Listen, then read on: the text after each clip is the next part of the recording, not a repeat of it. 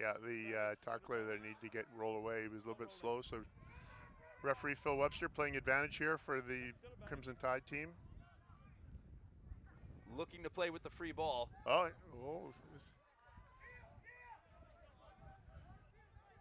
Just short of the 10-meter line are the Crimson Tide. Barlow goes to his right foot. Rebounded off the defender. Looks for the space out wide. That's enough, says referee Webster. Back to the penalty. Tackler not rolling away. Yeah, he kind of, I don't know if he was trapped in there or not, but he didn't really show any effort to try to get out of the way. Oh, quick tap by the Variation Tide. from the Crimson Tide. Yeah. Shaping for the line out. Looking for the quick tap. Trying to get something into this game on attack. Yeah, that's what they need to do. They need to hold onto the ball a bit here and try to put the interior under. What a nice clear out there. Stove getting them going forward. Big runner off on the outside hip of the fly half there, still playing the same way. Porter Gook looking to get the team going forward. Barlow smashed backwards in a crunching tackle from the interior. Once again, tackler slow to move. Referee playing advantage. Webster definitely looking for a quick game here. Quick tap. Ooh. Too far away from the mark. Back to the penalty, says Webster. Dante Acton really looking to up the tempo and keep that defensive line as fractured as possible. Oh, here's a good opportunity for the Tide. Line out just 5 meters from the try line. See what they can do here from a set piece. Driscoll sticks it in the corner. Crimson Tide once again with the attacking 5-meter line out. This is their third trip to the 22, Tim. No points to show for it. Yeah, they've let themselves down. They gave away a penalty and then just lack of continuity, being able to hold on to the ball at the breakdown the other 2 times. So let's see what they can do off the line out here. Lots of rugby left with 20 minutes to play in this opening game of the 2025 Provincial Regional Championships here at the iconic Shawnigan Lake School. Catch and drive, rumbling towards the line. The Crimson Tide under control. Annan McAllister dots it down for the 5. Crimson Tide reply back quickly. Dominant line-out maul. Yep, that was a nice try. Well, good drill. They got around the ball carrier and sealed it off, and they ensured that they didn't create any obstruction by getting in front of them. And it was just they showed good patience and slowly worked their way the 5 meters and the hooker at the back of the driving maul. McAllister was able to dot down. So 15-5, game on.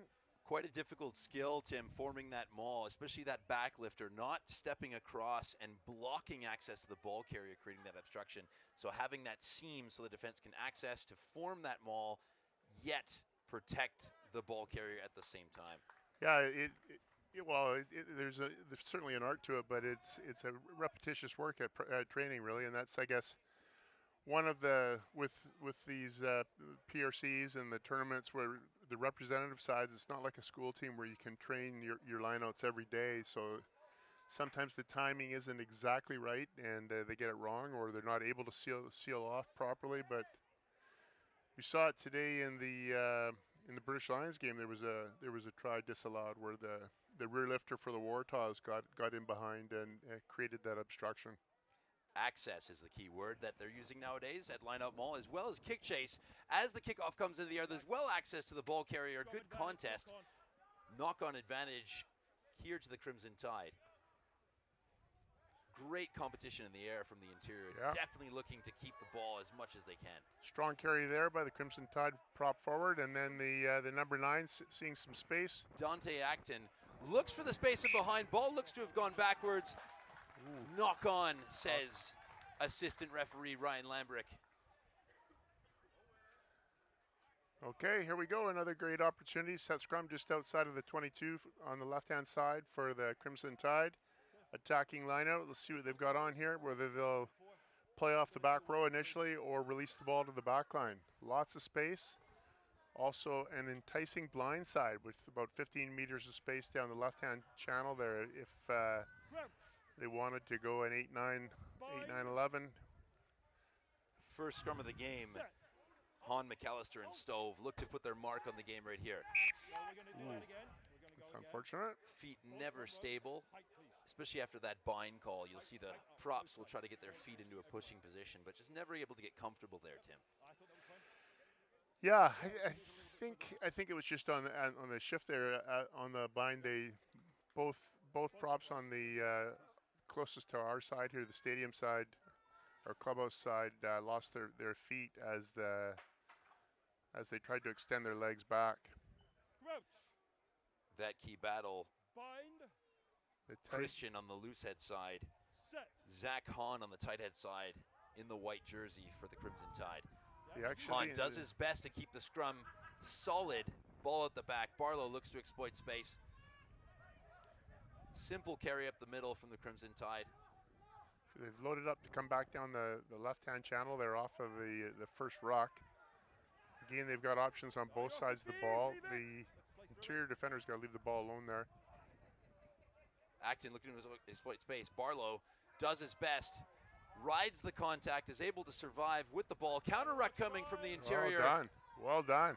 Looks to be almost a turnover. Well done. Yep. Side entry after the counter ruck.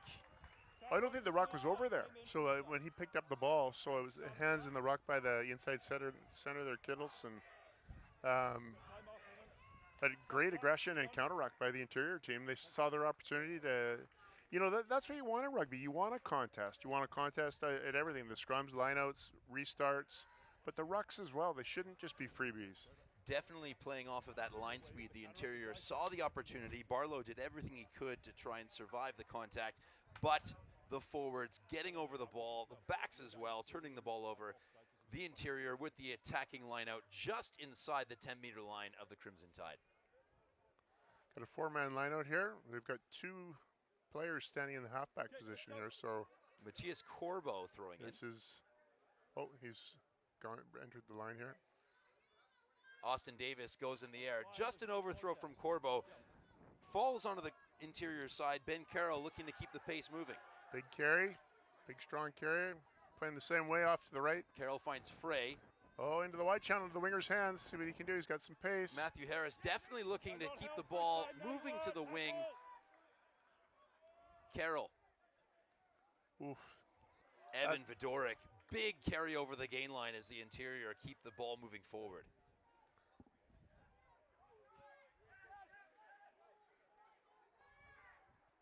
Once again, moving the ball wide, 2 passes away from contact, just losing his footing. Crimson Tide almost over the ball. Good support play, though. Nice snipe. Carroll finds a space just on the inside edge of the ruck. Great little offload after the snipe as well by the scrum half. Great work rate. Getting back to his feet after he passes the ball. Coming down this channel again. They've had some luck down this channel. Preeds find Farasovic over the gain line. Carroll once again. The interior forwards just seem to be winning the battle of the breakdown. They're Evan just a little Fedoruk. bit more aggressive and accurate at the Meters cleanouts. after contact, definitely the theme so Oh, far. here we go. Give it. Oh! Kalen Preed takes the safe option, keeps the ball, tucks it under the jersey. Carroll looks left, then goes right. That's Fedoruk. Once again, over the line. Too powerful. Evan Fedoruk for the 4th try of the day for the interior. Fantastic. Fantastic rugby. It was the safe option, him holding onto the ball and just driving straight in. However, the winger was completely unmarked, and could have scored a phase earlier, but again, the interior forwards are just so accurate and aggressive at the breakdown that they're quite happy to take it in. They know they're going to win that breakdown, the battle of the breakdown, and hold on to possession. And here we go. Great try, great reward. 20-5 for the interior. 5 visits to the 22, 4 tries so far. Clinical. Jamie McKenzie's side has his team full of confidence, throwing the offloads, getting over the gain line, and getting the rewards. Looks like there's some subs coming in already here from the Crimson Tide. They do have the option of the rolling interchange. Oh, okay, good. Keeping those squads of 24. Lots of rugby, 140 minutes over 2 days. Yeah, and ideally the whole purpose of this is to select our strongest provincial team at the different age groups that are represented here. So we're only going to be able to do that if these guys get on the field and they're able to show their stuff. So it's obviously all the teams want to win, which they should. That's the whole purpose of it. But at the same time, it gives the selectors an opportunity to make sure they identify the proper guys to go on and represent BC. Just over 11 minutes to go. The Crimson Tide looking to restart, looking to get back on the front foot. George Frey, tough day off the tee. Oh, we got a bit of a blood bin here. That's why we had a change. Little cut over the eye for the Crimson Tide player coming off. Yeah, Sam Blundell looking to get some treatment and get back onto the field as soon as possible. Once again, up over the gain line, safe hands coming in from Matthias Corbo. Looking to offload once again from their own half, Tim. We haven't seen much of a kicking game from the interior side here. No, I don't know if they've kicked the ball yet, or they just did there. But Ben Carroll looking to exploit space. Barlow looks for space on the edge. Jackson Palmer over the gain line, supports there in time. Barlow deputizing at scrum half. Oh, big carry. Declan Stove up over the 22. The Crimson Tide looking for the space on the edge. Ball goes backwards. The white wave powering forward into the 22. Once again, Stove putting his hand up, carrying the ball 10 meters away. Interior penalized for not rolling away. Yeah, it's interesting. Barlow has moved from fullback to scrum half after that substitution, and they seem to be playing a little bit quicker from the breakdown now. Barlow, very experienced at the scrum half position, number 10, as well as fullback. Played a bit of sevens. Tim, do you see a lot of transition from those athletes that play sevens and 15s? Well, in particular for your outside backs, you do for sure, and the ability to play more than one position. Owen's a great example of that.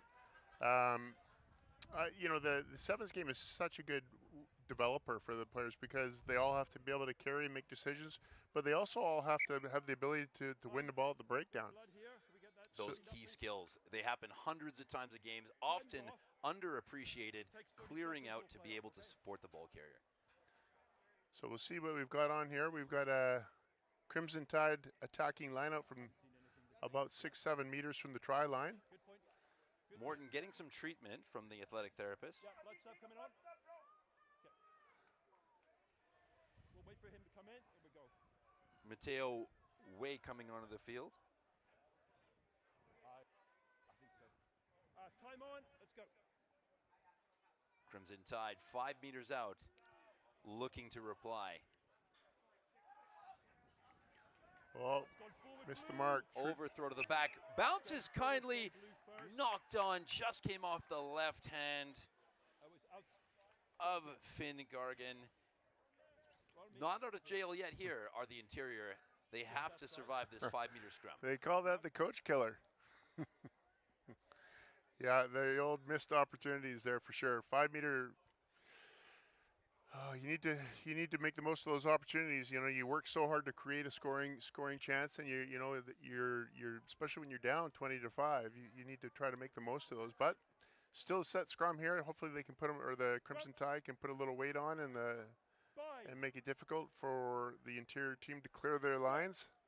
Hahn, McAllister, and Stove look to apply pressure. First scrum goes down. We will have a reset, says referee Webster.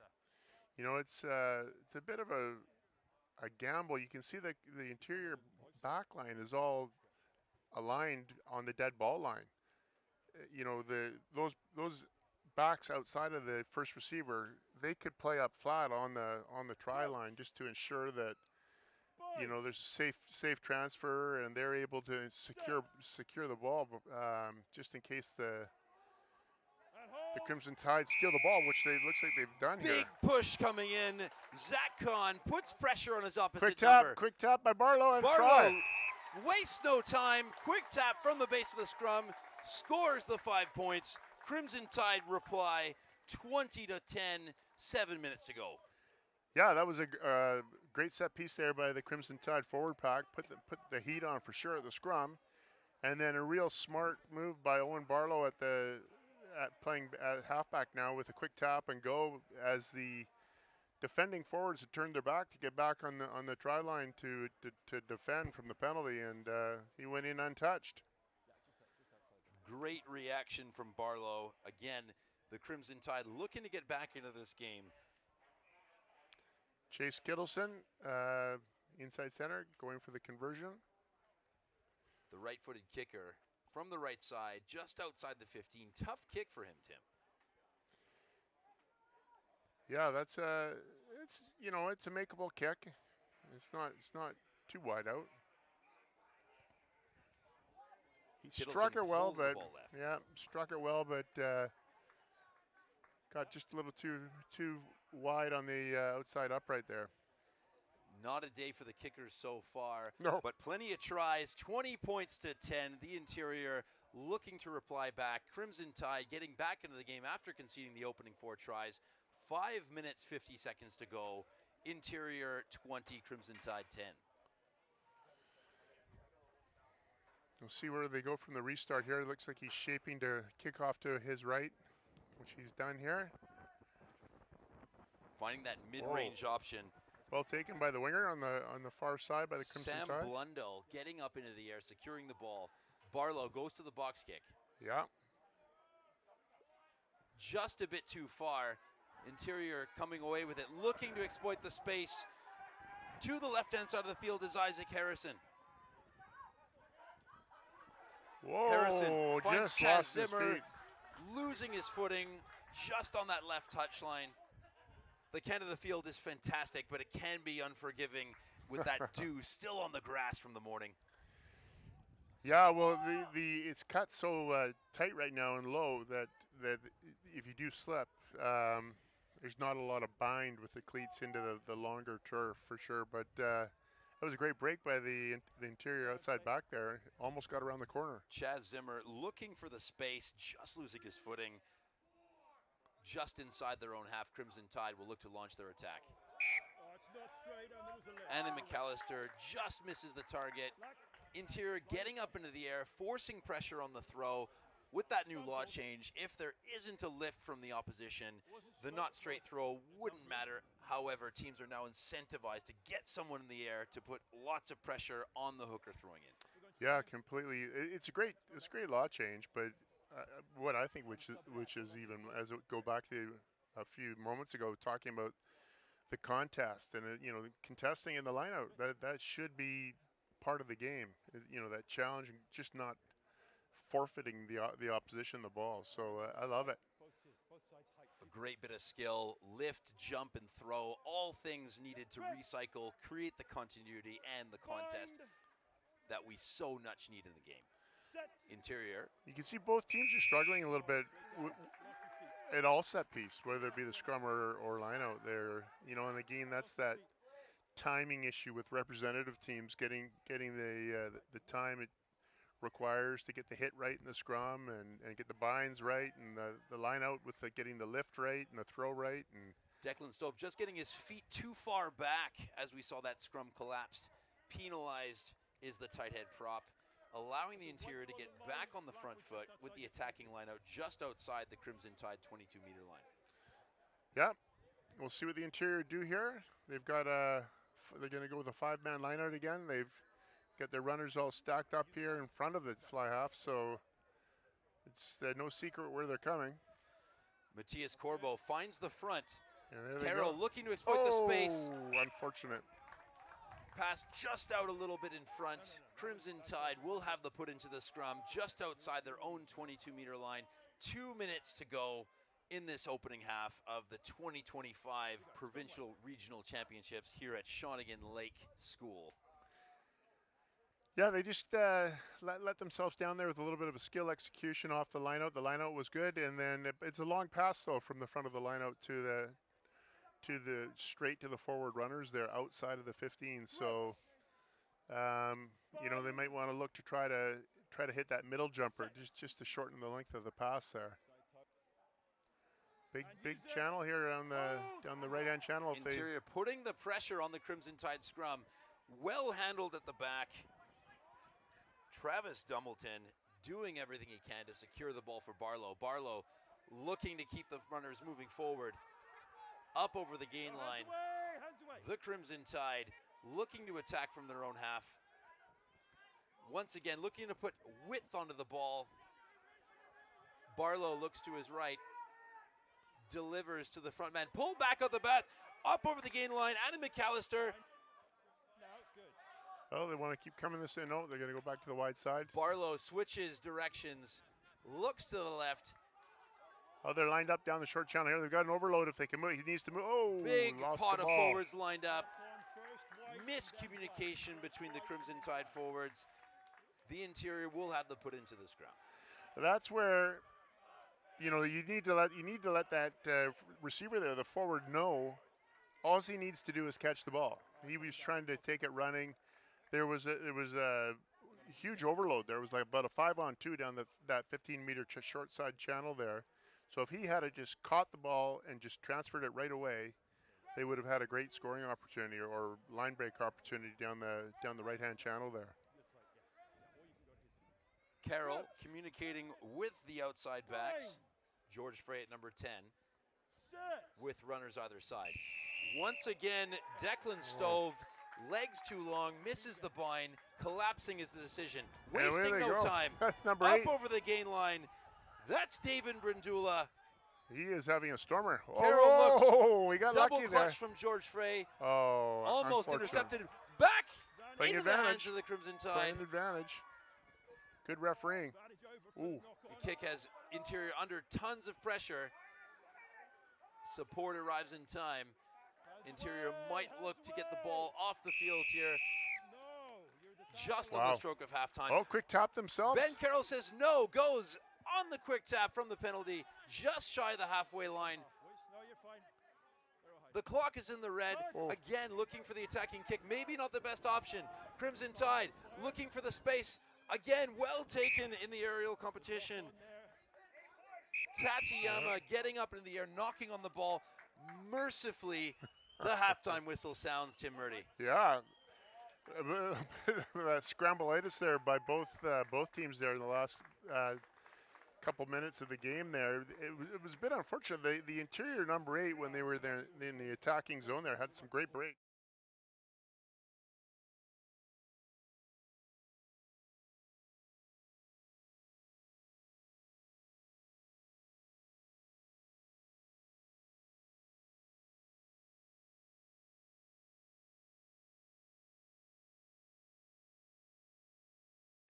Christian Esterhazen. We'll be right back.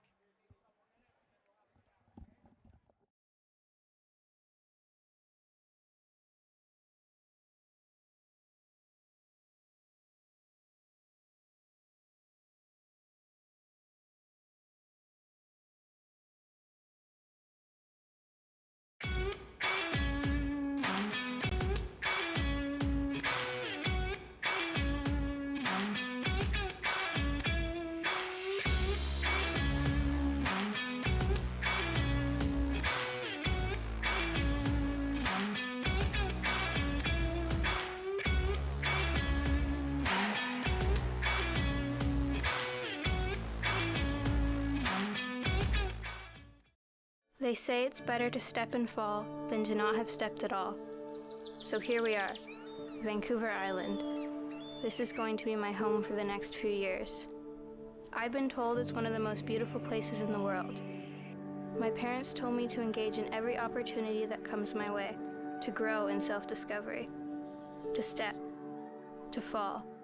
Better than to not have stepped at all. Beautiful British Columbia, home of Shawnigan Lake School.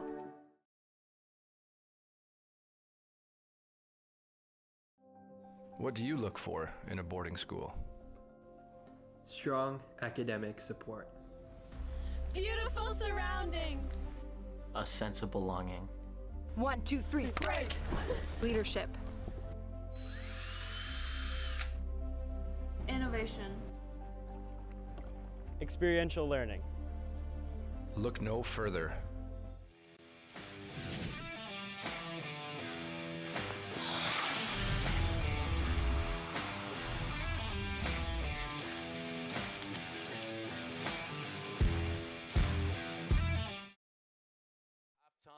at Shawnigan Lake School, 20-10 in favor of the Interior in the opening game of the 2025 Provincial Regional Championships. Here with Christian Esterhazen, Pacific Pride Canada Under-20 coach. Christian, you've just come back from the Pacific U20 Challenge Series in Fiji. Tell us a bit about that experience and how these athletes can aspire to that pathway.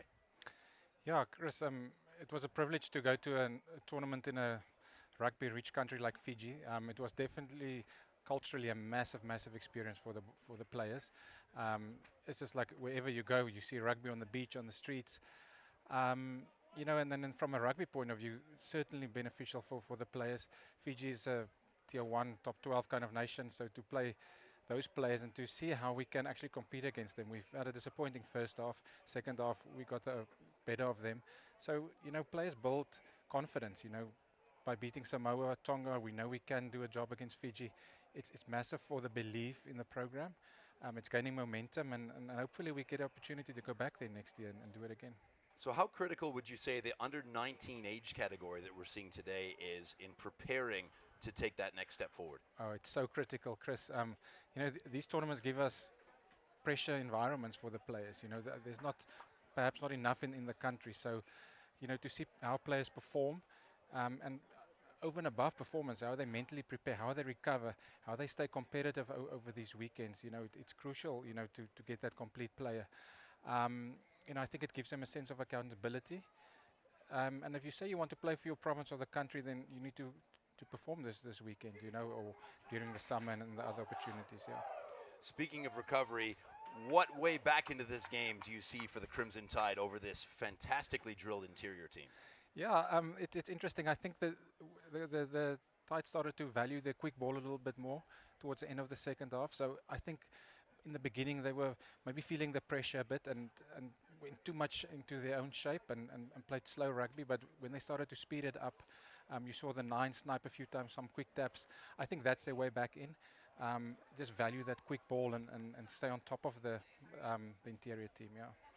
Christian, lastly, as we look forward to the Under-19 Canadian Rugby Championships in Calgary later on this summer, what would you say is the most important thing for these athletes to be able to put their hand up for selection? Yeah, I think it's consistency, Chris. We see players are, you know, I mentioned there's not enough pressure environment. So for them to consistently perform under pressure in those environments, putting their hands up, showing that they take accountability, I think it's massive for them, you know. And like I said, like it's more than just the performance, it's the mental side of things, how you can continue staying positive and competitive throughout that. So, you know, for us, the key is to identify the right players early and then build from there, you know. Christian Esterhazen, thank you for coming by. Thank you, Chris. Thanks, Ben. Let me know when we're live. Yep. Thank you to Christian Esterhazen once again for joining us. Referee Webster gets us going in the second half. The Interior running from left to right on your screen with the Crimson Tide. Big collision comes in. Penalty advantage for the high tackle. Under advantage of the Interior team, looking to exploit space inside the 22. Carroll finds Corbo. Going back to the penalty. Nothing coming from the advantage. High tackle, says referee Webster. A couple of strong carries there by the Interior forwards there. Sort of a little bit of a rejuvenation from the break there, giving them a few minutes to sort of gather their thoughts and get their breath back, and some fresh energy, maybe a couple fresh bodies. I see, I think it's, there's number 19 and 17 out there, so a few sets of fresh legs.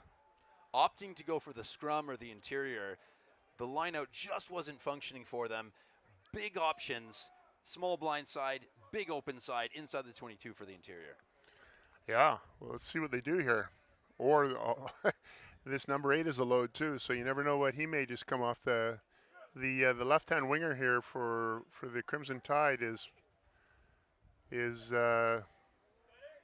Vracerovic might want to pack in that channel a bit more, but they've gone to the wide side. looking to find the runners. Dummy switch back to the winger. Oh, it's on. Tatiyama It's on if he can give it. Catch and pass. getting the ball wide. George Frey Oh, what a great step and finding try. Vracerovic. Fantastic try. Great step on the inside. Backs himself. Steven Vracerovic Good adding the 5th try of the day for the interior. Yeah, a nice catch and pass too by the 13-15 as well before they got it into the left winger's hands. And then the left winger showed a great nose for the try line, had to step off his left foot and come inside the defender who was pushing sort of inside out and beat him on his inside shoulder. So some great skill all around. And it was a nice set piece move, and then again, good domination at the breakdown by the supporting forwards to ensure that they had that second phase and they had the numbers on the wide side. Steven Vracerovic having himself a game on the left wing, finding the space, lots of confidence, coming off that front foot ball delivered by George Frey in the number 10 jersey. Conversion just sails wide. Score remains 25-10. The interior over the Crimson Tide. In this opening 2 minutes of the second half, it's been all interior. Yeah, a great start. It was similar to the first half. The interior team came out storming and scored 2 quick tries, and the Crimson Tide are going to need to pull their socks up here, so to speak, and just get down to grinding a bit. They're going to need to hold on to the ball, and the forwards have got to work a bit harder. Knocked on there, I believe, by the interior forward who was lifted. Coming Good back competition in the air coming in from the Crimson Tide. Tackle coming in Great from tackle. Dean Percival. Ball and all, stopping the momentum, forcing the referee to go back to the knock-on. Scrum, Crimson Tide. That was a great tackle by the interior forward there who... Dean Percival coming off the line in jersey number 2. Fantastic tackle. So scrum's a bit of an issue so far for the Crimson Tide, especially on the tight end side. Yes, the tight end has given up 3 or 4 penalties, losing his feet. So hopefully they can sort that out, because they're going to have a tough time if they're just living off scraps and can't play off set piece. Zach Hahn definitely getting the better of his opponent at the scrum battle. The game within the game. Crimson Tide able to get the front foot shove on. Barlow looks to go wide. Oh, here we go. Crimson Tide up over the 10-meter line. Just lost forward. Jackson Palmer unable to keep the handle on the ball. The interior will have to put into the scrum. Yeah, that was looking promising, and then the last pass there to the left winger was a bit of a shocker. The winger had to check his run and lost his feet, and the ball went in behind him and into touch. So Yuri Heiseman doing everything he can, trying to chop his feet, trying to keep control of his body. The pass just wasn't the sympathetic option. No, it certainly was not. Okay, here we go. It's going to be an interior put in at the set scrum.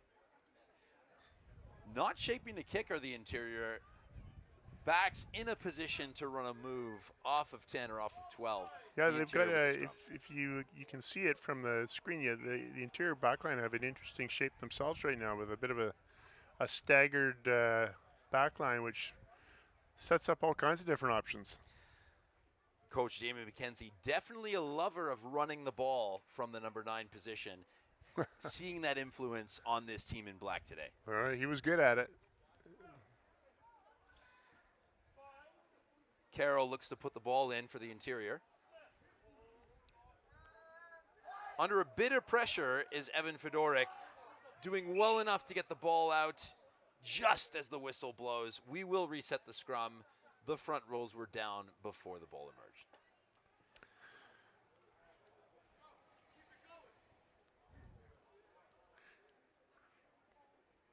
Are they 35-minute halves, Chris, they're playing? 35-minute halves. So this year, because the PRC format has changed and they are in the full format of games, we are going to play the maximum amount of time per game, which for these athletes is 70 minutes. There is no extra time, however. So should the scores remain tied, we will go straight to a kicking competition just to allow the athletes as much game time as possible as opposed to playing 60-minute halves. Great. I like it. Great front foot shove from Edmund Fedoruk in the scrum at tight head. Going to the air are the interior. George Frey looking for space in behind, replied by Barlow. Well gathered by the covering scrum half. Great kick and off nice the right putback, foot. yeah. If it stays Where's in the the field of fly play, off, yeah. this could be dangerous. Yes. Crimson Tide having to do a lot. Oh, under pressure here. Yuri Heiseman doing everything he can, That's knocked on. trying to get out of jail. Try. Try. Knocked on. Try, give it. Powering Wow. through the interior, kick chase, defense wins championships, Tim Murdy. The interior showing just that. Well, yeah, and just doing the extras there. That the outside half there scrambled over to cover the kick through by the Crimson Tide player, and then put a huge right-footed kick in himself. Got the ball in behind the covering fullback or winger, and then put in a huge chase himself, which created this opportunity. And then they had him isolated. There was actually 2 chasing interior players on the 1 defending Crimson Tide player, and that created that scoring opportunity. So Steven Versarovich definitely putting his hand up for player of the game with the kick and chase, allowing that pressure. Percival Fedoric Morton Tolsdorf powering over the line to create the easy score for the interior, bringing the 30 onto the scoreboard. But again, that's just all about effort, and I love it that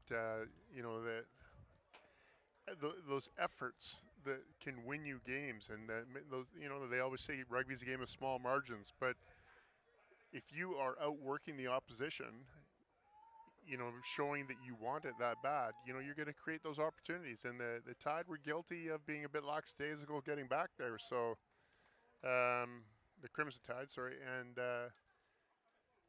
just rewards for the interior team with a nice lead right now, up 30 points to 10. 30 points to 10, 26 minutes to play in this one. The ball is spilled, but backwards. Interior able to hang onto the ball before they're penalized. Great work over the ball. Owen Barlow wasting no time with the quick tap, looking to exploit space to the left. Yuri Heiseman does well to keep his feet, dragged well into touch, defended. however. In perfect position, assistant referee Lambrick, seeing that the player was holding the ball as he went into touch. Good enthusiastic defense there by the right winger on the interior team. Quick good, throw in. Quick throw. We had 2 players from each team forming the line out. Yep. Common misconception, Tim, is a lot of players think that if they have their full team of forwards stacked between the 5 and the 15, they can stop a quick throw in. However, you need players from both teams. Yeah, 2 from each team. 4 from each team is the call from the interior. Trying to find the back, missing the mark. Declan Stobe cleaning up for the Crimson Tide. Barlow looking to get the troops moving forward into the 22. Penalty advantage for the Crimson Tide. says Well referee defended. Webster. Great tackle. Great assist tackle there by the tight head prop on the interior. It was really aggressive in the tackle there. Big tackle coming in. Referee Webster will hold this advantage until they score or lose the ball. Barlow looking to go himself. I've seen that before. Calling his own number just as he did in a black jersey on this very Yeah, same Canada yeah, oh field, yeah. Tim Murray. He loves to have a snipe.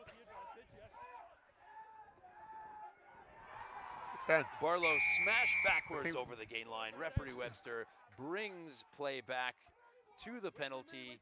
Crimson Tide looking to keep the scoreboard ticking forward.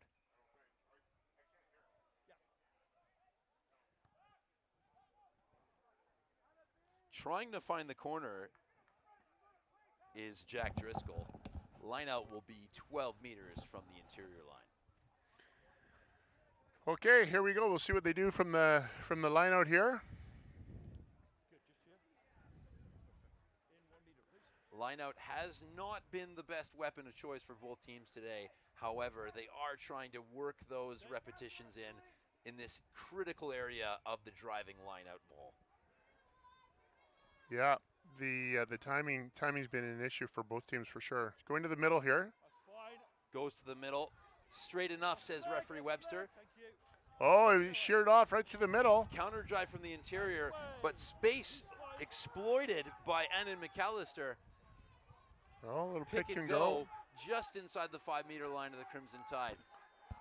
Barlow looking to go to the outside backs.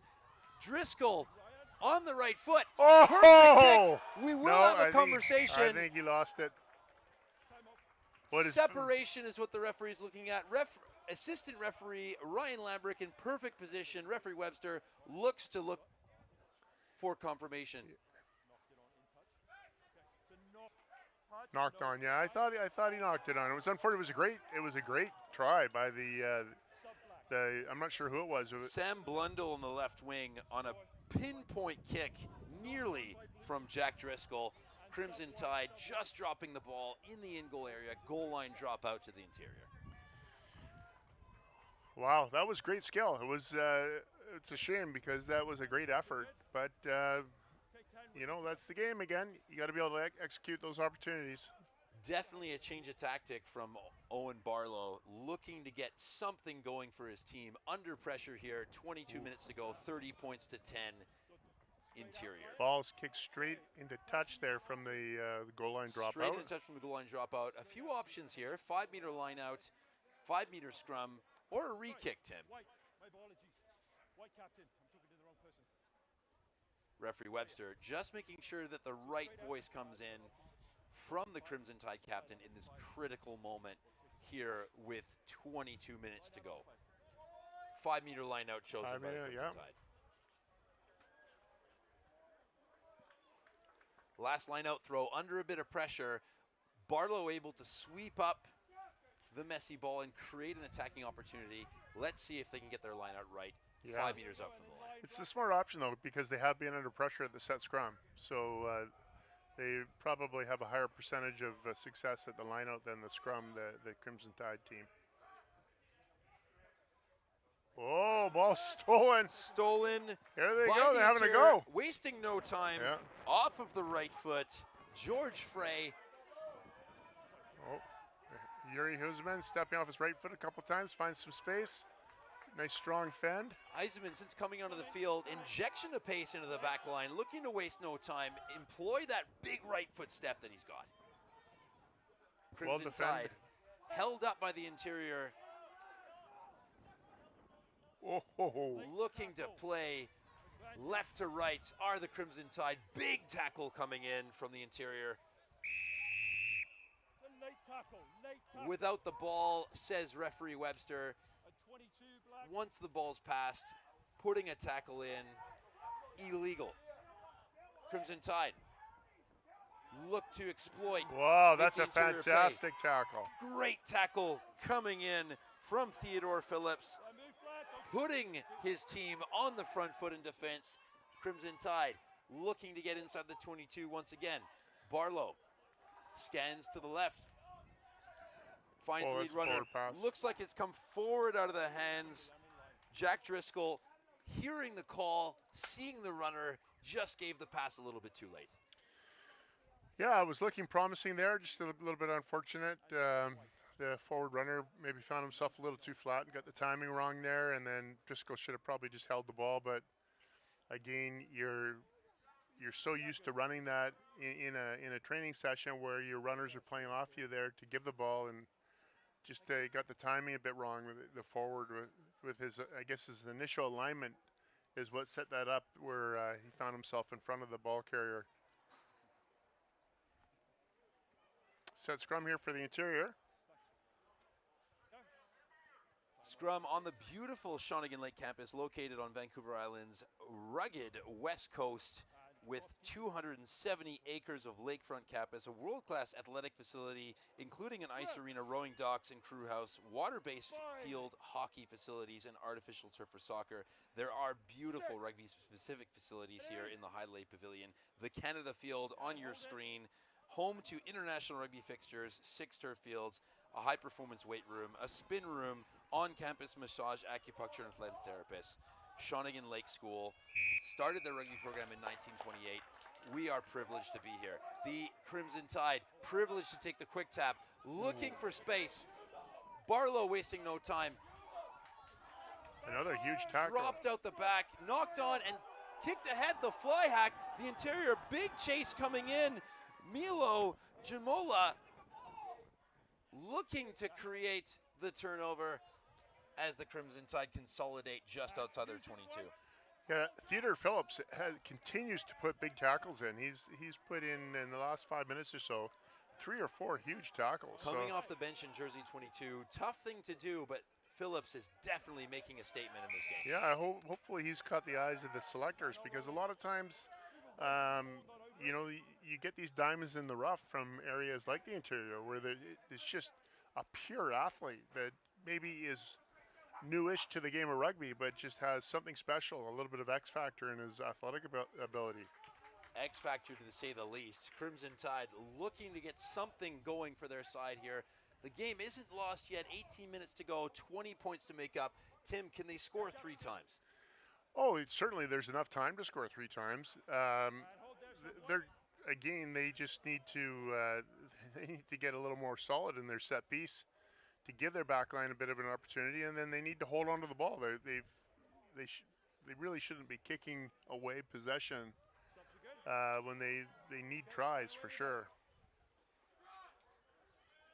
Tries aplenty today for the interior, looking to put pressure onto this line out for the Crimson Tide.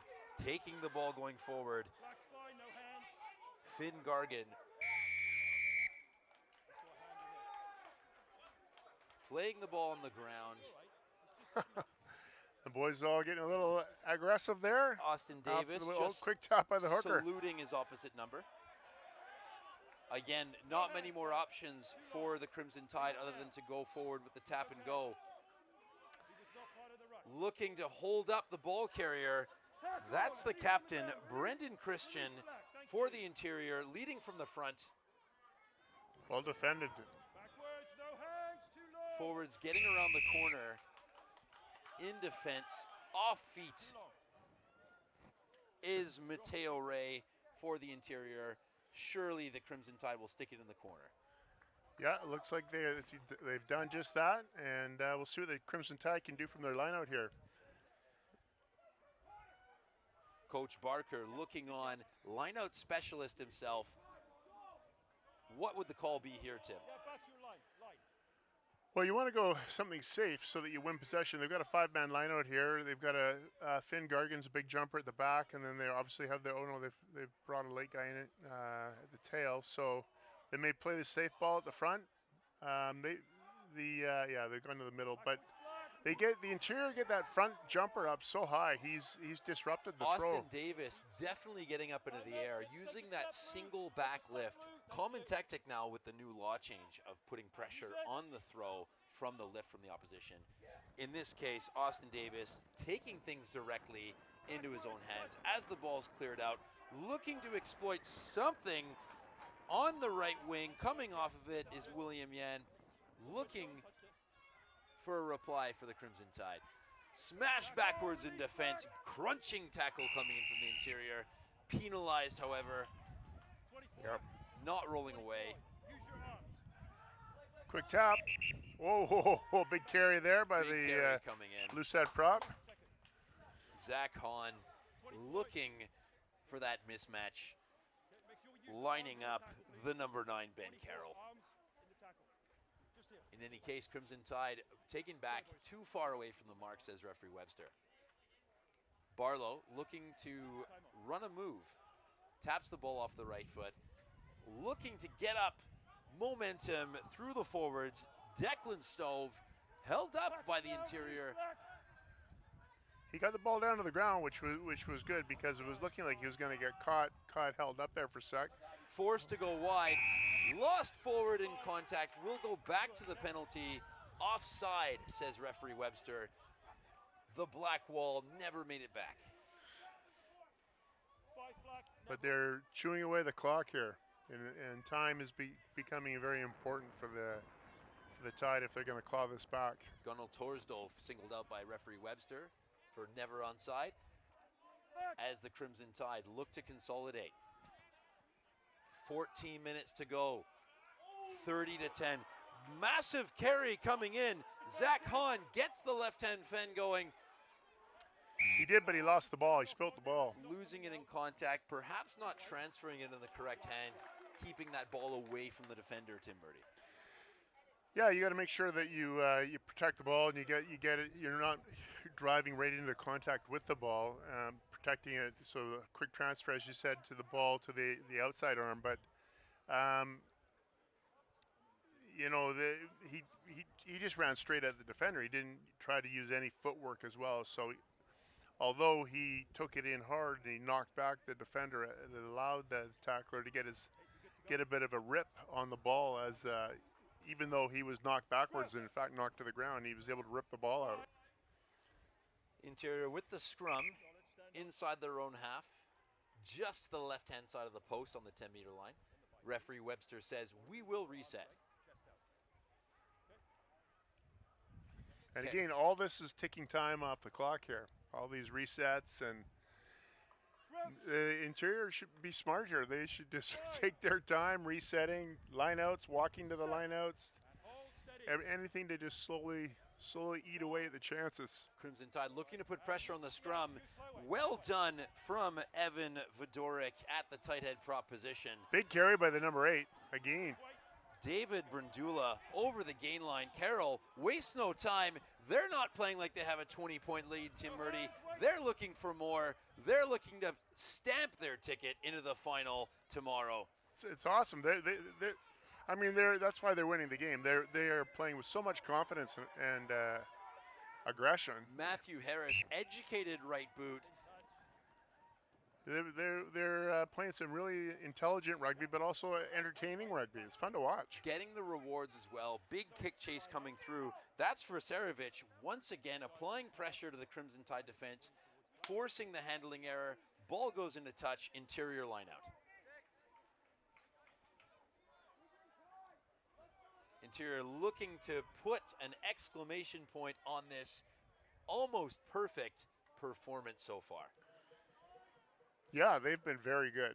Impressive for sure. Their set piece could tidy up a little bit, the scrum and lineup, but their interchange between the backs and forwards, the offloading has been outstanding, and the running lines has been really impressive as well. Coaches Jamie Kenzie and Andrew Coriality will have an opportunity, albeit a short one this evening, getting their troops, doing the video review, doing all the things that this facility allows us to do to get the athletes prepared on and off the field.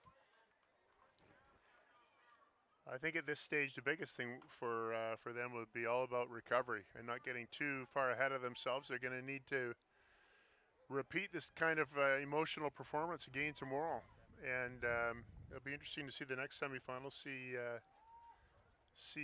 I'm sure that'll be more importantly. They'll be spending their time observing those two contestants and see who they're going to face and what they bring to the table, what they need to be ready for, and what they might be able to exploit.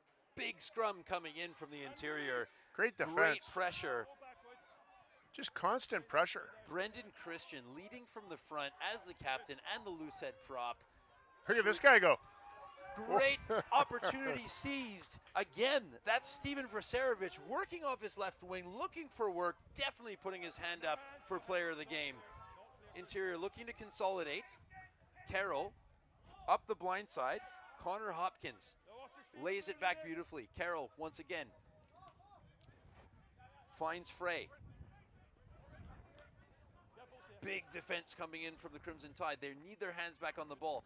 Frey off the right-hand foot. Jackson Palmer looking for something. Beautiful offload. Well done. Coming in. Line break. He will not be caught. Sam Blundell, try time with the spectacular finish. The Crimson Tide reply back. Tim Murdy, is it too late? Well, it's certainly close.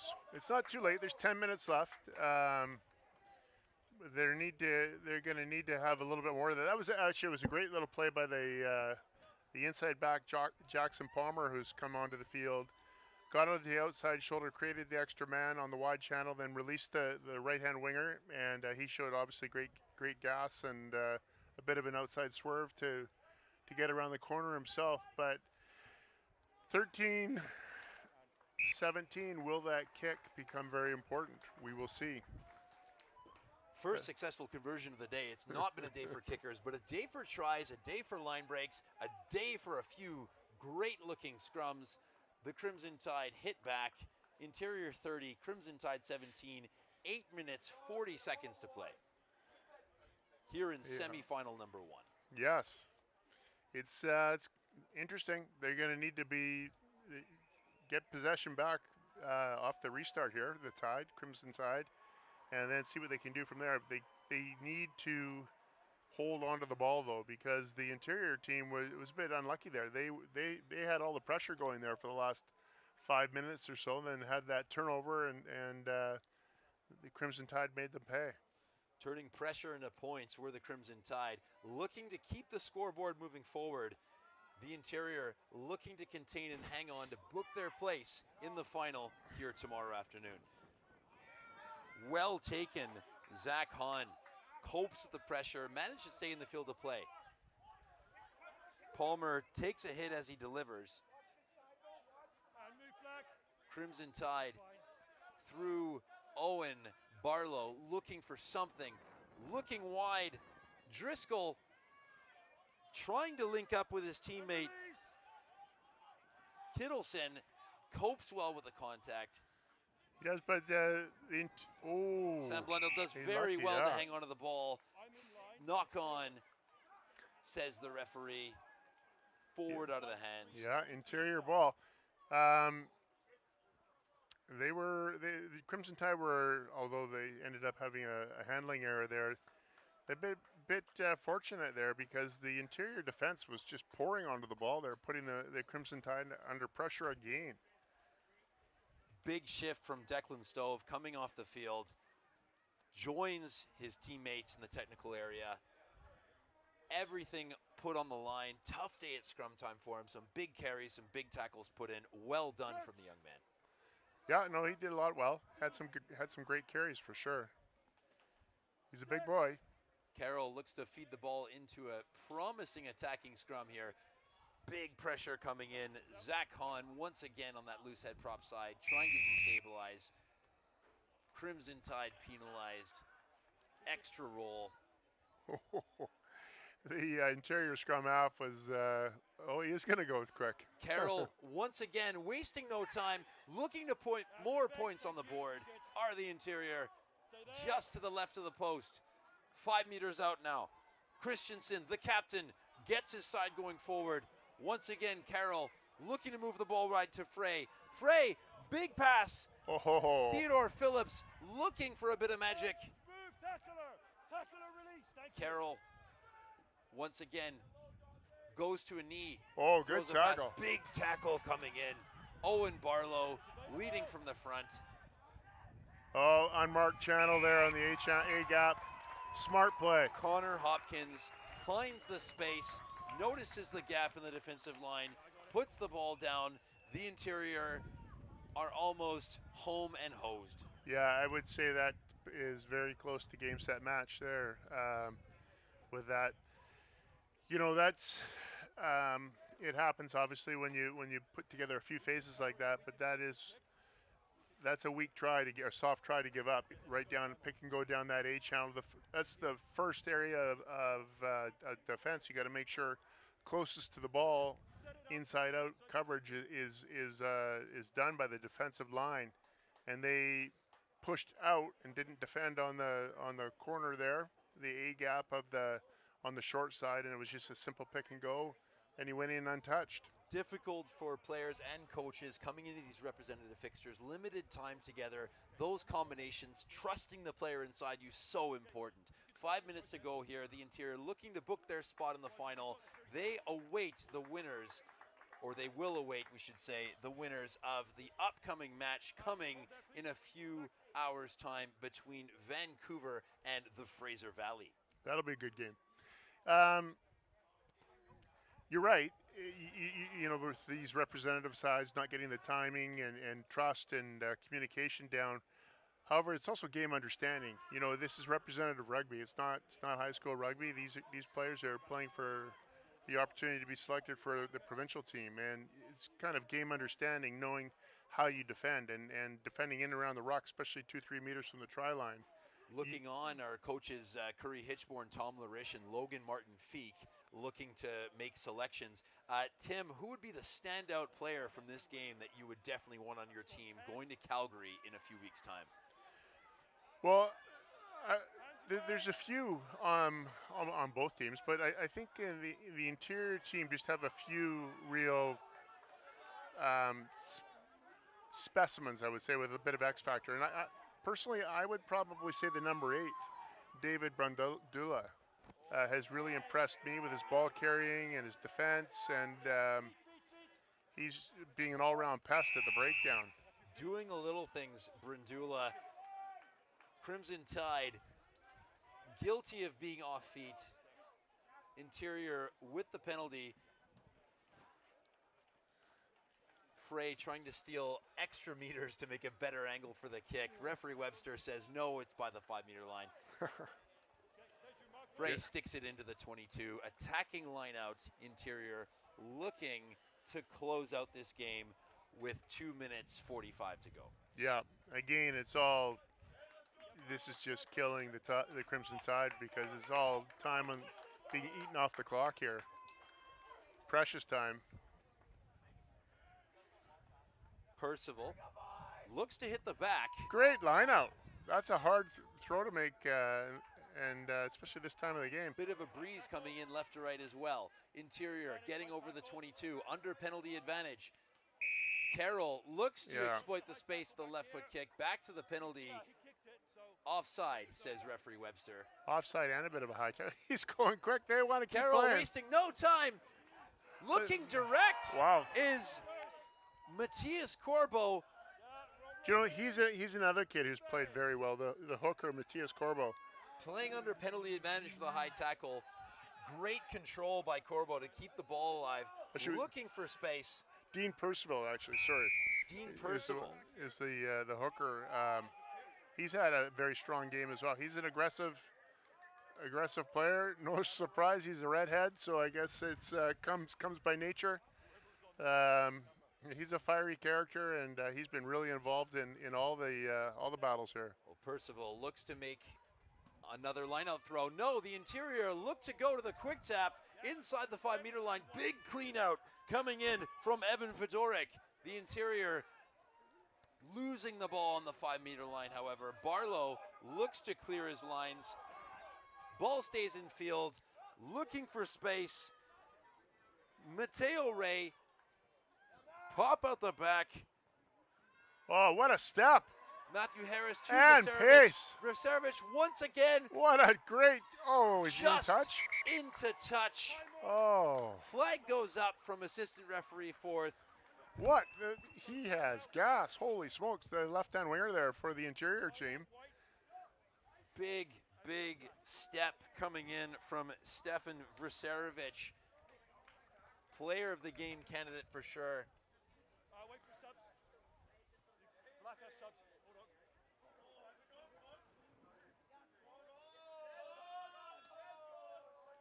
Yeah, good to go. Coach Jamie McKenzie having a bit of fun there. This team down there, they think they know they've got this thing wrapped up. Taking his radio communications out of his ear, McKenzie preparing his notes for the team debrief. 10 seconds to play. We will have time for a scrum. Interior with the put in. Seeing if they can score one more try to emphasize a dominant semifinal performance. Yeah, I was lucky enough to coach Jamie and his brother Phil. Both very good players, both internationals, both great guys, and great to see him giving back to the game. Jamie McKenzie, very capable on and off the rugby field, will be joining us in commentary later on. It'll be a pleasure to have him up in the booth. Awesome. Referee Webster making sure the scrum's set up correctly. These set piece platforms under fatigue. Exactly what Coach Hitchborn for the under-19 BC Bears will be looking at right now. Yeah. As he looks on for what should be the final scrum of the game. Carroll puts the ball in under a bit of pressure as Evan Fedoruk copes well, able to keep the scrum up and get the ball in the back. Lost forward, pegged ahead, Crimson Tide looking to play for pride. Sam Blundell beats one, beats another, still on his feet. Big tackle coming in. High tackle, says referee Webster. Wasting no time. Jackson Palmer with the quick tap. Finds Barlow. Barlow with that familiar right foot step. Lays the ball back. Palmer tries to go himself. Perhaps inspired by Barlow. Barlow gets up and plays scrum half now. Relentless are the Crimson Tide, looking to play and salvage something from this game. Knocked on, but the interior will not finish on that note. Connor Hopkins takes the ball, dots it down, brings up the 40. Dominant victory from the interior. That's impressive. And that just, you can hear the interior team celebrating and their passion and obviously joy of this accomplishment. But you know, spirit and enthusiasm goes a long way at age group rugby, and they obviously have worked very hard to prepare for this, and they came here and showed up to play. So they getting the just rewards of a convincing win. Well, athletes coming as far away as the Kootenays, and for those of you not familiar with the beautiful interior of our province, some of these players traveling as much as 10, 12 hours to get to a training session have come together, have come to the beautiful Shawnigan Lake School, and have come away with a victory to book their ticket to the final tomorrow afternoon. They will await the winner of Vancouver and the Fraser Valley. Conversion goes wide. Referee Webster says, that's enough. There they go. Interior, 40 points to 17 over the Crimson Tide. Heads held high for the Crimson Tide. They will have a game tomorrow. They will await the runner-up from that very same semi-final fixture that will also be eagerly awaited by our now first finalists, Interior.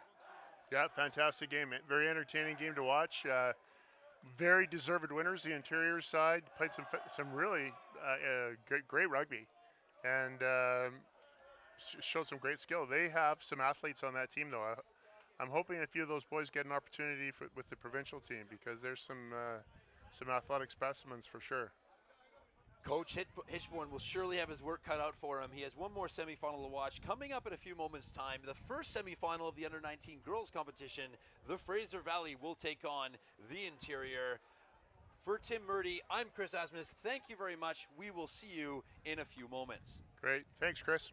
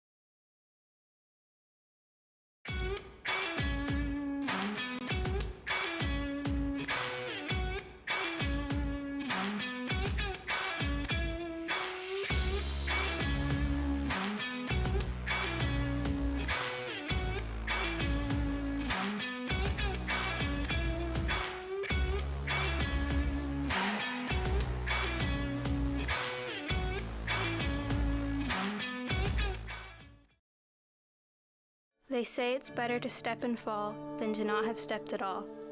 So here we are, Vancouver Island. This is going to be my home for the next few years. I've been told it's one of the most beautiful places in the world.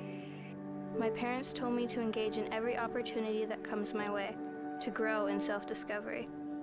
to step, to fall. Better than to not have stepped at all. Beautiful British Columbia, home of Shawnigan Lake School.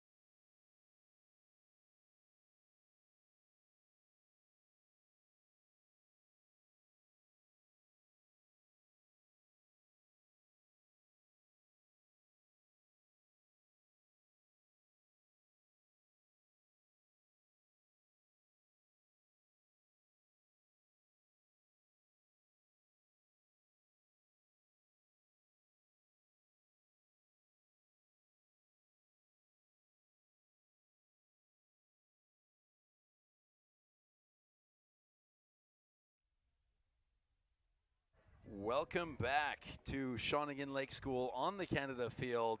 Semi-final number 1 in the Provincial Regional Championships Under 19 Girls Division.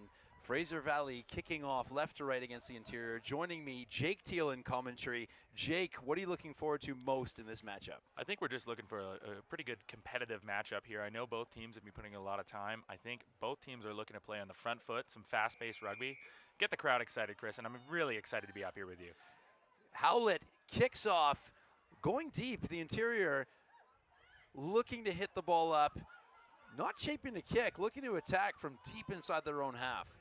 It's front foot rugby, Chris. That's what we're looking for. Savannah Peltier, big tackle coming in. Big counter ruck coming in. Fraser Valley rewarded with the penalty, not releasing at the breakdown where the Interior, says referee Justine Blatt-Janmet. I think when we're talking about that pace aspect, Chris, I think that's where Tora got a little bit stuck there, the Interior team. Too many people maybe oversourcing that ruck, maybe a bit of just nerves. Oh, looks like she's missed touch. Cameron Howlett misses touch. Ball hits the flag, stays in the field of play for a moment, then touches the dead ball line. Option coming in from the Interior. Scrum or 22? I'm looking to see this scrum, Chris. I think the Valley teams put a lot of time and effort into making sure that platform to play. They've got a lot of good front row, so we'll see if they can get dynamic, try and get in the front foot, and free up some space for them on the attacking side. Ball did come off of the Interior, so it was taken back and made dead. Fraser Valley scrum. Emily Sinclair with the put in.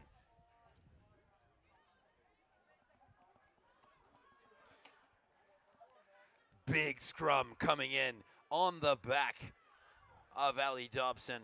Fraser Valley getting up over the gain line. Penalty advantage for offside, says referee Blatt-Janmet. Pick and go over the line. Did they get the ball down? No, says Blatt-Janmet. Back to the penalty. They'll have another crack at this. Looking for the quick tap. Going herself. That's Lexi DeMeyer over the line, wasting no time. Fraser Valley opening the scoring. Try time. It's quite an abrasive carry there from DeMeyer. She plays her club rugby at Abbotsford. Just transitioned to the front row. Had a cup of tea last year with the BC U18 inter-squad games between the island and the mainland. I like to see this Valley team just keep the pace going. I think they actually had a lot of space out wide. They have some danger on the wings with Hibbs and I believe Cypress Samo Schmidt. I hope I'm pronouncing that right, Chris. Cypress Desarmo Schmidt, actually a former student at the school I used to teach at, Jake. Oh my goodness, and I did that in front of you. Yeah, I'd like to see them maybe move that space. I know they have the firepower up front, but they're freeing up a lot of space. And as this game goes on, I'm hoping to see this Tora team, this Interior team, start to get their spacing and front up physically, or it might be a little bit of a long day. Howlett tries to add the extras, pushes it wide. The score remains Fraser Valley 5, Interior no score, 4 minutes gone. And Pretend is probably going to kick it off here. She's been playing some sevens. I believe she represented BC in New Zealand with Coach Darcy Patterson. I'd look to go deep. The Valley is stacking quite high. They're leaving that 22 open.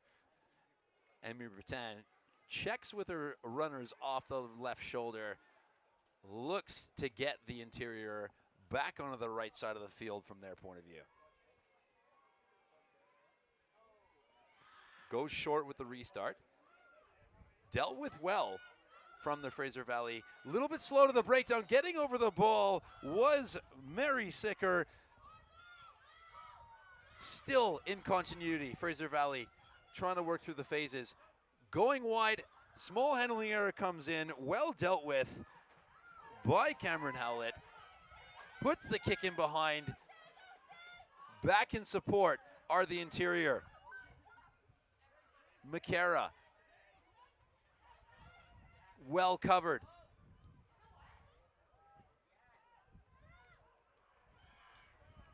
Driving the legs is McCara.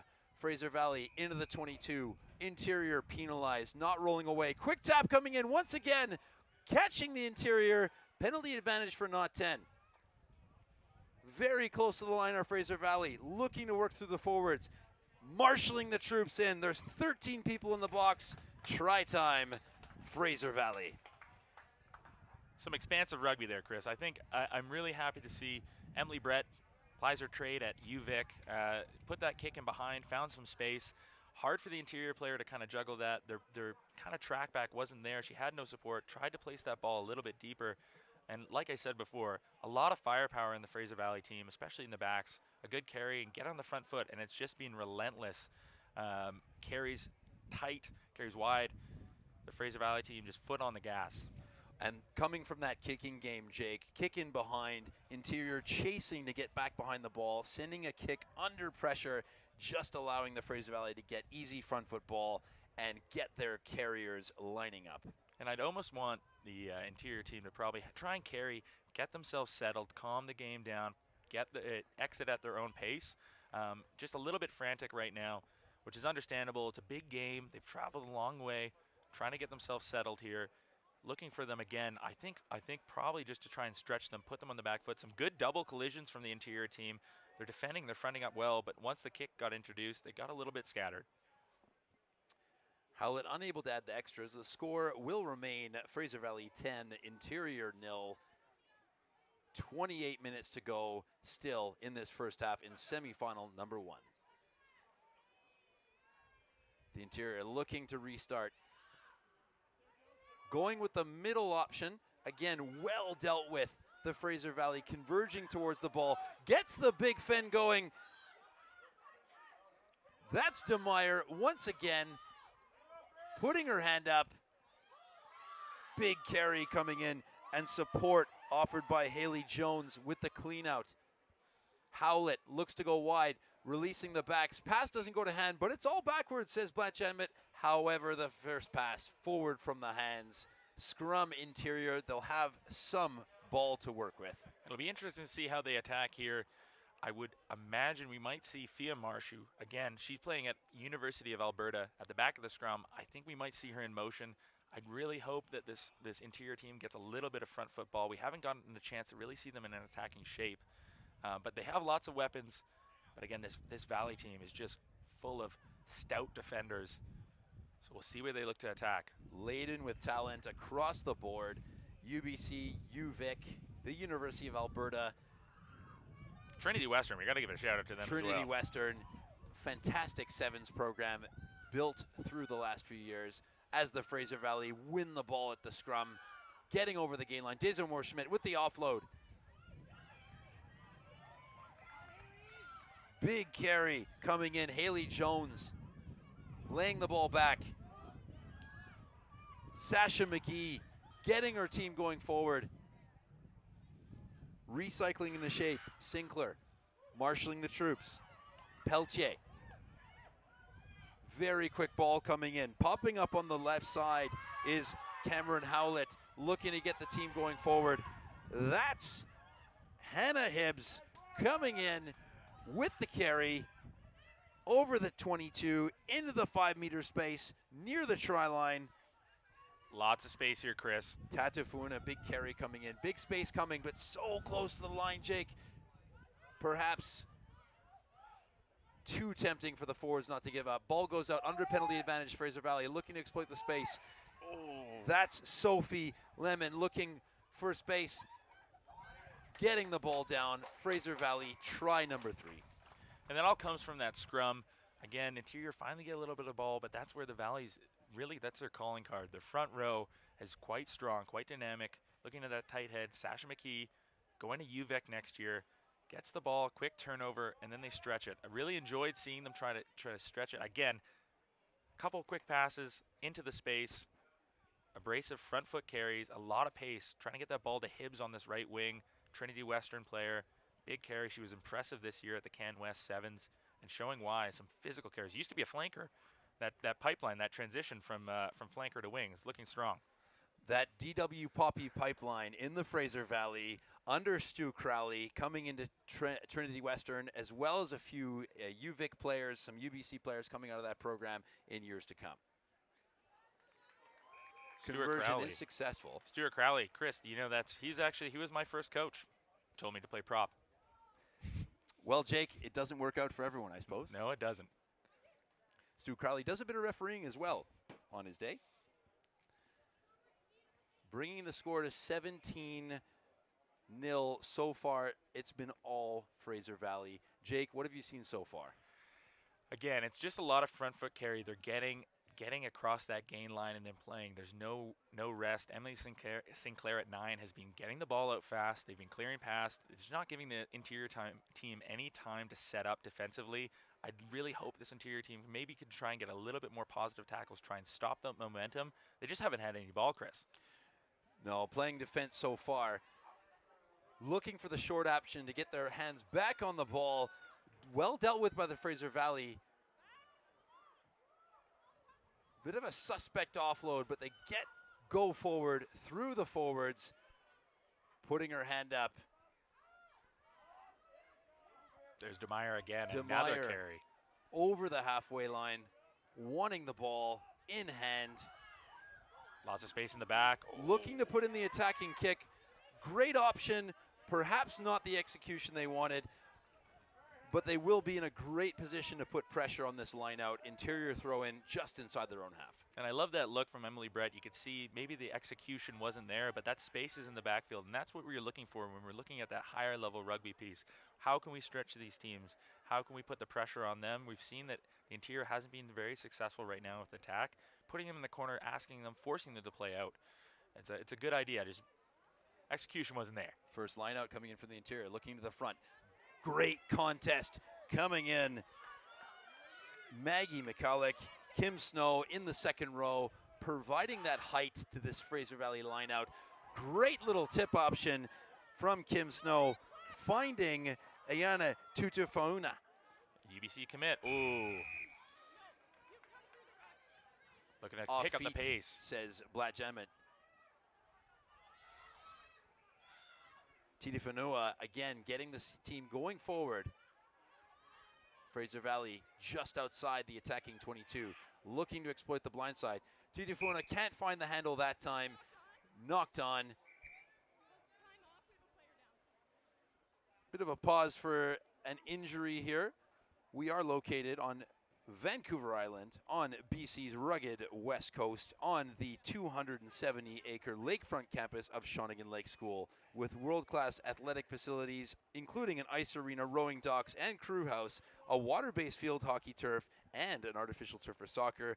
We are privileged to be looking at the Canada field with rugby-specific facilities and amenities here at the Hyde Lay Rugby Pavilion. Jake, how often have you been out to Shawnigan? Chris, I've been here. I've probably spent too much time here over my years. I do have to say, top-class facility. I know all these players getting to experience this, some for the first time. It's wonderful. A lot of people today at breakfast, which I got 2 servings at, saying this is like Hogwarts, and I'd have to agree. And we're very lucky to be having this tournament here. As you can see, this pitch, world-class. And we're giving these athletes kind of an experience, a taste of what international rugby could be like. We've seen a lot of tests here, hopefully in the future as well. I think the last one here would have been a U20 game, perhaps. I don't know, Chris, can you recall? The 20s did play here last year, Canada against the USA. It was actually the site of my very first test match, which was actually Canada against the USA women back in 2012. Oh my goodness. With players like Brittany Waters and Julianne Zussman on the field. But here we are at Shawnigan Lake. It is a co-education boarding school for grades 8 to 12. Students come from all over the world, from 30 different countries represented each year. This is Canada's largest boarding school with over 80% of students living on campus. 35% of students receive financial assistance, and Shawnigan currently has 27 NCAA Division I athletes playing various sports south of the border. Yeah, and we'll be getting to see a couple of them later in the game. I know I just saw Sophie Hayes, a Shawnigan grad this year, just committed to go to Harvard, which is awesome. Really excited to see that NCAA rugby pipeline really starting to pick up, especially with the Olympics coming up in 2028 in LA. I'm imagining that will be more athletes heading down there to ply their trade, as well as in the U Sports League. A lot of opportunities for these female athletes to keep pushing and keep developing their rugby skills. You mentioned the Olympic pathway, Jake. There's a lot of transition between 7s and 15s. What kind of transferable skills are you seeing with some of these players operating in both codes? I think when you look at these players out here, the ability to move the ball, the decision-making stuff, the aspect in that sense, the big one right now is their ability to get over the ball. I think you can see the speed, and that's something that transfers really well from the 7s game to the 15s game, that speed of the jackal, speed of the steel, and just the ability to kind of throw the pill around and have some fun. Those are things that when I'm coaching 7s that we're looking for. Coach Darcy Patterson has a couple athletes heading to the Canada Summer Games this summer that they're playing today, and you can see that the 7s development there playing off and paying off here in the 15s game.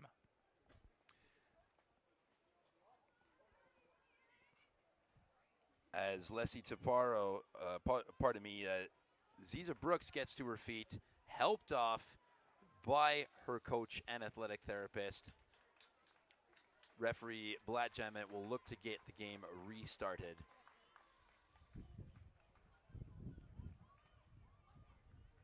Getting a bit of communication from Maggie McCulloch is Blatt Jamet. So important, that relationship piece between the captain and the referee, Jake. Yeah, I never really had the honor of being the captain, and because most of the time when I was talking to you, Chris, I was in trouble. But and it's a skill in itself, being able to kind of articulate how you're feeling, what your team's feeling, and what's going wrong, what's going well. And it's just being respectful. And I mean, in my opinion, Justine, one of the best referees in BC, probably in Canada right now. So these players are very lucky to have her with the whistle in hand. Blatt Jamet will be going to the Canadian Rugby Championships in Calgary coming up in a few weeks' time. Big scrum coming in. Ali Dobson putting the team on her back. Fraser Valley with the turnover. Tutafana over the gain line onto the 5-meter line. Looking to keep this Tora team under pressure. Sinclair wasting no time. Looks over the left shoulder. The forwards calling their own numbers once again, getting over the gain line. Great support from Addie Oldfield. Turned over by the interior. Desperate defense coming in. As they look to exploit something. Just trying to get out of here. This is the constant pressure. This Valley team is just positive tackles, looking to get set early, putting them under pressure. Savannah Pelletier looks to Jackal, puts enough pressure to get the interior on the back foot. Fraser Valley back with ball in hand inside the 5-meter line, looking dangerous. Tackle assist, no clear release is the decision from Blatt Jamet. Blatt Jamet uses her evasion skills, a scrum half herself, letting the Fraser Valley get on with that quick tap. Held up in the in goal, desperate defense coming in from the interior. Great to see the resistance coming in without any possession in this game. Well done by scrum half Ava Johnson, getting her hands in there. Again, you can't fault the effort from this interior team. They just need to string together a couple successful passes, not be under pressure. Just under 17 minutes to go. Overcooked by the interior. The goal line dropout goes into touch. 5-meter scrum chosen by the Fraser Valley. And again, looking at this platform setup, Sasha McKee at tight head, Lex DeMeyer at loose head. They've been putting this interior team under pressure, and I imagine it might continue here. We looked maybe for Ayana Titafano to maybe pick off the back of the scrum, maybe push over, Chris. I don't know. Suspect there might be a pick option. Big blindside operating here. Desirmo Schmidt lines up on the right wing. They've stacked their wingers on the right side. It's something you're looking for. A move commonly used by the UVic men's team with Morgan DiNardo. Quick tap penalty taken. Sinclair wasting no time, gets under the post. Try time, Fraser Valley.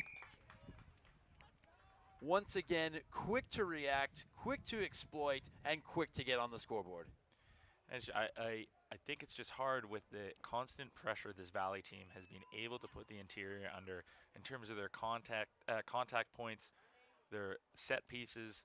Everything is going at a very breakneck pace, and it's just hard to climb back into this game for the interior team. They need a couple bounces. They need to string a couple things together, but it's hard when this Valley team's just on the front foot and they're go, go, go. Operating at over a point a minute are the Fraser Valley team. The interior haven't had any ball, making their tackles, but again, running out of defenders and running out of territory. Looking to add the extras. Cameron Howlett. Short step, strike through the middle. 2 points extra. Fraser Valley bringing their lead to 24 points to 0. Howlett's brother, Brady Howlett, is at Trinity Western. Cameron actually told me before the game today that she has bigger biceps. So Brady, if you're hearing this, just to let you know, your sister has laid down the challenge. Cameron is also going to represent the Spartans this upcoming year. Very excited. I'm sure the coach is there. A great pickup, a very talented rugby player. Great rugby program operating in the heart of the Fraser Valley is Trinity Western University. Looking to get back on to the front foot are the interior. Fraser Valley spread out across the field, waiting for the restart.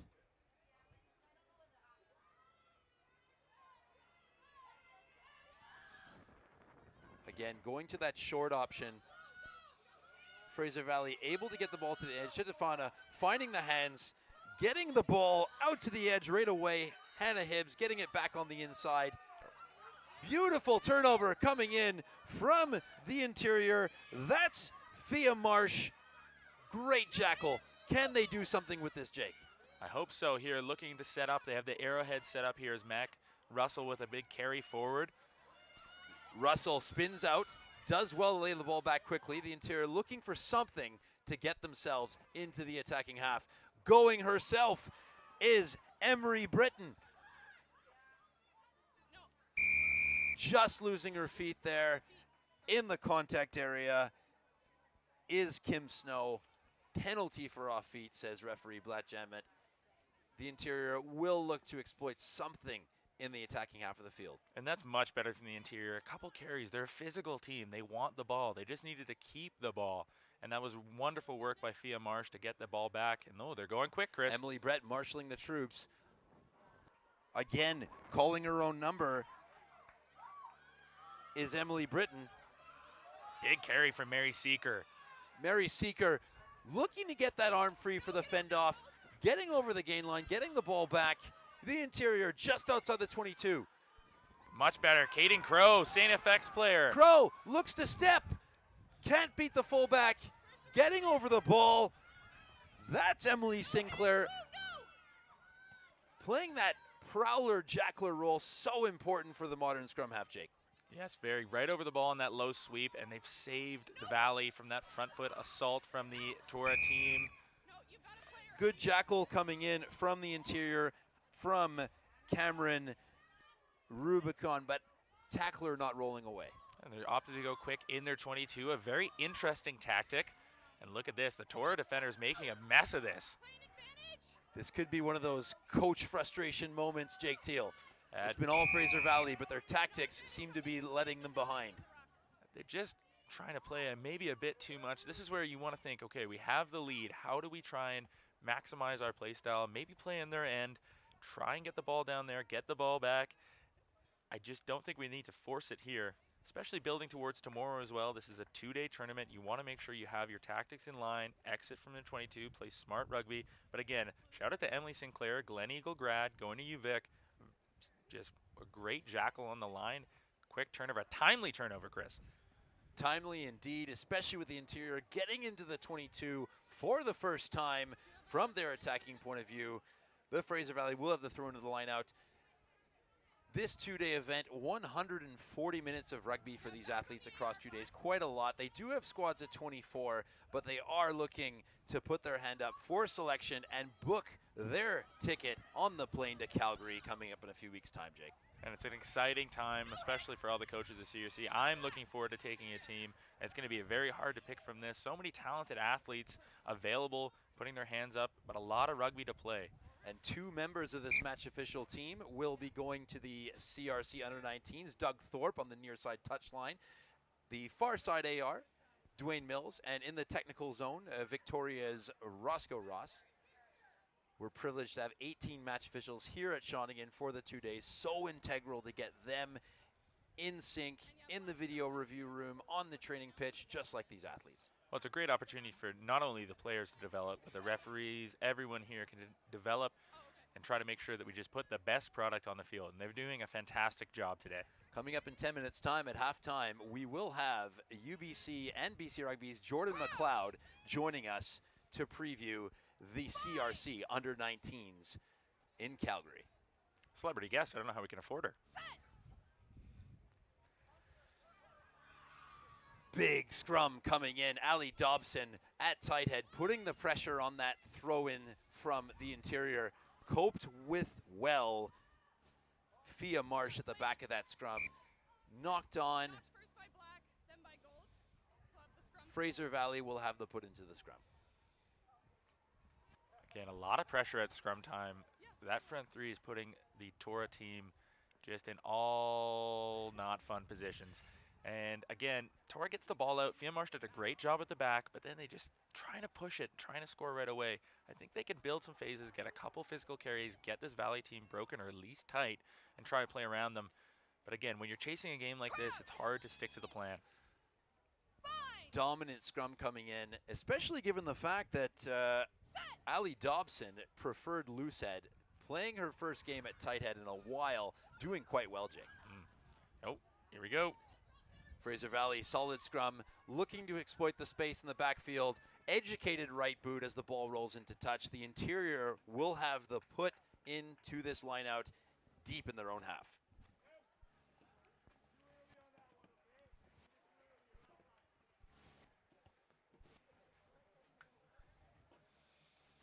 Here we go.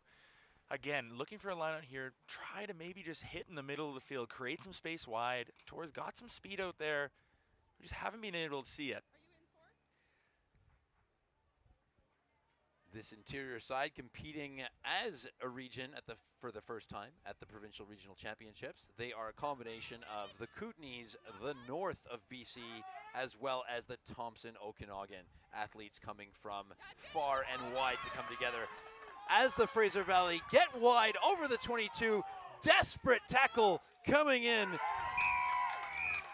from Shaylin Bromett. Not enough, however, as the Fraser Valley get over the line once again. Hannah Hibbs, try time. An impressive job by Emily Brett there, just feeding Hibbs the ball. And she's done a very good job in space, being very abrasive, physical carries, a little bit of footwork. Interior defender did a great job getting her down, but I believe Chris rolled through, not held, so able to get back up. You're the referee here, am I correct? 100%, Jake. If you're brought to the ground and you're held by the tackler, the tackle's complete and you have to either release, pass, or place the ball. But being contacted, rolling to the ground, getting to your feet, no problem. Carry on.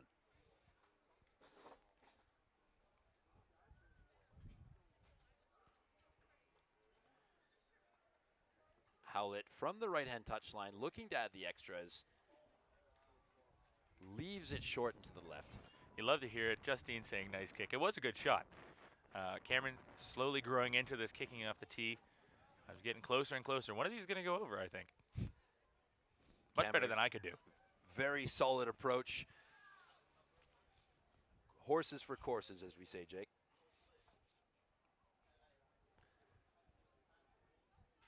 Credit to this interior team again, getting back to half. There's no quit. Just really would like to see them. They've been doing a good job when they get a couple carries, physical in that contact zone. They're just owning the collision, but they just can't string together more than 2 or 3 phases.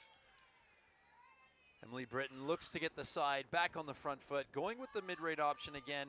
Fraser Valley attacking the right-hand side of the pitch, getting over the halfway line. Sinclair looks to get the side line. going forward. Addie Great Oldfield. offload. Addie Oldfield looking for support. Jackal coming in for the interior. Great turnover once again. That's Shaylin Bromett. Desperate defense from the interior. Looking to get something in this first half. 5 minutes to go. The Valley's very eager in those breakdowns. They're challenging almost, one would say, too much. In a game where they're up right now, it might not hurt them, but in a closer game, potentially a little bit of patience waiting for them to have maybe a better shot at the ball. Again, looking to get the side moving forward, deep in their own half for the interior. Forwards queuing up on the left-hand side. Looking to run back towards the support. Ruby Kaltainen, big carry, comes in, well read, intercept. Kim Snow, first on the scene, loses the ball forward. Interior will have to put into the scrum. And again, I think the interior team, those big carries, they get the Fraser Valley on the back foot, but then they're letting them set up. They're giving them a lot of time to get themselves set. Their alignment's good, and then it's just not giving them many layers. They're on that, kind of all in the picture, allowing Kim Snow the ability to come up and read that play. I look for them to maybe to pick up the pace, and not in that close contact zone, but potentially just around that ruck, getting that ball up. Scrum half, Ava Johnson trying to pick the pace up, speed up those rucks, get them under 3 seconds. Fraser Valley looking to put pressure on this interior scrum feed. Sasha McGee gets the right-hand side moving. That's the tight head. That's the turnover. Fraser Valley, ball in hand, inside the 5-meter line. Looking for more. Just under 4 minutes. They have the penalty. They're not wasting time. Quick tap, under advantage once again. The interior, desperate moments here. Fraser Valley gearing up just to keep it tight. Looking to consolidate. Forwards queuing up, waiting for their turn to carry the ball. It goes out. That's Dazer Mo-Schmidt. The pride of Chief Dan. Chief Dan George Middle School. Shout out Abbotsford, BC. Gotta love it. That's just good rugby. Again, you can't fault this Fraser Valley team. They've just been foot on the gas, and they're starting to play a little bit more expansive. A really good look from scrum half Emily Sinclair there. Couple carries, couple big physical carries close with the forwards, and then just looks straight off the deck, straight to the winger, flat ball. And again, we talked about at the start of this game the firepower that Fraser Valley possesses in the backs on the edge. We've seen it really recently with Brett trying to get Hibbs the ball. These big dents that just condenses that interior team and then frees up the space. And it's really hard to play rugby when you're always on the back foot, and the Fraser Valley's done a very good job of constantly pressuring these interior defenders. And looking at that work rate off the ball, all the forwards, all the backs, the people near the ball, the players away from the ball, everyone's in motion. Very impressive. And they're all just excited, Chris. They want the ball, but even when they're not getting the ball, they're excited to support. They're owning that. They're dominating that collision area around the breakdown. The clear outs are great. They're stopping the fold. A lot of technical aspects are really great, but they're just very excited, and they want to play a fast pace, and it's very wonderful to see. Just over 2 minutes to go in the opening half of semifinal number 1. The winner of this game will await the winner of the Vancouver Island Crimson Tide and the Vancouver Wave coming up later today. The interior looking to restart, looking to salvage something from this opening 35 minutes. Big carry coming in from the Fraser Valley once again. That's Lexi DeMeyer. Hannah Hibbs gets the big left hand fend going, still moving her feet up near the halfway line. Sinclair. Here's the big shout coming in from Savannah Peltier. Calls her own number, gets over the gain line. Bit of a bobble at the base of the ruck. Play on, says the referee. Lots of space out to the left here after that carry by McKee. McKee gets her side going forward. Educated right boot coming in from Cameron Hallett, putting tons of pressure onto this interior defense. Well handled in a big crunching tackle coming in from the Fraser Valley. However, the interior getting up towards their own 22, looking for something before halftime, inside a minute. Queuing up on the right-hand side are the forwards. This Fraser Valley team set well defensively. They're just waiting, taking that space. The gold wall sets up once again, queuing up to make their tackles, getting up off the gain line. Interior looking for a bit of space on the edge. Can't quite find it. Covering tackle coming in there from Dazer Mo-Schmidt. And again, it's just back and forth right now. They're looking for a hole. I think they should try and condense this line a little bit, Chris. Dent them and then play around them, but they're just going back in a little bit too much. Oh, looking to play wide. Looking to exploit something. Finding the kick pass. Hannah Hibbs gets there first. However, she has knocked the ball in. There is time for a scrum.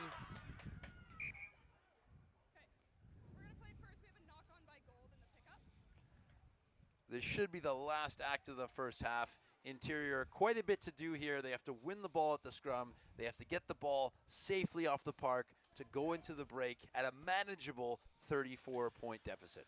And I honestly, I have to say this, Chris. That was I enjoy the courage and the bravery to try something like that from Bretagne, trying to stretch the field. They're obviously not going anywhere. The Valley team has set themselves quite well defensively, just trying to change the look, trying to stretch them with a little bit of kicks behind. That's what this interior team needs to do. They need to poke and prod and try and find a way through this line to try and get this Fraser Valley team on the back foot. But again, really impressive from Hibbs on the wing. I've been impressed with her today in that contact area. Knocks the ball on, but then comes through at the counter ruck and just shows the Valley team is very physical, and it's what they want to hang their hat on. Coach Jenna Elidoris, a lot to say at halftime, Jake. What would be the message to this interior side? I think Jenna is on our U19 staff, so I know I went up and I experienced the interior work, their group and what they're trying to do. I think she just says, let's go back to what works. And I think when you come here and you're on the back foot and things aren't going your way, it's easy to chase the game. But just go back to what you're kind of used to. Physical defense, getting set, and then just building the phases and being brave. And being brave to try and play in the front when you have the pictures, and just trying to play the attacking rugby that they've been working on. Big scrum coming in from the Fraser Valley, putting lots of pressure on the interior. Ball goes into the touch. The interior will have the throw into the line out. We are in the final moments of the first half. And again, looking to see here a lot of pressure at the front from this Fraser Valley team.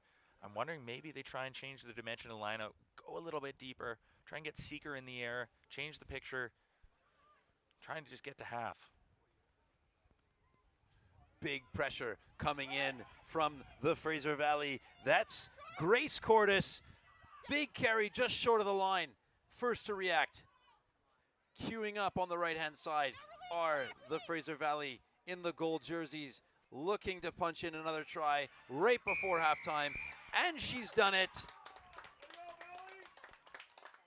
That's Sasha McGee. Try time. Fraser Valley bringing up 39 points on the scoreboard.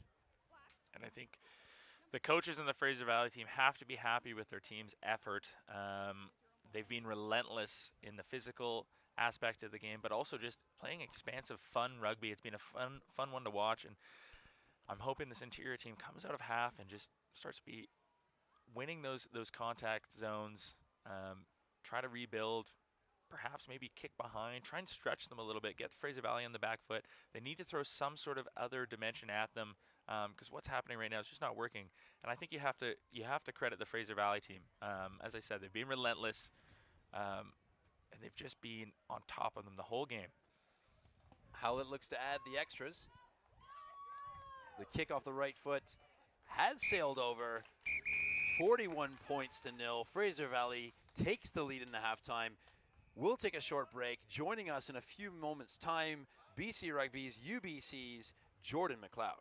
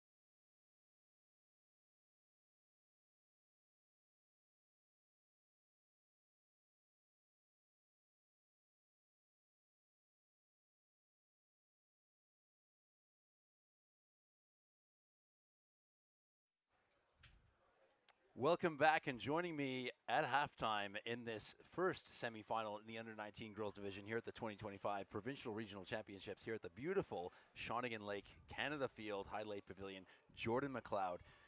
Jordan, as an athlete, as a coach, on and off the field, how would you approach this weekend if you were on the field? Yeah, it's been some time since I've played age grade like PRCs. I'm a Manitoba athlete, but we do a similar setup, and it's just like such an exciting weekend. It's a long weekend. You're playing a lot of rugby, but a good opportunity to play with girls you don't always play with. So just, you know, being physical, going into every game, like putting your hand up. Yeah. So being in those tough situations, from what you've seen so far in this game, if you were providing advice to those athletes out there looking to put their hands up to get on that plane to Calgary at the Canadian Rugby Championships coming up in a few weeks' time, what would you offer to them? I think just like picking your moments. Today especially maybe some mismatch in terms of games-wise, but like moments you have with the ball and good sense. Yeah, playing with those around you, but also, you know, getting that go forward. Talking about those around you, so here with your co-coach of the under-19 BC Bears program, Jake Teal, what are you most excited about heading into Calgary in a few weeks? Yeah, I'm excited. I think we're excited to get, you know, a squad together and spend time with them. I think like the camp especially, just like, yeah, spending time with those girls, getting things like together as a team. Yeah, it'll be a good squad, like a good group of athletes. So bringing them together, looking at your own career on the playing field, what are you most looking forward to in 25-26, our season upcoming? My own career? Just the Ravens, honestly. Just announced Jake is actually head coach of the women's side, of the Ravens side. So, and I'm all done my eligibility, so I'll be looking for a place to play and happy to do that at Jericho. Big season coming up for the Ravens. Very first time in their history they've had a women's program coming up in our Women's Premier League. We're excited. We're excited. You're excited. Thank you very much, everyone. Join us for the second half in a few moments.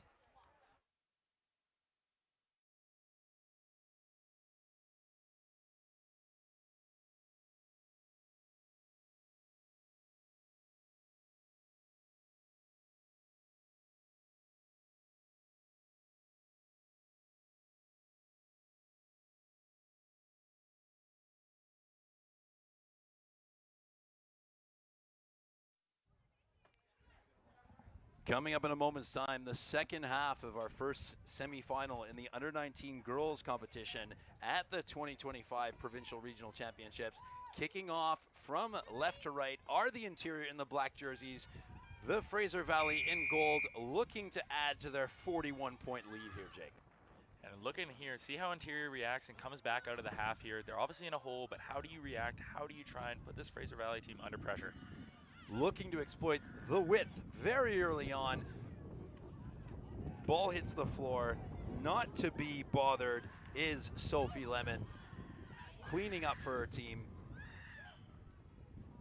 Sinclair gets her side moving forward again. Big carry coming in. The Fraser Valley just queuing up. Left, right, options everywhere. Out the back, ball goes in behalf. Dazer Morschmidt has to clean up. A lot of changes at half here, and what a luxury to just bring Ali Dobson and Leslie Taparo, two seasoned veterans in the front row, onto this field. Kick coming in. Dazer Schmidt applying the pressure with the kick chase. Counter ruck comes in from the Valley. Well dealt with by the interior. Getting the offload away, getting that ball away from that high collision area. Fraser Valley putting the pressure on through the counter ruck. Interior back on their own 10-meter line, looking to recycle, looking for some go forward into this match. Opting to pick and go. Caden Crow with a nice, they're getting on the front foot now. Let's see how they can set up and try and exploit this Fraser Valley team. Crow laying the ball back nicely. The interior approaching the halfway line, looking to create some go forward. Getting the big left hand fend going. Mary Seeker, former Hong Kong Premiership player, now at UBC, just changed to flanker, Chris, just from the wing to flank. Again, the pipeline. Big transition from wing to flank, but showing those skills in the open areas of the field. Not the most sympathetic pass in the world. Fraser Valley will have the put into the scrum. Just a bit unlucky. They made a dent there. They condensed that Fraser Valley team. Just pass not going to hand. And those are those little errors when you come to a tournament like this that can really sting you a little bit. Now, we'll see how this new Fraser Valley front row enters the game. Again, Ali Dobson, Leslie Taparo. See if this scrum can stay on the front foot. They've made a couple changes in the backfield as well. So we'll see how they react here. Taporo and Dobson looking to get that scrum moving forward to provide that crucial quality ball for Sinclair. The interior opting to leave the backfield empty. Might see a little bit of maybe a kick behind. Lene Davenport played this year for the Thunderbirds, the Vancouver Thunderbirds. In their inner squads, they versed the Exeter College team. She was putting a lot of nice little kicks behind, so we might look to see that. Oof. Scrum collapse. Leslie Taporo unable to keep her shape. Penalty to the interior. Looking to build off this. That's Emily an opening. Wang looking left, looking right. Decides to give the pass. Picked up from a player in front. Offside. Fraser Valley will have an opportunity to kick this into the corner. It's so unlucky there. It looked like an opening for this interior team to start getting on the front foot. Oh, the kick hasn't found touch. Sinclair, it might work out in any case. Well dealt with by the interior, swept in behind. Emily Wang looking to consolidate the troops. Trying to get her side moving forward. Michaela Russell turned over by the Fraser Valley. Terrific jackal coming in from Leslie Taparo, making up from that scrum penalty. It looks like they're trying to get a couple more lineouts in, maybe look at a maul here. Again, what is coming tomorrow? They have this game in hand. 41-0, so how do you build? A big game awaits them tomorrow of the winner of the Crimson Tide and the Vancouver Wave. So how do you try and get some reps in-game? Stuff you've been working on in practice, now's the time to try it. 140 minutes of rugby, 140 minutes for these athletes to put their hand up, to get on that plane to Calgary in a few short weeks' time at the Canadian Rugby Championships. Looking to exploit this attacking lineout are the Fraser Valley. Going to the front. Catch and drive is on. Interior trying to get that maul towards the touchline. It's moving towards the post. Disconnected at the back, however. They have to go to the backs. Here come the Fraser Valley. Hannah Hibbs looking for support. Tries the offload. A little bit of a left foot goose step coming in. Sophie Lemon over the line. Fraser Valley, try time. And yeah, they went to the mall. Looks like they're trying to just work some things out.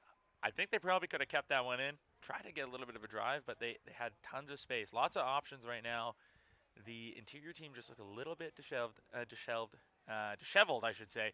And again, the Valley team just making them pay. Sophie Lemon using those 7 skills, looking for the unconventional drop kick conversion in the 15-a-side game. She slotted it. Makes no mistake, adds the extras from in front. Closing in on the half century are the Fraser Valley. The interior not giving up, jogging up to the line, looking to get something in this game, something to build for their game coming up tomorrow. They await the runners-up between Vancouver Wave and the Vancouver Island Crimson Tide. Fraser Valley likely awaiting the winner of that matchup. Again, now for this interior team, how can you build? How can you build positive momentum? The score doesn't really matter in this sense. You've still got a lot of time in this game where you can start to just build that positive momentum heading into tomorrow, no matter who you play. Looking to go long with the kick, turning that Fraser Valley kick receive. trying to get back on the front foot of the Valley. A little bit high in contact, the interior, just allowing the Fraser Valley to get that quick ball, get that momentum, get the hands free. Quick off the floor is Sinclair.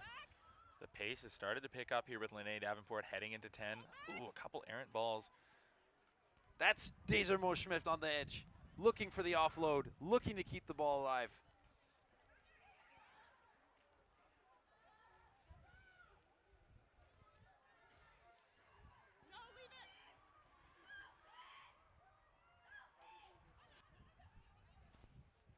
Big carry, Ali Dobson over the gain line, gets out of the 22.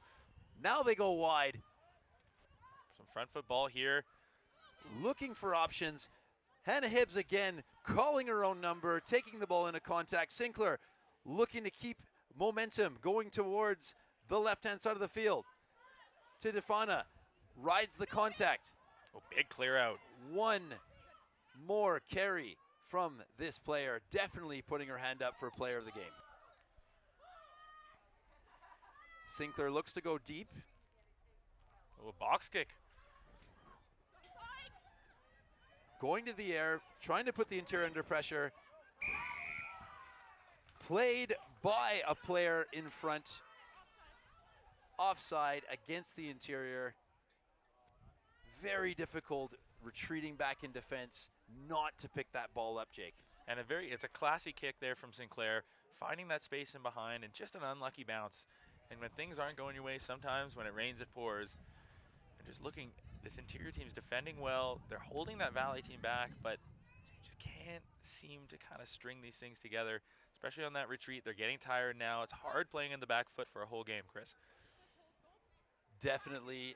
Valiant effort. The tackle count keeps mounting. Again, 140 minutes of rugby over 2 days. Very difficult. Coach Elidoris will definitely have to employ the bench, keep the subs moving, make this a 24-player effort. And again, you cannot knock this interior team's effort. They've just kept their foot on the gas, and they are not backing away from these contacts, these collisions. Tapara can't find the mark. Interior take the ball. However, Ali Dobson says that's enough. Will take the ball back, tackle into touch, line out to the Fraser Valley. Ali Dobson, WJ Mowat's most successful fly half, I think, in the school's history. Played fly half, played prop, played center. Multi-dimensional player is Ali Dobson. What can't she do? Taparo finds her target this time. Takes the ball herself. Sinclair looking to get her side deep into the interior half. Another big carry by Peltier. She's had a couple today. Peltier, gain line success. The name of the game. Oh, lovely. Oh, it has just caught a little bit of wind. Davenport looking to exploit the space in behind. Playing under penalty advantage. Offside is the decision from Justine Blatt-Janmet.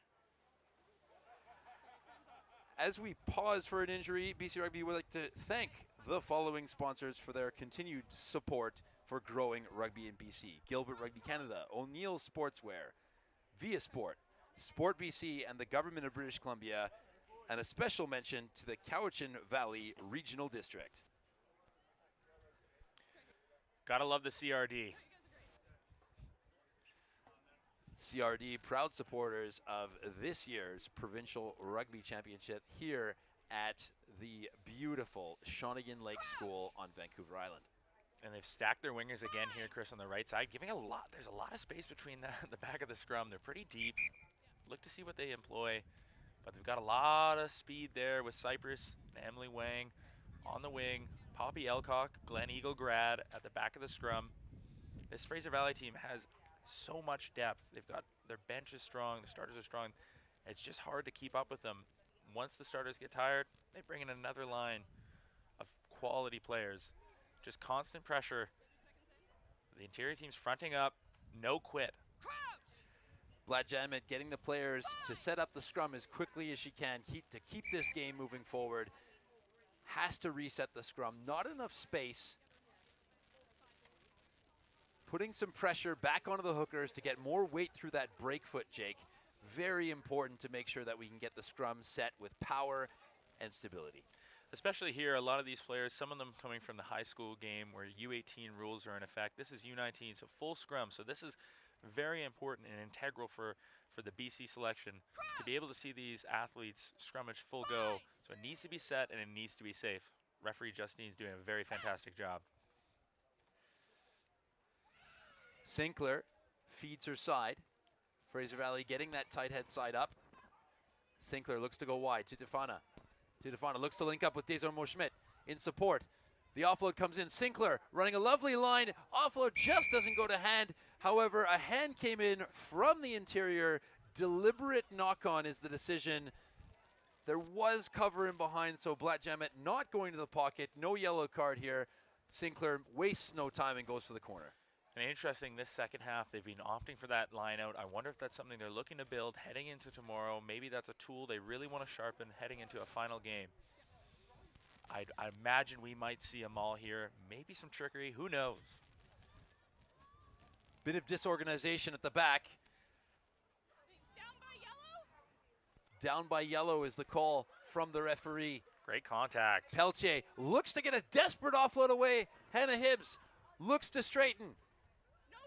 Fraser Valley quickly off the floor, lifts the ball. Tefana finds her space, steps inside, puts the ball down. Try time. Fraser Valley, Emily Wang. And that's just ball movement. Lene Davenport doing a great job just shifting the ball into space. The tandem of Sinclair and Davenport really picking up the pace. Again, it comes from that maul, maybe a little bit rocky, a big carry from Peltier. She's being active all game with those physical carries, but then it's just moving the ball into space. A nice flat ball, and when you have an athlete like Emily Wang in space, it's very hard to stop them. Again, the interior doing a good job of trying to move into that space. They're getting the bodies there, but then it's hard when you're getting dented to be coming forward and putting them under pressure, especially with those passes right across. Textbook stuff from the Fraser Valley team. Once again, turning those moments of chaos into moments of triumph. The Fraser Valley getting over the line, getting over the 50, 21 minutes to go. Sophie Lemon to add the extras.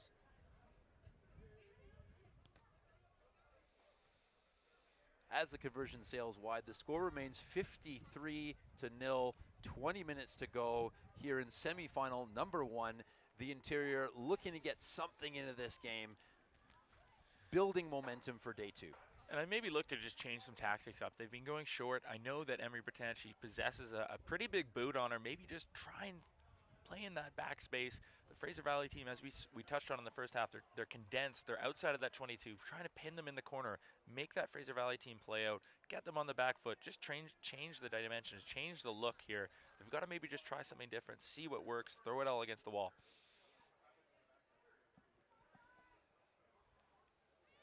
Looking to restart, looking to get back on the front foot, are the interior.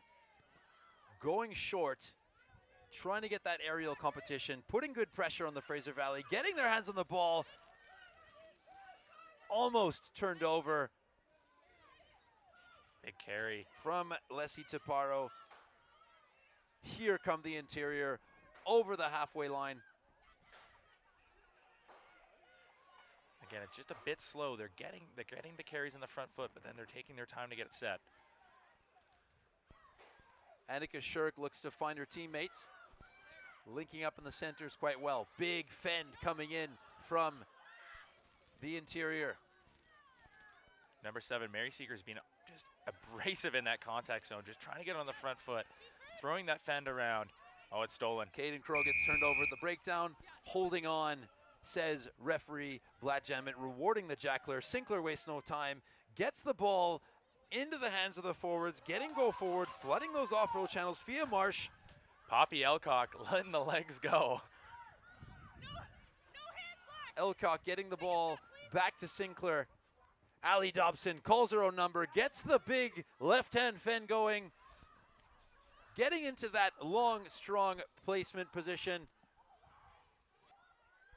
Again, this Valley team's just relentless, just front foot carry, trying to get the pace up, see what Davenport has in store.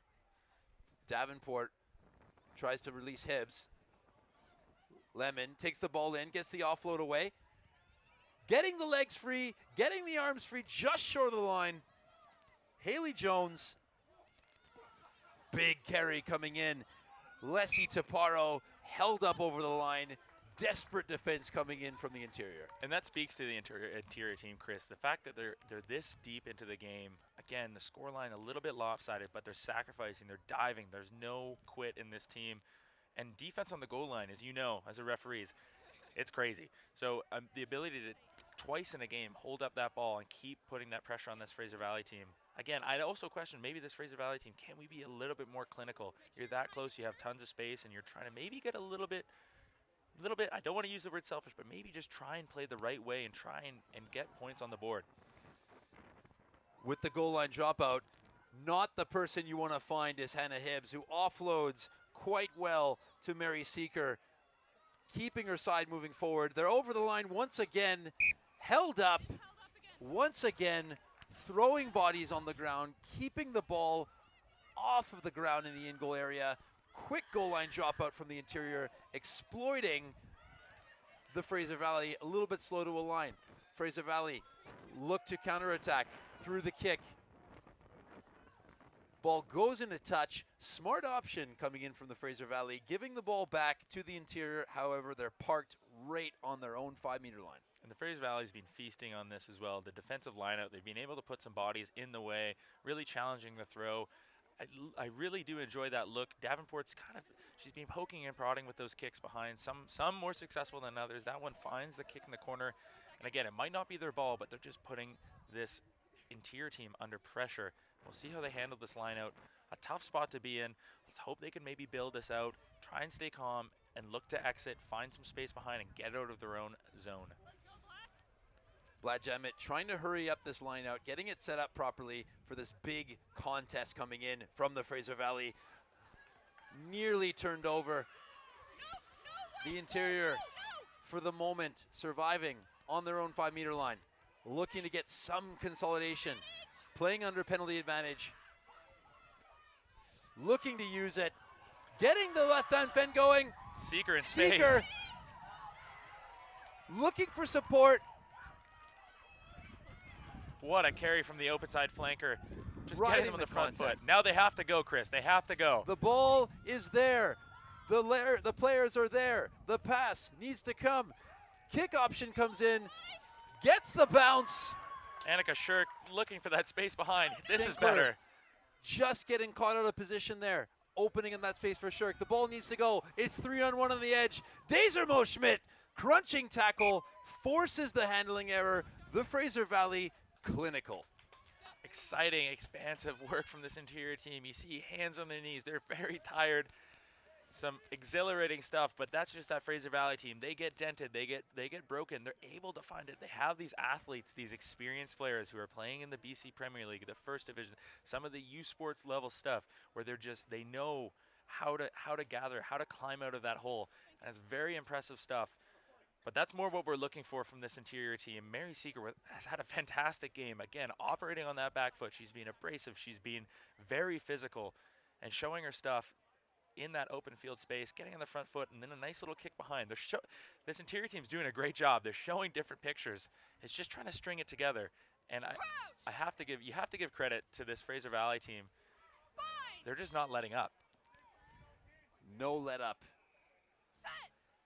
These athletes, once again, 2 games, 2 days, a trip to Calgary on the line for the under-19 national championships. Looking for creativity in her own 22, Hannah Hibbs, the kick pass. Sophie Lemon backing herself on the edge. Some resistance coming in from the interior here, slowing that ball down. Sinclair takes her turn at fly half. Taparo with a big carry. I've seen that for Abbotsford a couple times. Davenport now at scrum half. Interchangeability between the 9 and 10 here.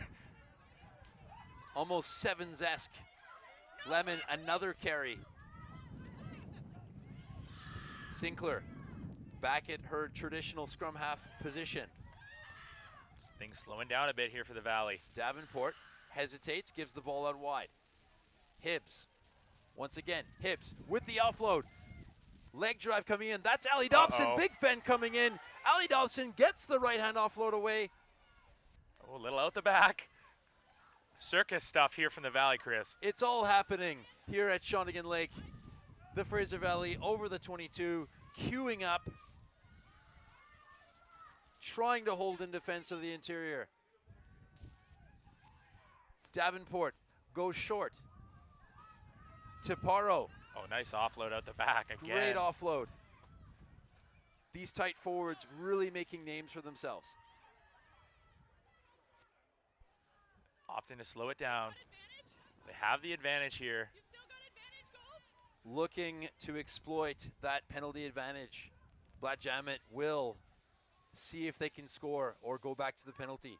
Davenport looks for Lemon. Lemon all the way wide. Into touch are the Fraser Valley, back to the penalty. 10 meters out in front of the posts. Blatjamet will have a word.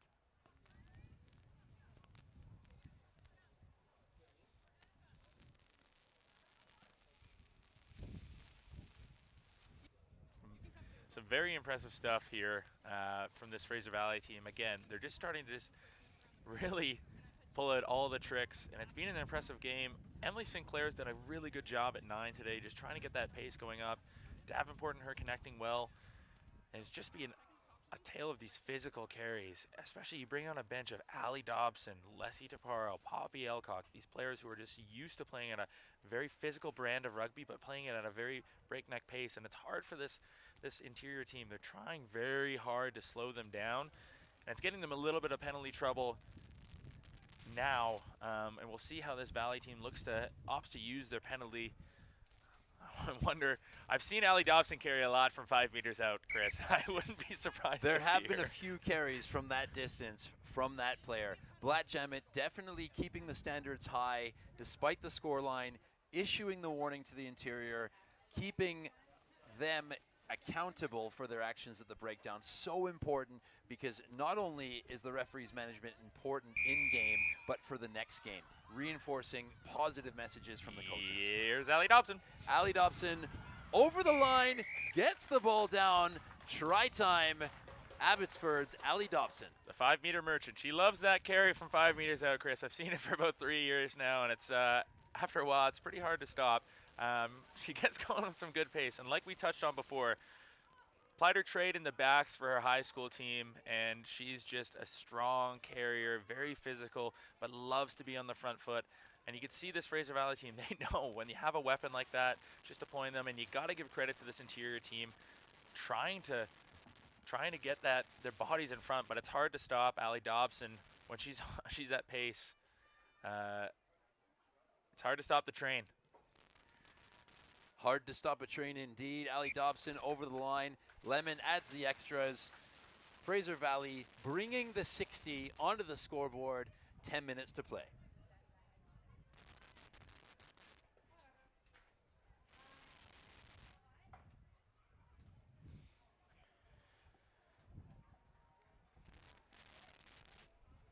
Just enough time. Get some fluids on board.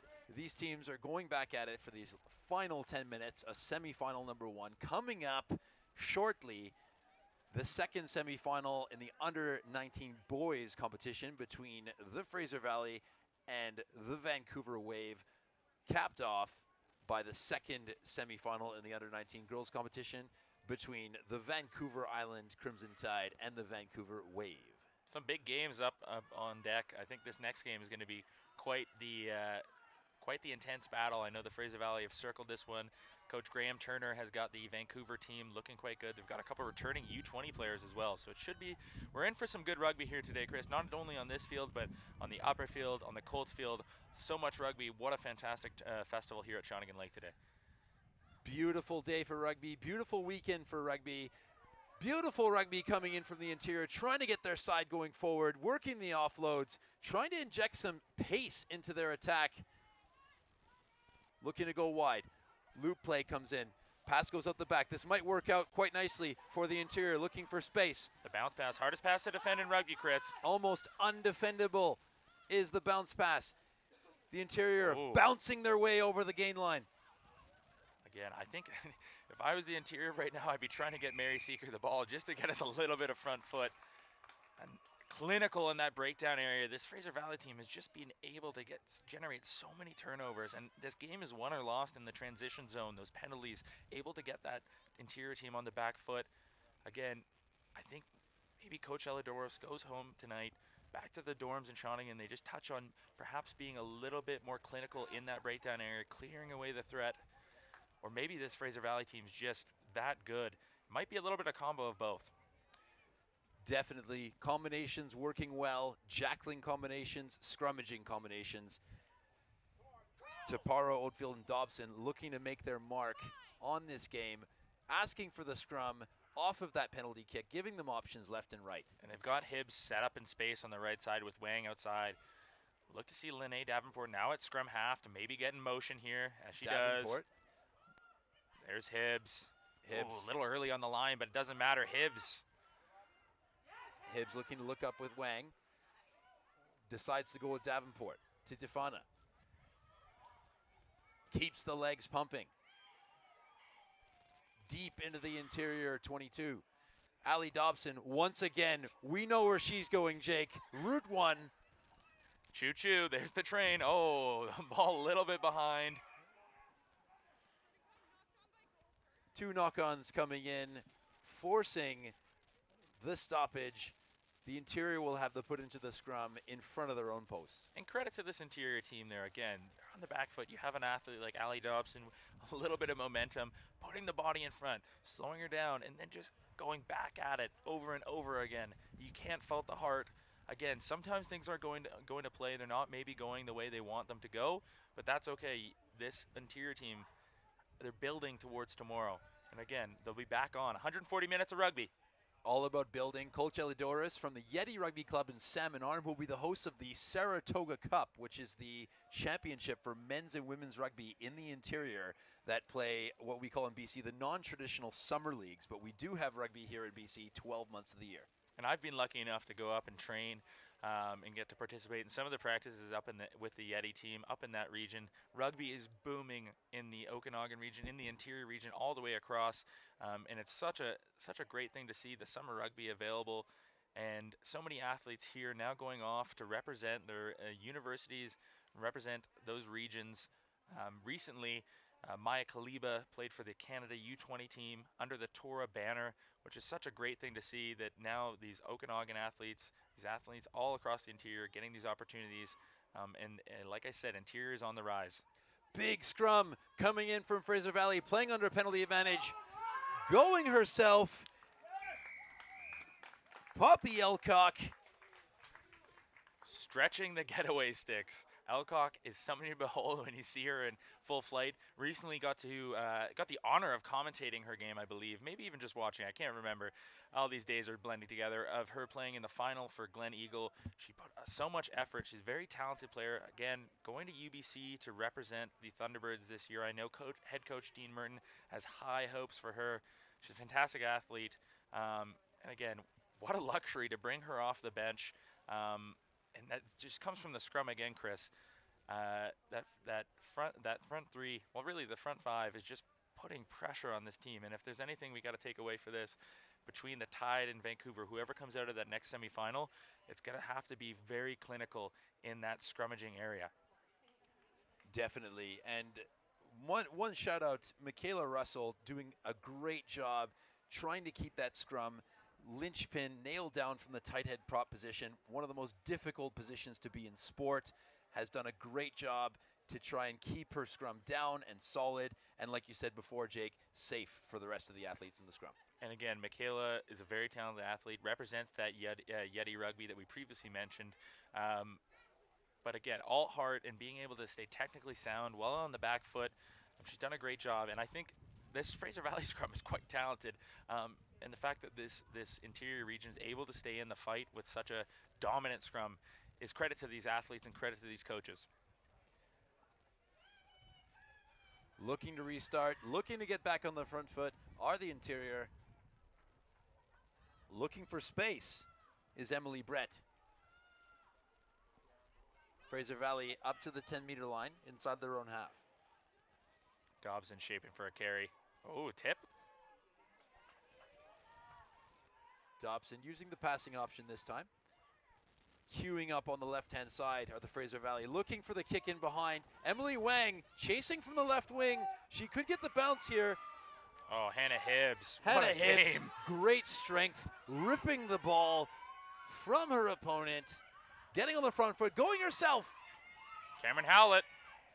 Oh, unlucky. Running out of real estate was Howlett, but great vision to identify.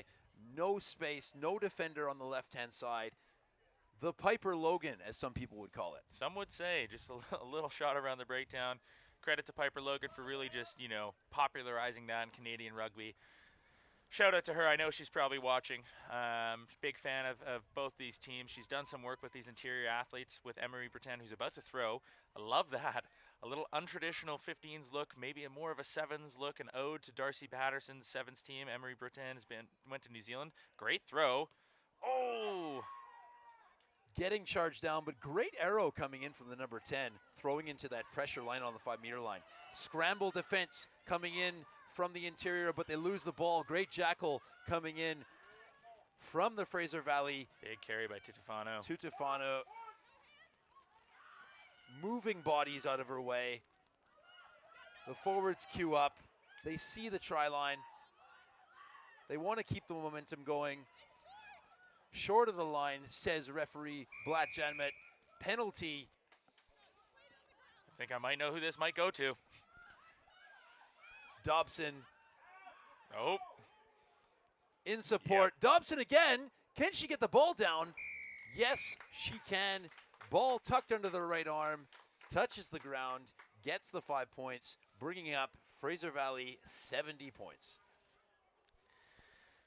And much better look on the line out there from this interior team. Again, I think it's a problem that persists across all age grades right now when you're stuck in that zone, just trying to rush the exit in such an important area of the game in modern rugby. Taking your time and trying to just secure the ball, set and take it at your own pace. And that's something, especially when you're in the back foot, you feel this constant pressure in the breakdown from this Fraser Valley team that's being very clinical but very aggressive in the breakdown. It's very hard to not feel rushed. Yeah, so that's credit to this Fraser Valley team. Just foot on the gas, putting them under pressure. Howlett going for a conversion here. Howlett makes no mistakes. The flags go up. 2 more points on the board. Fraser Valley 72. Interior no score. Inside the final moments of the game. Taking a quick break. I believe a player is down in the backfield there. Some impressive players, Chris. Who stuck out for you on this Fraser Valley team? Difficult to say. They use their subs quite effectively. Players got some playing time coming off the bench, but the unsung heroes are always a soft spot for me. Savannah Pelletier making carries, maybe not getting onto the score sheet as often as Ali Dobson, but making those carries, making those tackles, making those cleanouts, and her work off the ball. Definitely a candidate for player of the game. And she's been incredibly impressive, just doing those little things that you're looking for from an open side flanker. Definitely someone to keep watching out and getting that front foot carry, setting up the players like Ali Dobson. You don't get those big carries without that little groundwork. Another player who stuck out to me, Chris, has been Hannah Hibbs. Again, just some. I do love a big winger. I love a nice, strong, carrying winger, and she's been super physical, getting them on the front foot, busy, looking for work on both sides of the ball. But again, a lot of people sticking out here for this Fraser Valley team. Hannah's sister Haley in attendance, carrying the tea in the water for her team as she recovers from injury.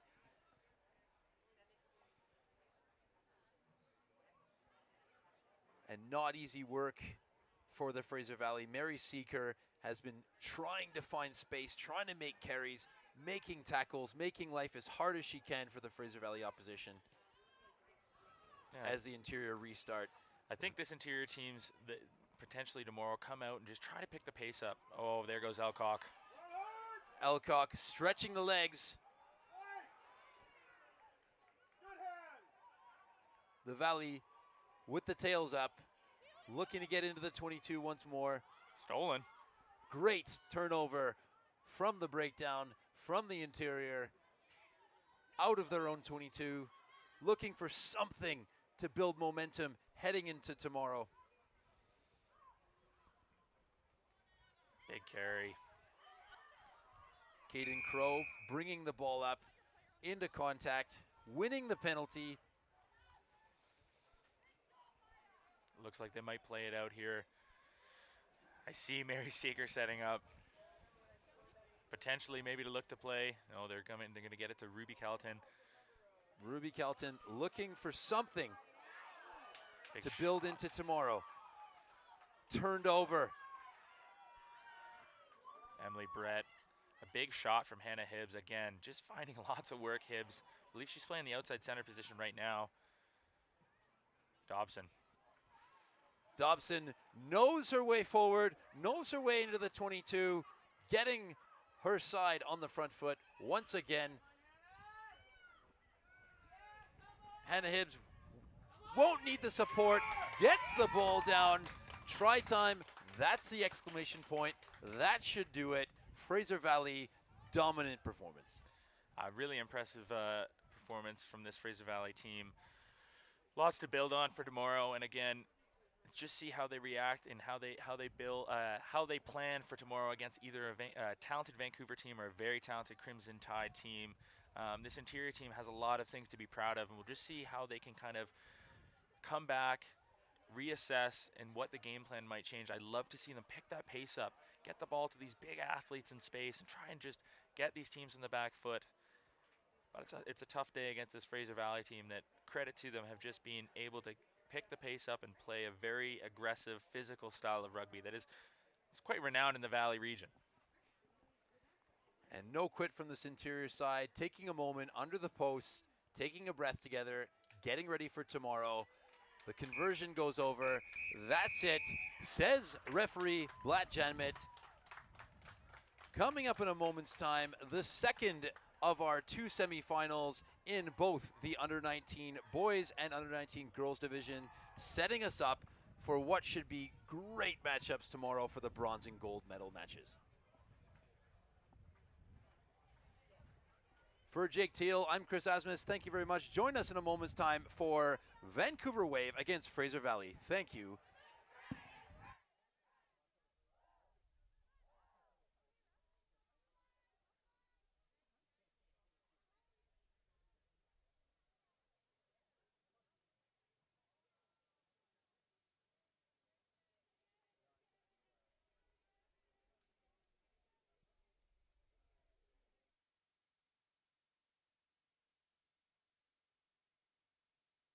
They say it's better to step and fall than to not have stepped at all. So here we are, Vancouver Island. This is going to be my home for the next few years. I've been told it's one of the most beautiful places in the world.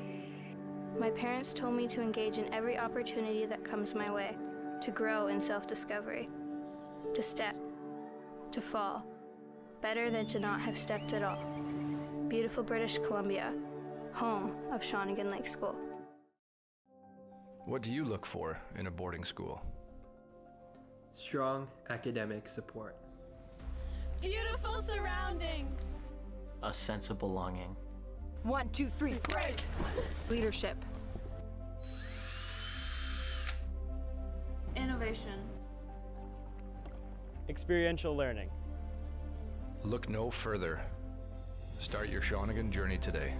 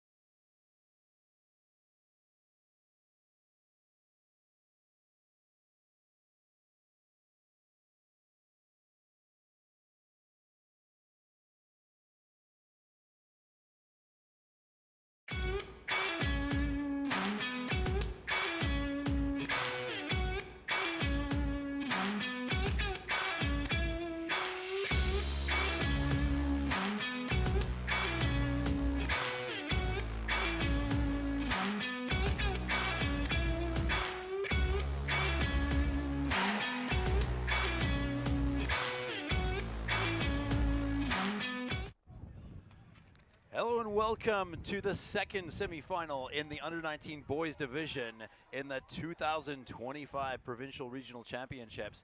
I'm joined by Jamie McKenzie here in commentary. I'm Chris Asmus. We're looking forward to a fantastic game here on the beautiful Canada Field at Shawnigan Lake School. Yeah, Chris, what a day for some brilliant rugby. It's been amazing just hopping around, catching all the different games, seeing the young talent that's coming through the system. I know the BC coaches are all here. They've got their eyes on some players out there, and I'm really looking forward to this game. Coach Hitchborn, Martin Feek, and Larish looking on with interest to see who will get on the plane to Calgary in a few short weeks' time. Doing his final checks is our referee, Ben Lambrick. Kicking off from left to right on your screen is Vancouver Wave in blue to Fraser Valley playing right to left in gold. Getting the ball back immediately off the kickoff of the Vancouver Wave. Lots of pressure on that medium length kickoff to the edge, forcing the knock on from the Fraser Valley. The Vancouver Wave will have the put into the scrum. And that will be the exact start that Vancouver is looking for. Get possession right off the kickoff.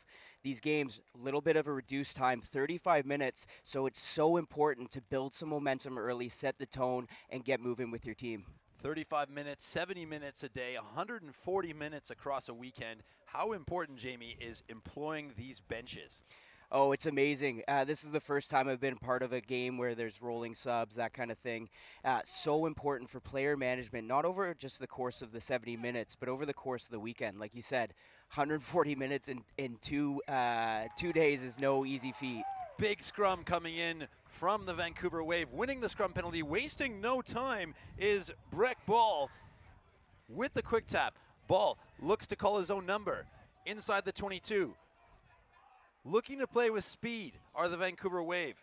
Jacob Blackwood, big carry, once again over the gain line. Ball looks to link up. Forwards, backs, everyone flooding those offload channels. Turnbull coming off of the Canada U20 series in Fiji. Gets over the gain line. Play on, says the referee. Queuing up, looking to carry the ball. Screaming for width is Noah Merker, driving his team at number 10. Ball looks a bit more width on this. Doesn't go to hand.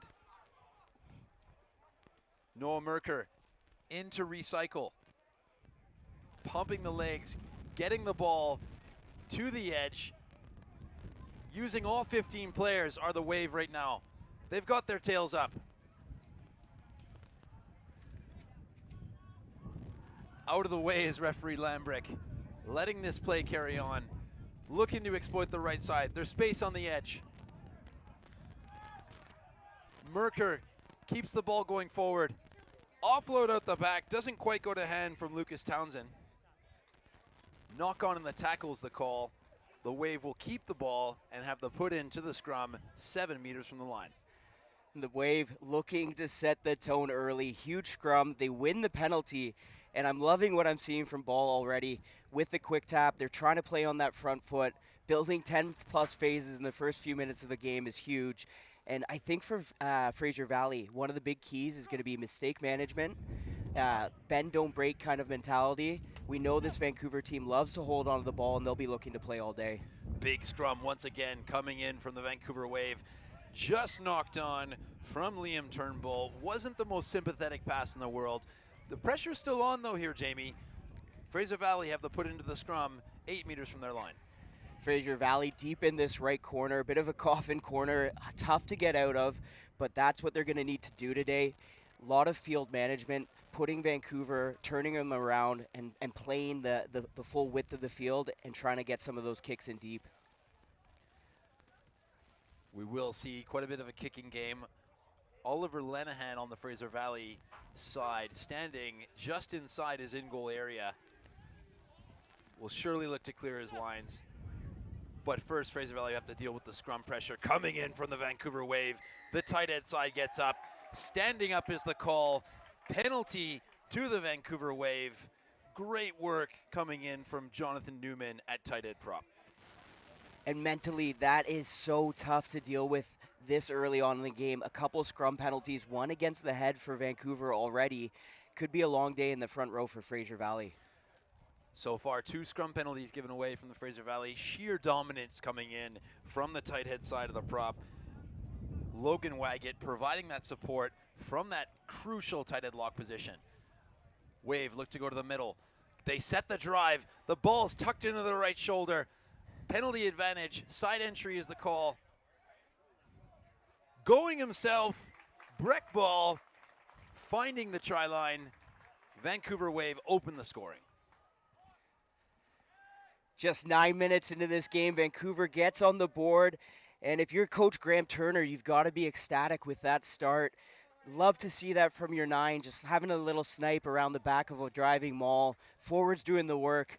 The little scrum half getting to enjoy the rewards from that. Great to see some West Side Vancouver cooperation between the Marilomas Rugby Club and the Ravens. Graham Turner and assistant coach Jalen Ferris working together to get this Vancouver Wave hopefully to a final from their point of view. Not to be outdone, Stephen Lenahan, Connor Hunter from the Fraser Valley looking to get their team back in the game. Lucas Townsend from the right side of the field. Difficult kick. Lines it up, picks up the tee, makes no mistake. 7 points is the lead for the Vancouver Wave. And what a strike from Townsend, the 15. He's dangerous back there with boot, with ball in hand. Keep an eye on him today.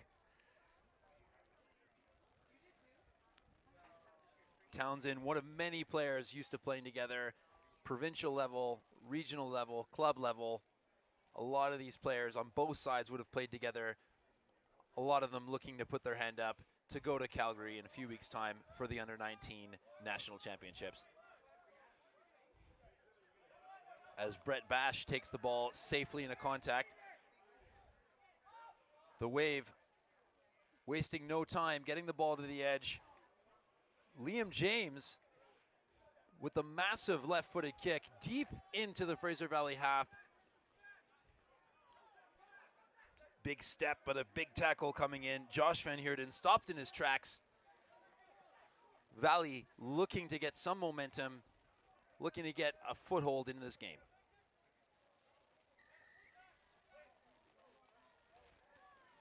Wave penalized for not rolling away. Valley will have an opportunity to clear their lines and get the throw into the lineout. And first potential opportunity for the Valley to get into Vancouver's half. Set piece, attacking launch.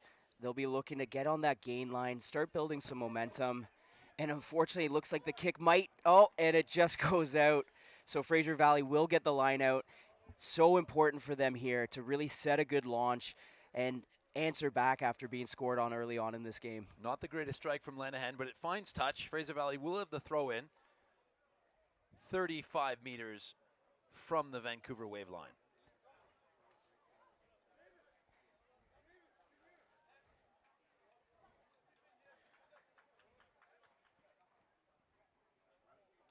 Saigo Ito, recent graduate of a level 1 referee course in Abbotsford, looking to apply his trade with the whistle and ball in hand. Ego finds his target. Out to Lenahan. Lenahan deciding to use the centers. Queuing up on both sides of the field are the Fraser Valley team. Quick space exploited up the middle. Alejo needs support. It comes in the form of Okolona. Lenahan. Clever little offload, doesn't quite go to hand. They were playing under penalty advantage, however. Vancouver Wave penalized. As a former scrum half, I love to see this on the field. Right now, battle of nines, creating opportunities. Alejo, little snipe around the fringe, shows that ball, takes it himself, get some good go forward, and now Fraser Valley with an opportunity right in Vancouver's half. Alejo calling his own number, looking to exploit that space. The forwards running onto the ball. That's what the Fraser Valley need to do. Alejo, waste no time. Fraser Valley from the tap move. Big carry coming in. Davis Heppel. The forwards are lining up on the left-hand side, looking to power their way over the line. Bandera. Big defense coming in from the Wave. Leaving the ball, getting to their feet.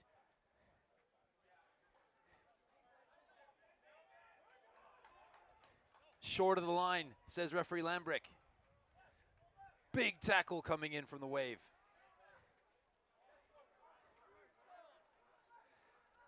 And the ball's turned over. Great effort.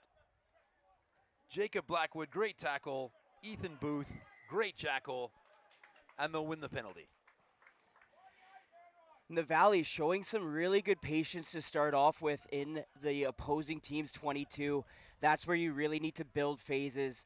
Love to see that from your 9, slowing the game down, getting the forwards involved early. I think that's one of the big strengths of this Fraser Valley team. They're big forwards. They love to put in some work. Big forwards, big bodies. How important is it to manage those bodies in 140 minutes of rugby in 2 short days? 140 minutes in 2 days is absolutely crazy. But we're here at Shawnigan. The facilities are amazing. The boys have access to some great food, great recovery tools. So teams will be looking to take advantage of that. I know these guys will be heading into the lake as soon as this game's done, because next job, get ready for that game tomorrow. The Wave looking to hit it up the middle. Liam Turnbull, the captain, putting his sign on his back. Liam James looking to exploit space on the edge. Offload doesn't quite go to hand. All backwards, says the referee. Fraser Valley recover. Lenahan making the clear out under a bit of pressure here. Fraser Valley bending but not breaking, looking to get out of the danger area.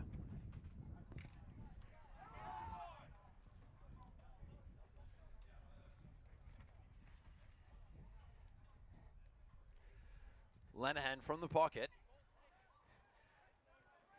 Long and on is the strategy from the Valley. They look to realign.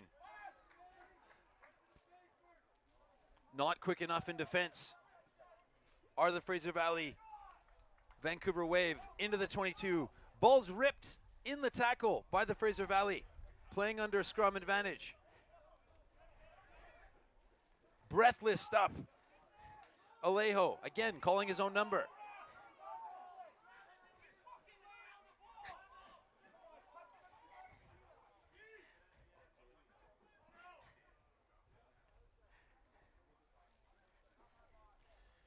Players stuck in the way. Scrum awarded to the Fraser Valley by referee Lambrick. Vancouver is looking extremely dangerous on attack. Great skill set, especially from their 10, Noah Merker. Getting that ball out wide, letting his centers do the work. Unfortunately, Vancouver just not able to connect on that last pass, leaving a couple opportunities off the board. But again, Fraser Valley under the gun with a scrum coming up next. Big scrum situation in their own half. Fraser Valley looking to play in the right areas of the field. Under pressure the last few scrums.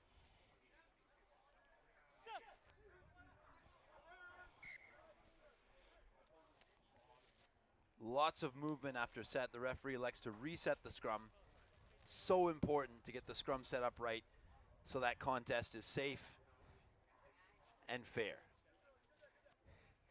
And this beautiful field up here at Shawnigan is holding up really well.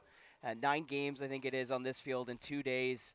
To see the field hold up, especially with these big boys out here going at it, it's pretty impressive. Lots of work put in by the Shawnigan Lake ground staff. They started playing rugby here in 1928, and the school will be celebrating its rugby centenary in 2028. Fraser Valley holding firm at scrum time under a bit of pressure. Lenahan looks to release the centers. Pass doesn't go to hand. Lenahan cleans out himself. Alejo all backwards from the referee. as the ball goes to ground. Fraser Valley hanging on, but holding on. Vancouver able to win the jackal penalty. Quick tap, wasting no time. Getting back onto the front foot, into the 22.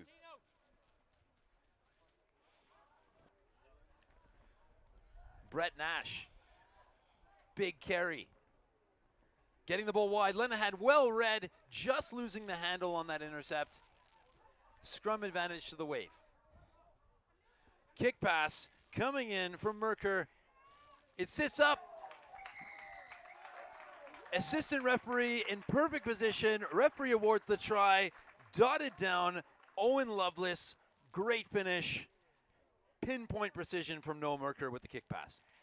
What a try from Vancouver. You have to love that. One thing they're doing right now that is very impressive, you've got Noah Merker and you also have Lucas Townsend both stepping up, playing in that 10 role.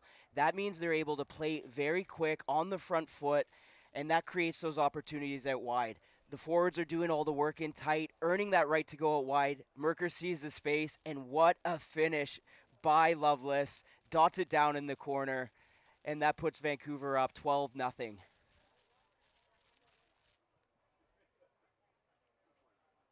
$12-0 so far, kick to come. Lucas Townsend lining it up right from that right-hand touchline.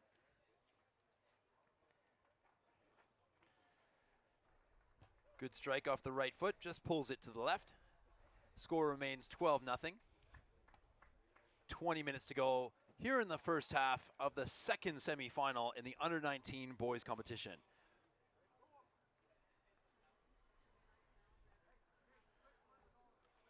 Lenahan marshalling the troops, looking to restart, looking to get back into the attacking half of the field.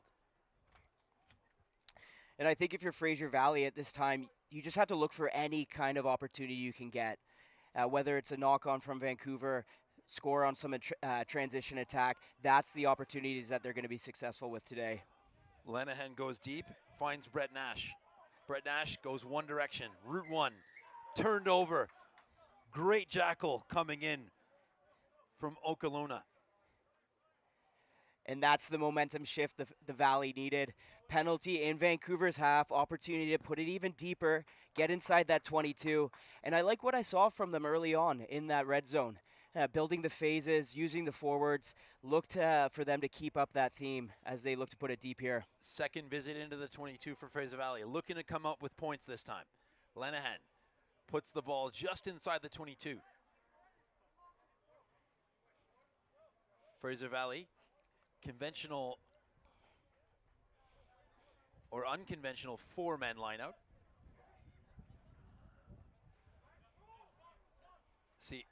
Seago finds the back.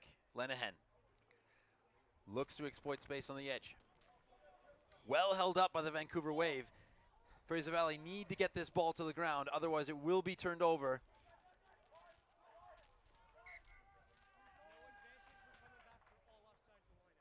Back to a penalty. Offside is the decision from the back line. Playing under penalty advantage. They get a roll of the dice. They get a free play. Because if they don't score, the referee will always come back. And I love that from Alejo, looking to put a little spark into his team, trying to play quick, and here they go off to the races. Björndal gets his side going forward. Lenahan looks to step on the inside. Lenahan shakes one, looking to get the arms free. Elects to keep it, loses it on the floor. Back to a penalty.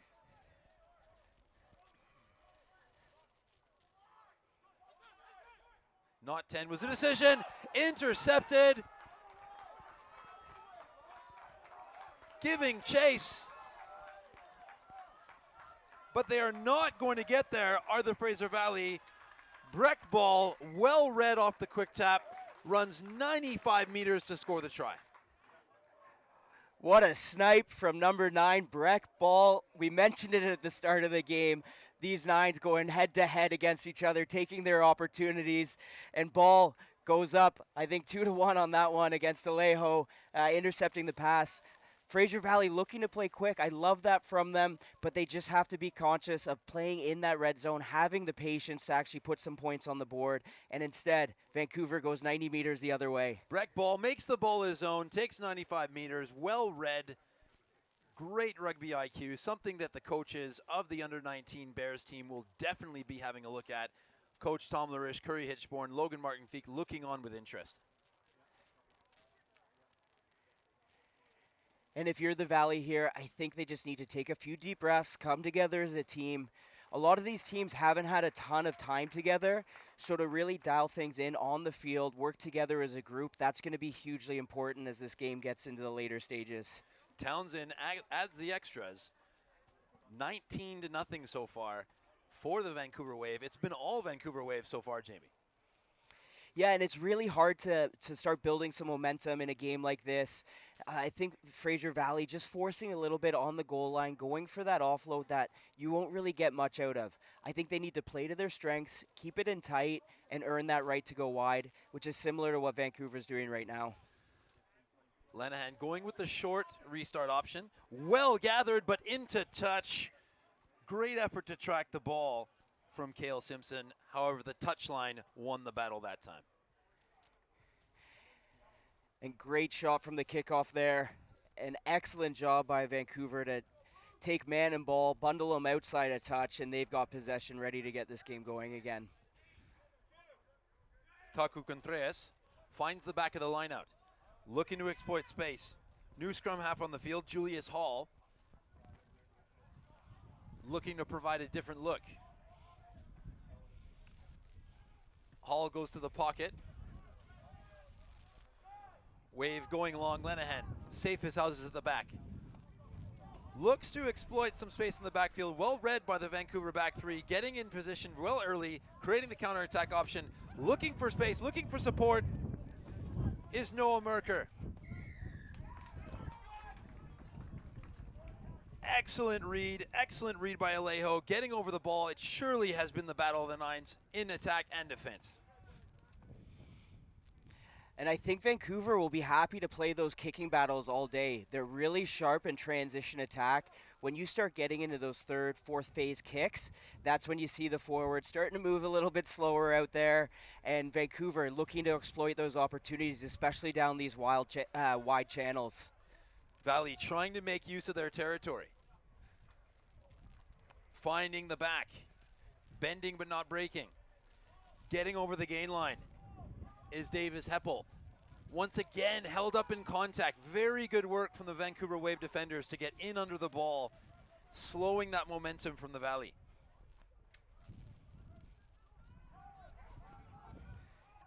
Ito steps inside, lays it back into the 22. Again, messy ball from the Vancouver Wave. Penalized are the Fraser Valley. Hands in the ruck after the counter ruck coming through from the Wave. Vancouver doing an excellent job battling at that breakdown in their own red zone, winning the turnover, opportunity to exit here. Miscued kick from the Wave. This will give the Valley an opportunity to counterattack. Lenahan spreads the ball wide. Van Heerden over the halfway. Limited coverage in the backfield for Vancouver. Valley just looking to truck it up. Ito looks for the offload, finds the touchline, line out to the Wave. And El Youssef getting the gain line carry there. That's exactly what Fraser Valley needed. They have to start playing on that front foot, like we keep talking about. Using those forwards, build momentum, get Vancouver turning around, and then look to play to those wide channels. All this to book their spot in the final tomorrow against your under-19 boys interior side, Jamie. Talk to me about that last game. Oh, I couldn't be more happy for these guys. They've put in a ton of work, and just to see everything come together out there on the field is so impressive. And I think my favorite thing about it is them just looking like they're having fun out there.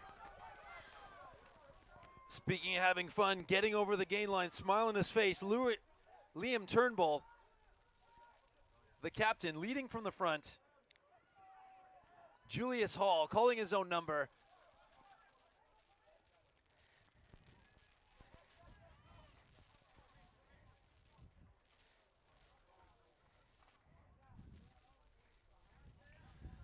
The wave, 5 meters out.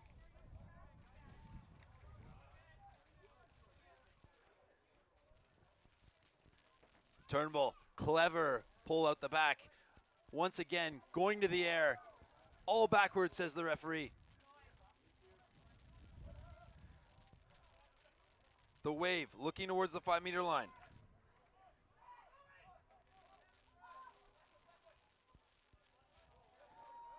Getting inside, into the in goal, try time, Vancouver wave. That's try number 4. And all of that coming from a penalty from Fraser Valley, deep in Vancouver's half. They turned the field around. Love to see them using their subs already, and very tactically. We just saw Breck Ball go for a massive run. Then we see Julius Hall come in, stepping up, controlling the game. And depth of squad is so important when you're playing 140 minutes over 2 days. To be able to use that bench is going to be key for all these teams. 100%. And as he lines up this kick, Van Heerden will look to extend the lead here with 10 minutes to go in the first half. Vancouver on pace for about a point a minute right now. Looking pretty in control, though I think they'll be happy with their performance. They're doing a good job of transitioning in attack and just holding onto the ball, making Fraser Valley make mistakes.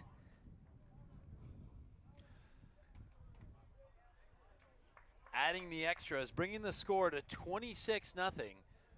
All Vancouver Waves so far.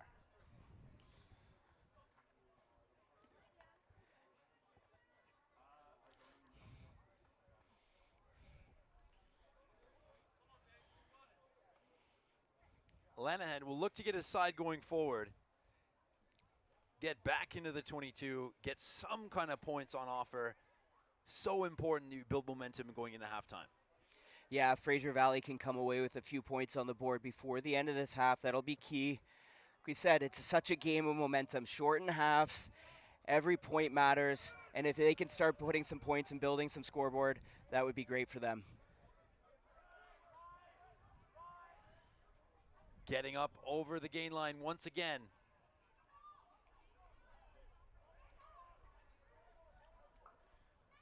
Vancouver wave, coming in waves.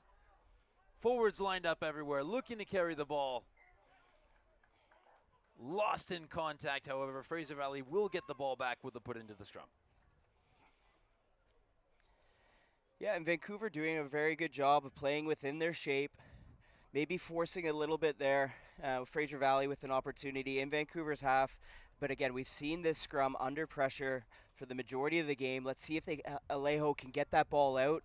And we'll see what Lanahan can do at 10. Lanahan with the majority of the back line stacked to the left-hand side. He does have Van Heerden on his right. Looking to exploit any space they can find.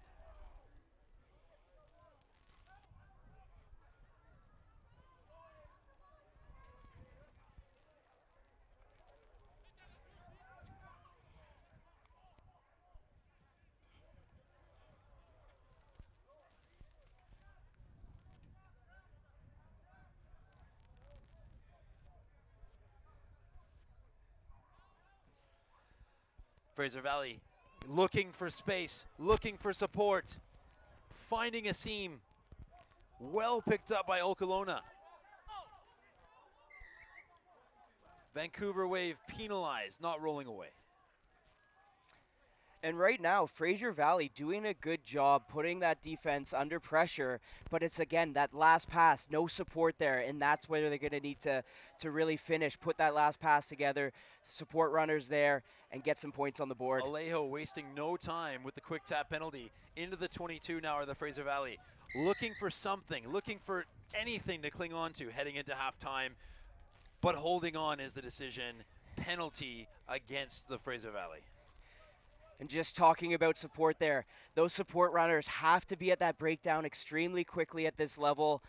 Vancouver doing a great job getting their hands on the ball. But again, Fraser Valley, they're going to have guys supporting either side of the ball, taking care of that breakdown, because if you don't take care of that breakdown, you're not going to have possession for very long. Vancouver Wave with possession. Line out deep inside their own half.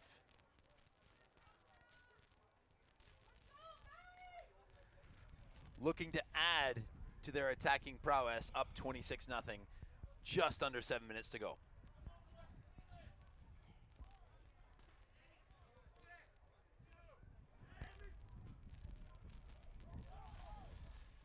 Turned over at the lineout. Fraser Valley back into the 22. Riley Ashley, first to react. Okolona, big right foot step. Björndal, smashing tackle coming in from the Vancouver Wave. Björndal does well to hang on to the ball. Lenehan looks to go himself, finds the offload. Alejo directing traffic. One step goes short. Björndal takes the flat ball. 10 meters from the line now. Another big carry from Riley Ashley. The loose head prop getting around the field. Alejo. Okolona. Pass goes at the back. Doesn't find hand. They were playing under penalty advantage, however. Time off, and referee Lambrick wants to have a word with the Vancouver Wave.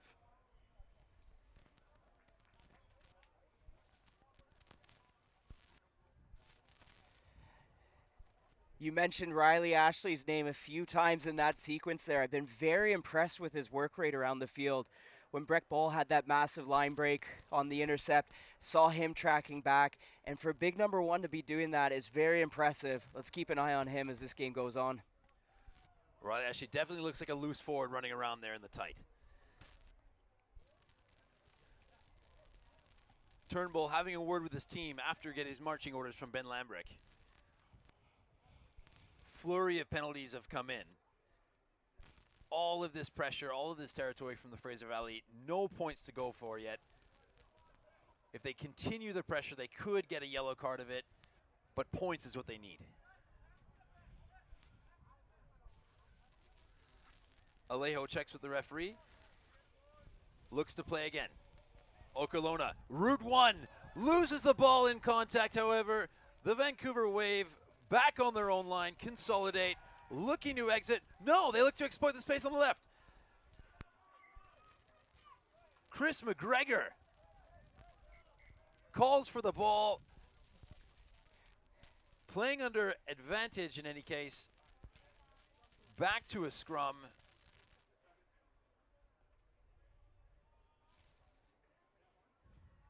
Referee Lambrick says scrum, Vancouver ball. And it looks like Fraser Valley might just be getting a little bit frustrated. Guys taking the ball by themselves, really trying to force it, make a break through the line. But again, just bobbling that ball. And with Vancouver, the way they've been attacking so far, you have to be so careful with that transition attack. You saw immediately they just go switch into attack mode. They look to exploit the space down that short side. And unfortunately, forward pass. A lot of work to do for the Wave to get out of trouble here. Early push comes in from Fraser Valley. No exit looking for Vancouver. Vancouver looking to attack. Puts the probing kick in behind. Van Heerden, well covered at the back.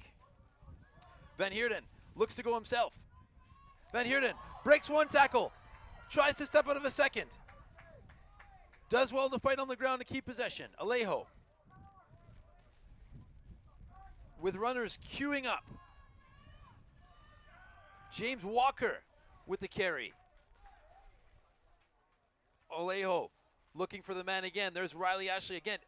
Tip pass. Davis Heppel keeps his side moving forward. Alejo looks for Lenehan. Lenehan, shimmy shake, looks for the kick pass. Gets the bounce. Knock on from the Vancouver Wave. giving the Fraser Valley prime real estate to attack from. And what a counter from Van Heerden. Coming down this short side on the pitch, little outside step, takes it on his defender, beats him. But one thing I was so impressed with there, Turnbull, that second effort to turn, track him down, jersey tackle. That's something you want to see from your captain, really putting the team on his shoulders defensively. And it's not just that attacking side of the ball that Vancouver's doing well, it's that second effort in defense. Turnbull certainly leading from the front. But now it's all about those front rankers. Jacob Blackwood looking to disrupt from that loose head prop position on the far side of your screen for the Vancouver Wave. Valley managing to hold down the scrum. Alejo finds Lenahan. Lenahan looks for a couple options. Goes all the way out wide, missing his man. Ball into touch. Wave get the ball back. I think the Valleys look very successful when they actually use all the numbers that they have in their back line. Instead of going for that big over-the-top pass, go through the hands, look to draw a defender, keep it simple, and we keep going back to it. So important to build some momentum, especially as this first half's about to close out. You really want to get some points on the board. Toku Contreras confirms the call with his team. Looks for the man at the back. Wave look to set the maul. Bit of momentum going forward here. Setting up the platform for the exit. The safety of touch is found by Julius Hall. Lenahan thinks about the quick throw in. Thought better of it. Line out to the Fraser Valley, 30 meters from the line. Tough angle for the scrum half there to exit with that kick. I think if I'm Vancouver, I've got some dominance in the driving maul. I keep that in and keep it moving. Juggling act from the Fraser Valley, getting the ball out eventually. Lenahan looking to put width on the ball once again. Fraser Valley up over the 10-meter line. Probing into Vancouver Waves territory.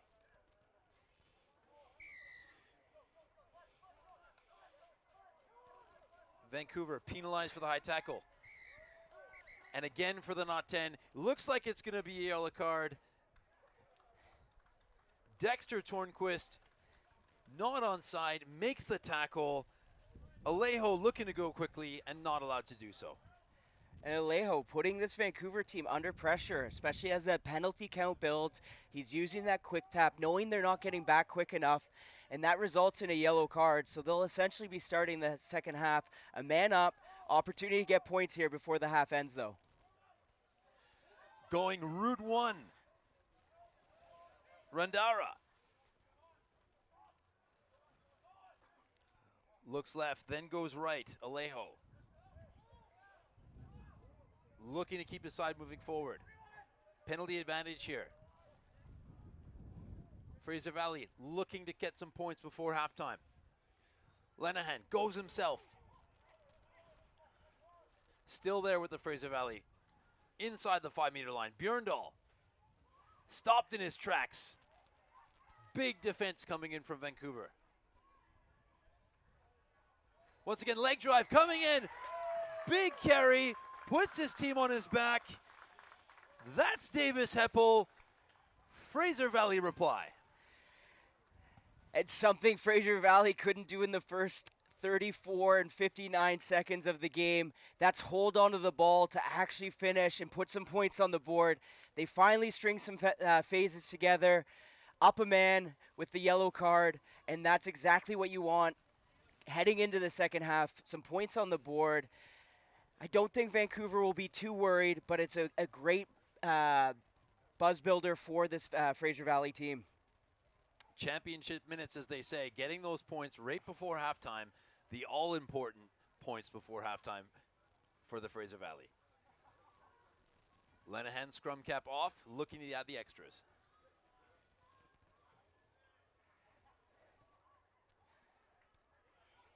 Lenahan likes it, picks up the tee, adds the extras. Halftime, says referee Lambrick. Coming up in a few moments, we will have a special halftime guest.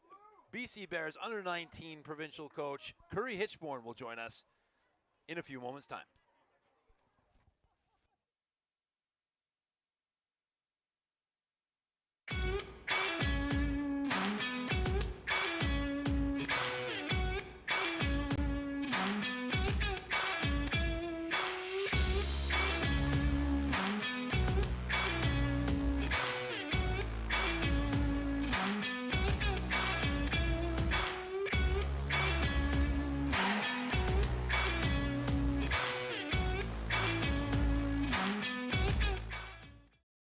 They say it's better to step and fall than to not have stepped at all.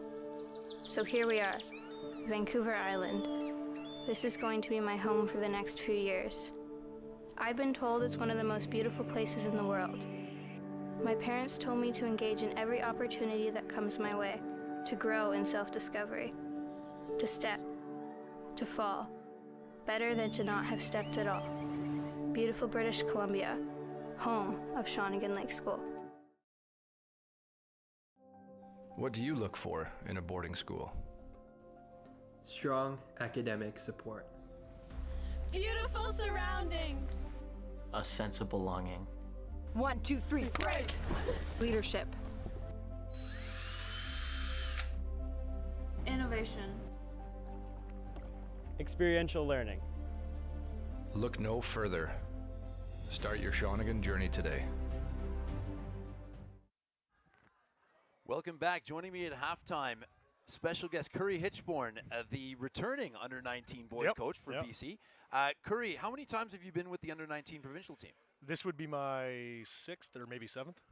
So plenty of experience there, plenty of experience with senior, with age grade.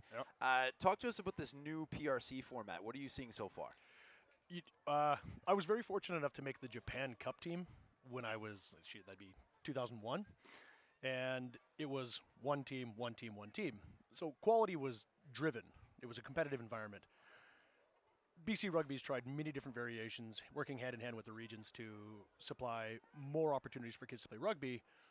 But over the years, that format just wasn't working. It was, it wasn't there. What I really enjoy about this current format is it's longer games, fewer I would say opportunities for just anybody to rock up. So the quality is much more evident than it has been in past years.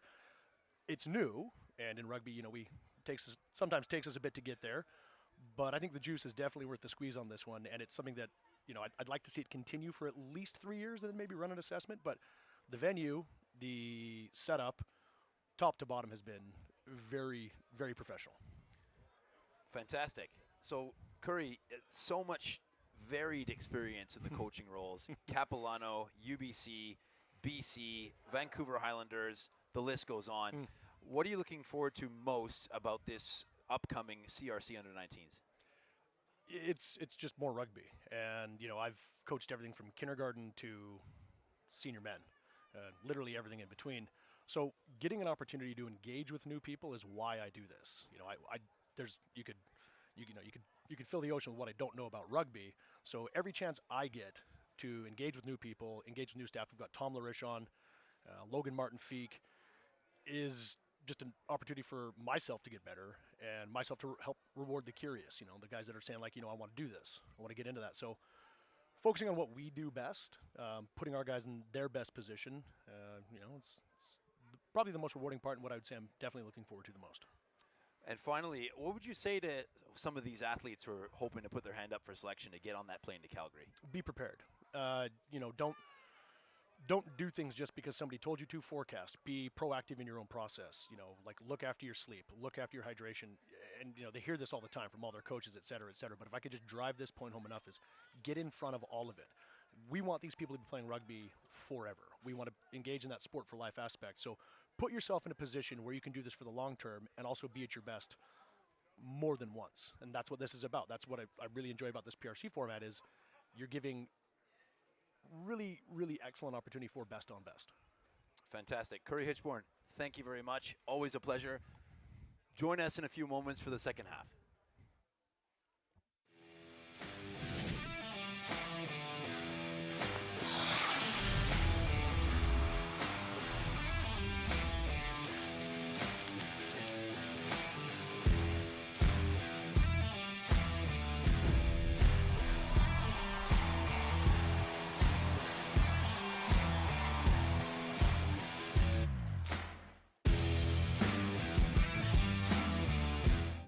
What do you look for in a boarding school? Strong academic support. Beautiful surroundings. A sense of belonging. 1, 2, 3, break! Leadership. Innovation. Experiential learning. Look no further. Start your Shawnigan journey today. And welcome back to the second half. The Fraser Valley kicking off left to right on your screen with the Wave playing in the blue jerseys right to left. The Wave will have the throw into the line out inside their own half. Jamie, what did you see from the first half? Well, 26-7 at halftime for Vancouver. Fraser Valley, a lot of possession towards the end of that second half. Result being a yellow card for Vancouver, so they've got a bit of momentum to start this second half. They just have to keep that going. Like I said before, keep it tight. Use the forwards to earn the right to go wide. Great jackal from the base of the breakdown from the Vancouver Wave, turning defense into attack, looking to get over the halfway line. Tristan Fletcher, big carry. Looking to get the bench employed here. Jacob Williams. Big tackle put in by him.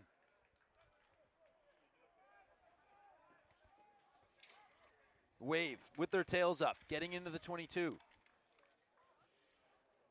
Penalty. Dangerous clean out coming in from the Vancouver Wave. Fraser Valley off the hook, and they will get the opportunity to clear their lines.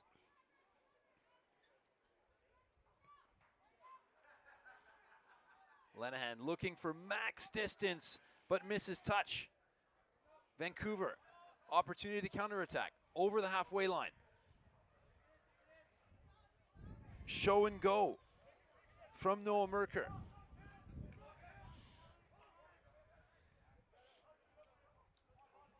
Markart, big carry.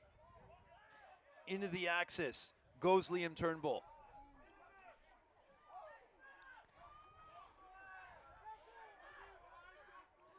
Hissaru looking to keep his side going forward.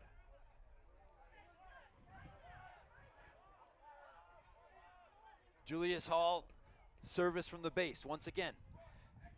Back inside, Turnbull with the offload. Out of the right hand. Space on the right hand side. Vancouver Wave looking for support, looking for the line. Try time.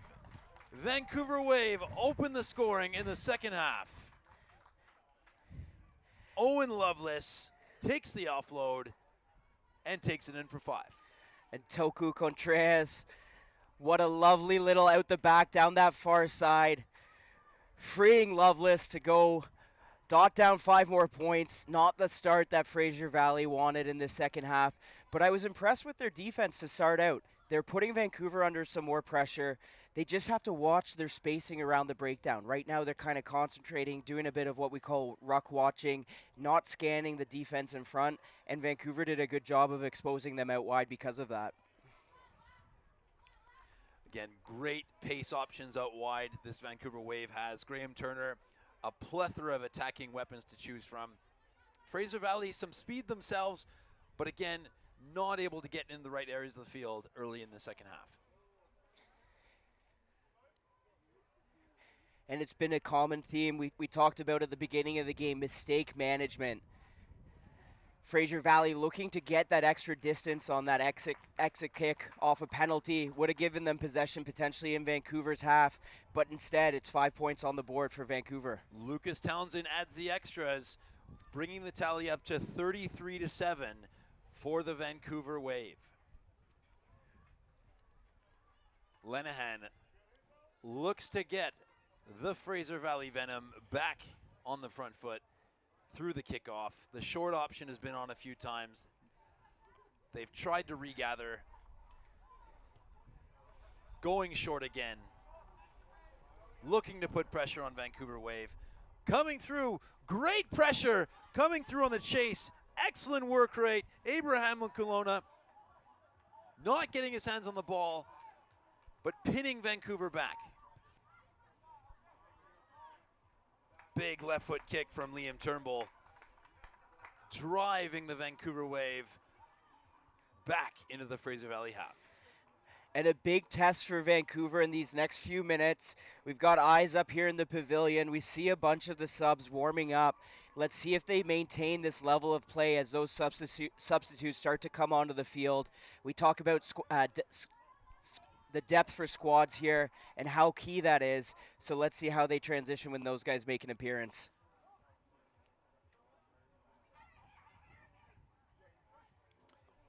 Ito looks to feed his side through the lineout. Stolen. Great contest in the air from Vancouver. Looking to get the substitutes on the front foot. D'Angelo Botma. Stripped away. Isaac Lynn looking for support. Bjorndal. Big carry, big leg drive approaching the 22. Once again, Riley Ashley putting his hand up, carrying the ball, putting his team on his back. Lenahan looking for space out wide. Can't find it, cuts back in. Fraser Valley going through the phases, looking to find a chink in this blue armor.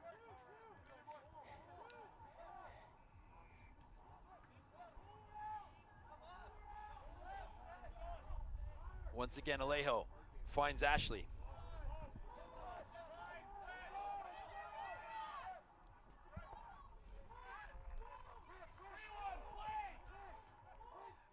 Alejo from the base.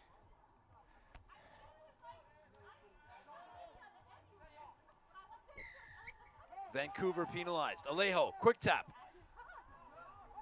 Looking for space, needs support. That comes through Van Heerden. Lenahan deputizing at scrum half. Bjorndal over the gain line. Alejo going left and right, winning the penalty advantage. Screaming for width, getting the ball. Cale Simpson, try time, Fraser Valley on the board. And Cale Simpson absolutely slicing through the Vancouver defense, 5 meters out from the goal line. We talked about it first half, that how important it is to build momentum, build phases. Those opportunities will come. Fraser Valley doing a great job of retaining possession, putting Vancouver under pressure, and Vancouver's got to be careful with all these penalties adding up. They could be looking at another yellow card in the future. Already playing a player short, Vancouver's going to have to increase the discipline. Fraser Valley looking to exploit the man advantage.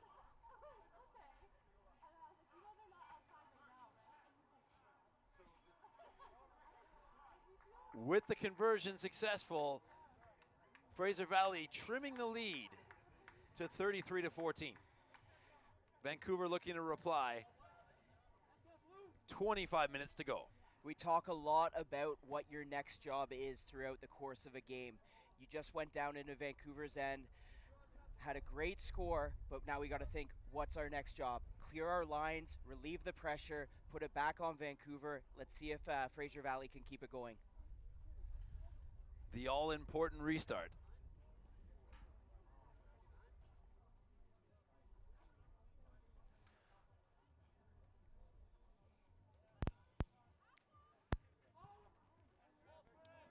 Merker goes short, getting into the air. Brett Nash winning the ball back for his side. Bjorndal, great jackal from the base, carries himself. Fraser Valley trying to get back on the front foot. Alejo finds Okolona. Okolona secures it. Alejo digs it out of the ruck. Lenahan, basketball pass offload, looking for that left-hand touchline. Vancouver scrambling in defense. Fraser Valley with their tails up. Alejo going route one. Riley Ashley once again into the fray. Gets turned over, a bit slow in support where the Fraser Valley team penalty Vancouver. And Fraser Valley is looking very dangerous when they're not really thinking about playing. They're just playing on the front foot. The defense is going back. They're playing on top of them, creating those opportunities out wide after they've done the hard work in the middle of the field. And one thing, if I'm Stephen Lenahan, maybe looking at the kick space in behind Vancouver, especially when Fraser Valley's made a couple line breaks.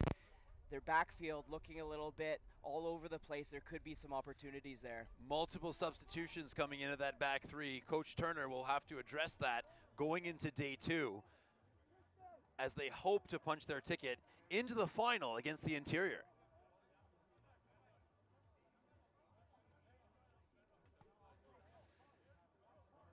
Just under 23 minutes to play. Vancouver with the line out just inside their own half.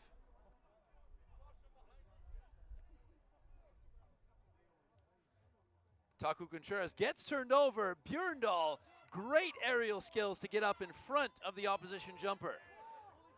Fraser Valley with turnover ball. Ito, big carry. Once again, Alejo, Lenahan, out the back once again. Cale Simpson, right on offload, doesn't go to hand, intercepted by Vancouver, but into touch. Breathless stuff. Cale Simpson, a man possessed out there. Love to see that. Excellent support. That's what we talked about. Expecting your teammates to make a line break and being right on their shoulder. That's when there's going to be opportunities. I'm loving what I'm seeing from Fraser Valley when they are just playing on that front foot, playing with quick ball, and not giving time for Vancouver to set up their D. They're just playing, putting Vancouver under pressure, and they're getting some results from it. Just unfortunate timing on that handling error. They had the ball, they had the momentum, they had the territory. Knock-on comes in, scrum to Vancouver. And still tons of time left in this game. 22 minutes, 33-14 to score for Vancouver. Breck Ball back on the field to put the ball in the scrum. Binding on the arm is a decision. Call came in from assistant referee David Hale.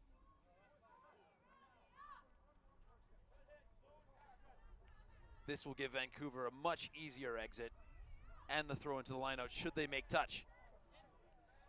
And ball misses touch, but then stepped into touch. Line out, Vancouver. And how frustrating for the Valley. You've got a scrum in Vancouver's half, and now Vancouver's just going quickly. Quick throw in. Valley quick to adapt, managing to turn over the ball. Big collision coming in from the carry by Isaac Lynn. Looking to play with speed. Our Fraser Valley. Alejo finds Björndal. Björndal goes himself, runs over one person, steps out of another tackle. It takes 3 defenders to stop him. Lays the ball back. Alejo looking for the ball. Ito finds Lenahan. Lenahan all the way to Van Heerden.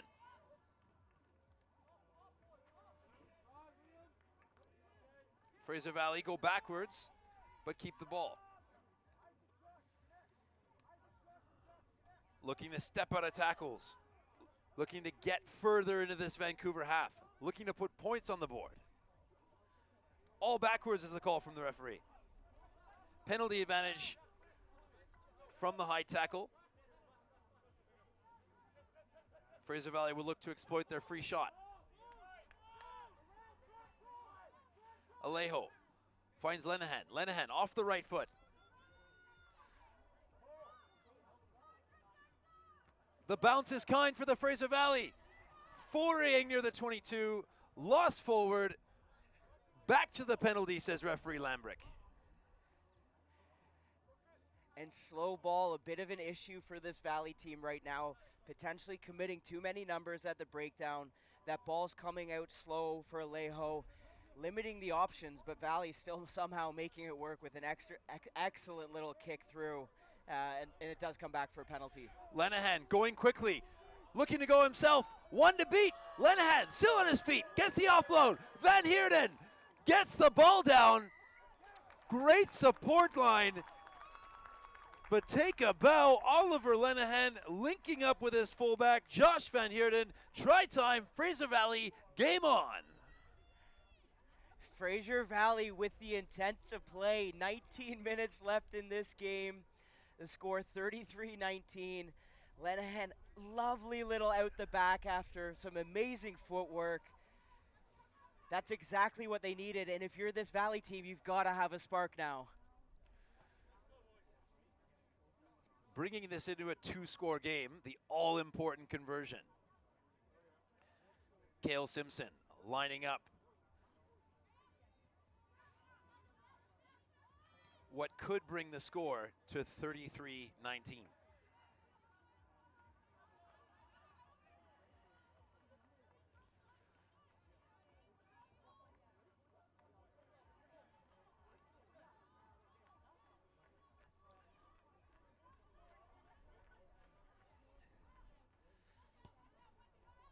Just pushes it out to the right.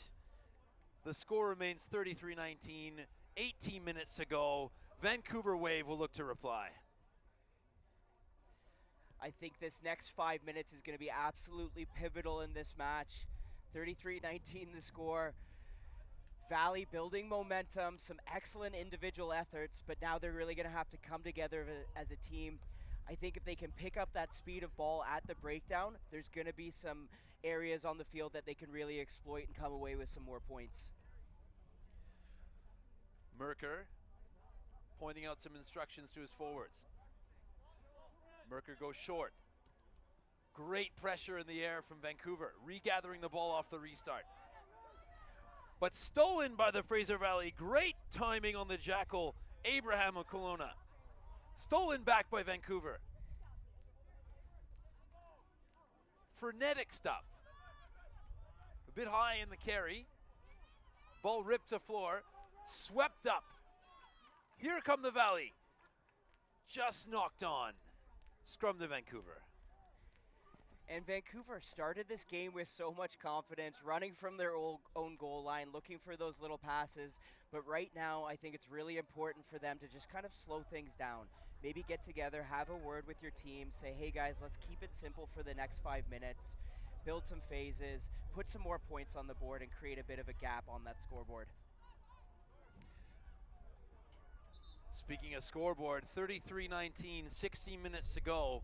Time becoming a factor here as Valley need to score in the next few minutes.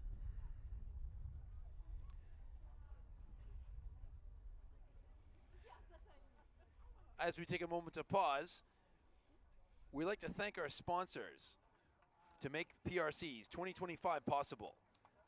Thank you to Gilbert Rugby Canada, O'Neill's Sportswear, Via Sport, Sport BC, the Government of British Columbia, and the Cowichan Valley Regional District.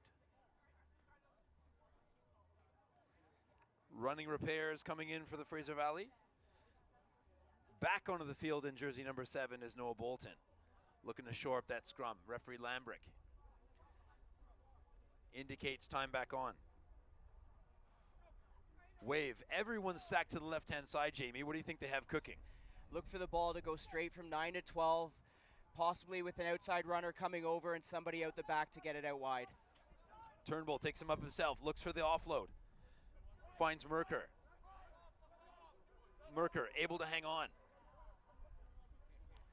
Liam James gets the ball out wide. Loveless and Townsend looking up. And put down for the finish. Vancouver Wave, surely that will punch their ticket into the final, Jamie. You'd think with 15 minutes left in this game, the score 38-19, that could be enough. And if you're Graham Turner, you have to be happy with that response from your team. Winning the kickoff, getting the turnover, putting 5 points on the board with the extras to come from a reasonably kickable area. You think they'd be going up 40-19 here with 14 minutes left to go. Might be putting the game a little bit out of reach for the Valley. 14 minutes, looking to extend the lead to 40 points to 19. Lucas Townsend lines it up just to the left-hand side of the post. Townsend adds the extras, 40 points to 19, 14 minutes to go. Fraser Valley will look to reply. Vancouver looking to punch their ticket to the big dance tomorrow. And I think if you're Fraser Valley right now, down 21 points, you don't have much to lose. So look for them to spread the ball, sideline to sideline, take opportunities, take chances. Again, that could be an issue, though. They've been doing such a good job holding on to possession, putting Vancouver under pressure. If they start forcing that pass, that's when this game might really get away. Lenihan going short. Great pressure applied by that chase off the kickoff from Fraser Valley, winning the ball back, getting their hands on the pill, getting into the opposition half, getting over the gain line. Alejo finds his man. Big carry coming in from the Fraser Valley, lining up wave after wave of attack coming through.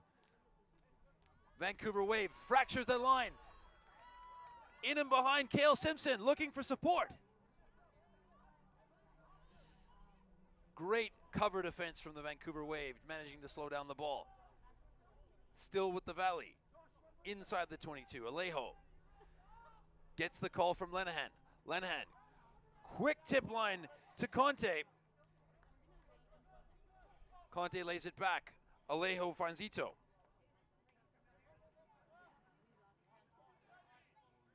Alejo once again.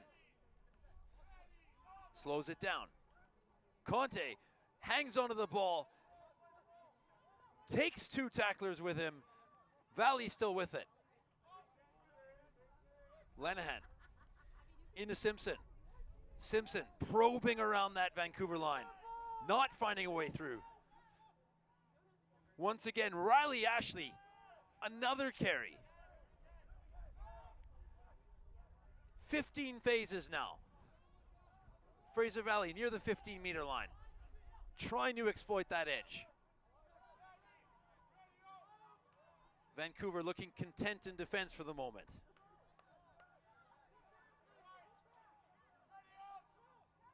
Alejo, ball's pulled back to Lenihan. Lenihan feeds Isaac Lynn.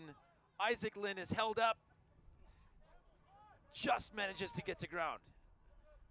Still possession with the Fraser Valley. Going backwards now. And bundled into touch. Great defense coming in from Vancouver.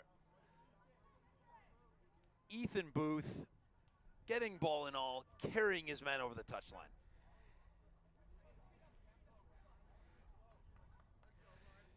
Jamie, who are your candidates for the player of the game so far? Well, Cale Simpson has been absolutely electric this second half, carving this Vancouver defense up. I like what I've seen from Breck Ball, moving the ball well from the breakdown for Vancouver, that huge intercept try. It's tough to say right now. Give me a moment and I'll have to come up with a couple names here for you. 10 minutes to go. Vancouver just looking to pump the ball down the field. Play defense. Fraser Valley trying desperately to cut into that Vancouver lead. Time running out now. Lenihan trying to clear out the ruck.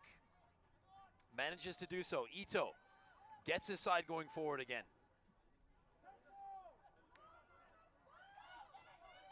Another big carry coming in from Conte. Alejo pleads his case, wins the penalty, looks for the quick tap.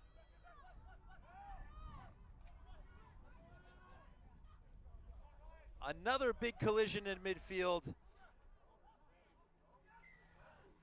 Another player off their feet. Vancouver Wave penalized. Referee Landbrick sends them back another 10 meters. Surely Vancouver are in yellow card territory soon, Jamie. Yeah, you'd think they would have to be. Fraser Valley getting the bulk of the possession this second half. Again, just not able to convert as much in the red zone. Vancouver's been very opportunistic in their transition attack, and that's been the majority of the points today. Okolona getting his side going forward. Davis Heppel lays it back for Alejo. Conte carrying over the gain line, getting the penalty advantage. Bit of miscommunication from Fraser Valley. Lenehan sniping and around the mark. Taps quickly. Away from the mark, says the referee. Fraser Valley will have to hurry up now. 8.5 minutes to go. Trailing 40-19. Still a chance to get to the final at this stage, but they have to score now.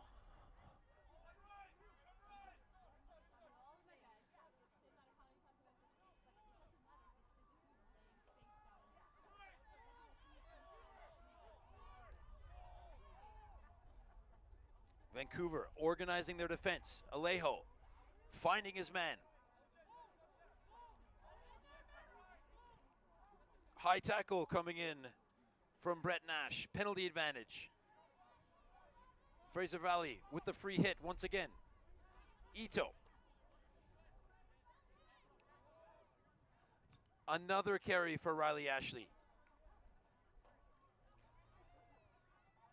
Injection of speed into the line from Davis Heppel. Looking for the line. Looking to trim down the lead. Another penalty advantage coming in from an infringement from Vancouver. Finding the line. That's Riley Ashley in around the ruck. Try time. Fraser Valley. And referee Lambrick has seen enough from Vancouver's discipline. Despite the try, he has still issued the yellow card for multiple infringements in that last passage of play, Jamie. Yeah, and Riley Ashley, we've said his name several times today. The big man doing the work. Big dive under the post. Well deserved from him. He's been all over the pitch today. Riley Ashley looking to put his hand up for a BC Bears selection amongst all these other athletes as they vie for that plane ticket to Calgary in a few weeks' time. Vancouver taking their time walking to the line. Time very much on their side. 16-point advantage. 6 minutes to go.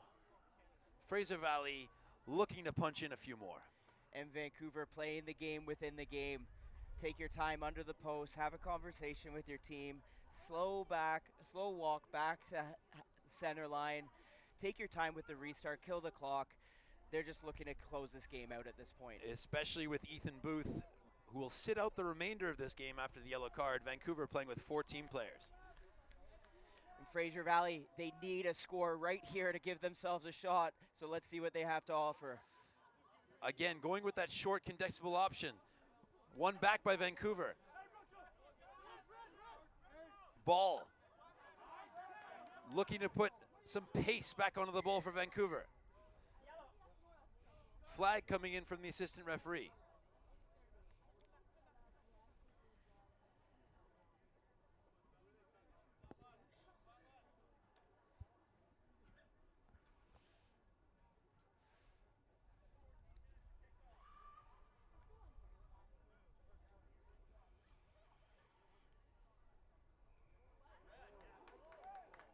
Red card coming in from referee Lambrick, explained to captain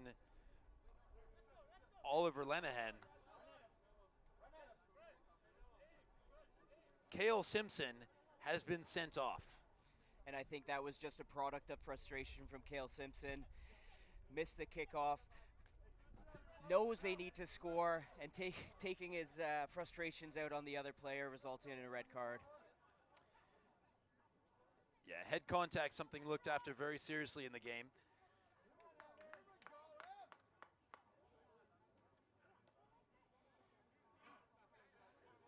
"14 players aside for the remainder of the game. 4 minutes to go.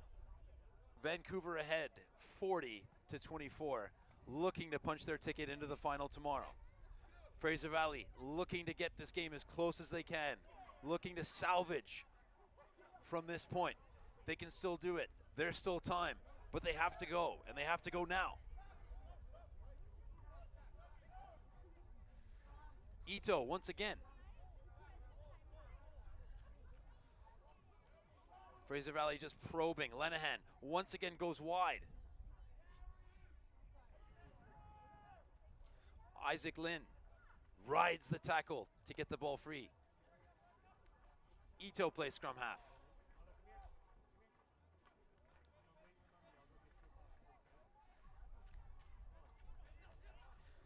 Big carry coming in from Davis Heppel. Trying to find his way through. Lenahan picks it up off his bootlaces. Goes with the chip kick. Knocks the ball down to himself. Just loses the handle. Vancouver regathers. Merker loses the ball himself. Scrum to Vancouver. Jamie, they're running out of time. Might be a little, too late here with 3 minutes remaining. 14 points the difference. I can tell you right now, though, I've been very impressed with the second row pairing from the Valley. Boindell and Talassi, they've been putting in quite the big shift, getting around the park, combining there for some gain line momentum. But again, just might be too little too late here for the Valley. Lots of sheer effort and determination from the Valley with those forwards, getting over the gain line, looking for offloads, looking to get around Lenahan, their talisman in an attack. They've just been a little bit outdone by that counter-attacking game for Vancouver and that stellar defense and that ability to not overcommit to the breakdown. And Lenahan's been absolutely electric out there today. Amazing footwork. Just trying to force that last pass, though. Vancouver breaking the line off the scrum. Ball going to ground, but still with Vancouver. Just shy of the 22.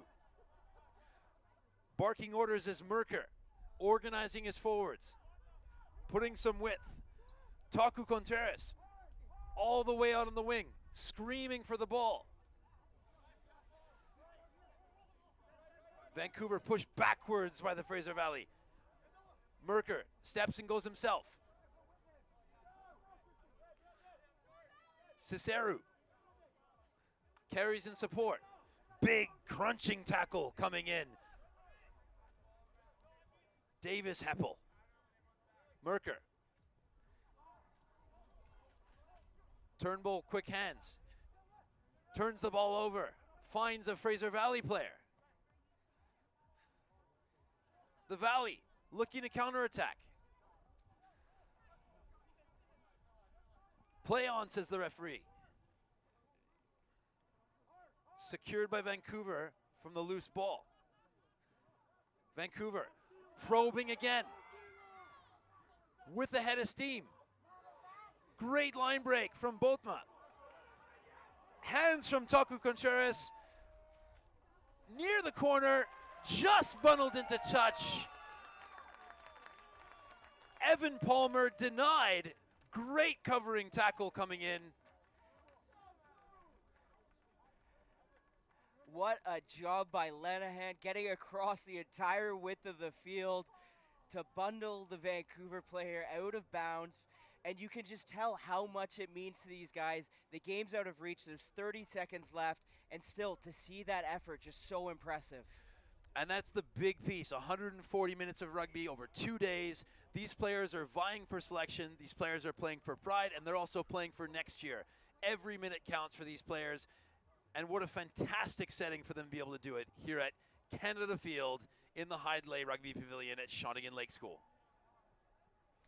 And Fraser Valley, they've had the majority of possession, especially in the second half. I think they let themselves down with a really slow start, maybe a bit shocked by the Vancouver's attacking transition power, those big kicks going in under pressure, but they've been in control the second half.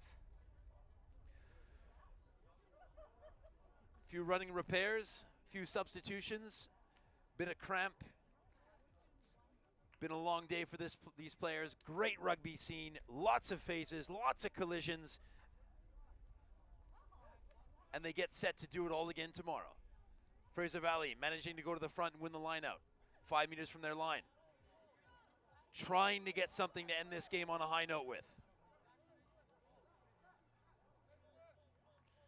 The Venom from their own 22. Lenahan goes with the kick pass. Trying to find something. Aerial contest is good. Play on, says the referee. Foot race. Giving chase. McGregor will not get there. Fraser Valley finish on a high note.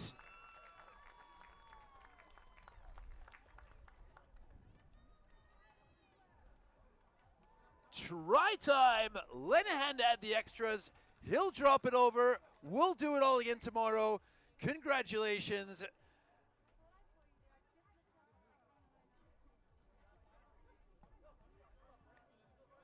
There's still time, folks. Oh, Jamie, just when we thought it was all over, the excitement was done, it's building. One-score game, 40 points to 33. What are you doing right now if you're the Fraser Valley? You couldn't ask for a better finish to a game like this. You can hear that from the ref coming in. 2 minutes left. Game's not over yet. We thought it was. 7 points the difference. 2 minutes to play. If I'm Vancouver, I'm trying to kick it deep, make the Valley play from 100 out, earn that score. And if you're Vancouver or the Valley, you just got to hold on to the ball. Wait for those opportunities. This is going to be one of those moments where you have to go to a dark place. You're going to be tired. There's going to be multiple phases. And that's what matters to these guys. Ethan Booth pleading with the fourth official that his yellow card is over. He still has to sit out. Each side, 14 players aside. Valley have a red card. Vancouver have a yellow card. Extra space on the field. Valley have to go 80 meters to do it. They need a converted try to tie it. A tie will bring us to a kicking competition. It's all happening, Jamie. Knocked on by the Fraser Valley. Returning to the field from his yellow card is Ethan Booth to pack down this scrum. Still time. Valley need a turnover here, Jamie. And Valley looking to set up the scrum as quickly as they can as the sin bin comes on for Vancouver. Still time on the clock left here, on the referee's clock at least, not on the scoreboard. And if you're Fraser Valley, you've got to do everything you can to get your hands on this ball, give yourself one last opportunity, even up a game, and send it to a kicking competition. Well, here we go. Game on. Vancouver have to put into the scrum, just inside the attacking 22 to the right of the post. Big pressure coming on. Vancouver managed to get the tight end side up. Knock on from the Valley. Vancouver losing the ball in contact. Fraser Valley with the put into the scrum. This could be the final movement of the game. They have to go 80 meters, but a try and a conversion would tie it and force a kicking competition. I don't think I've seen a kicking competition since I was in grade 11 in high school. It's been quite a while, but what an amazing way to finish a game out here on day one. Vancouver, Fraser Valley, 7 points the difference. Looks like no time left. They've got to go 80 and get the score to give themselves a chance. Well, hold your breath. Here we go. Fraser Valley with the put into the scrum. What does Lenehan have up his sleeve? We've seen kick passes. We've seen grubbers through. We've seen out the back offloads. And Vancouver, they're setting up with 5 flat on D. They've got 1 in the backfield, expecting that Fraser Valley isn't going to kick. They don't want to give away possession with no time left on the clock.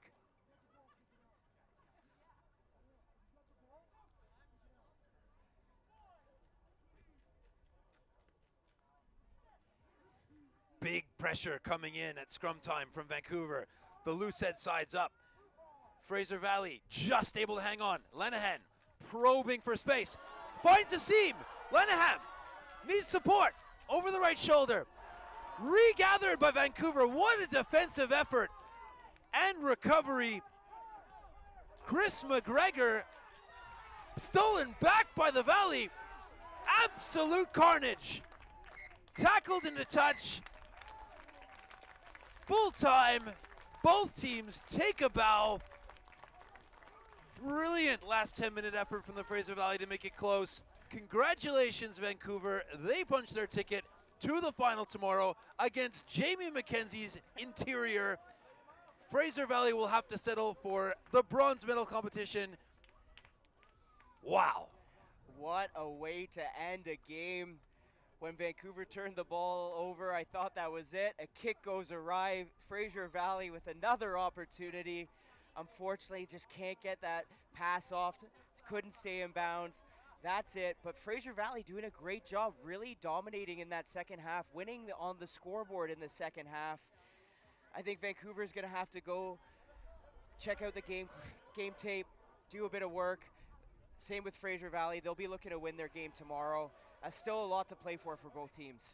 Lots to play for both teams. Lots to play for today. One more final ready to go. We have Vancouver Island Crimson Tide taking on Vancouver in the under-19 girls division, followed by a special exhibition match between Vancouver and Vancouver Island. Stay tuned. On behalf of Jamie McKenzie, I'm Chris Asmus. Thank you very much. We'll see you soon.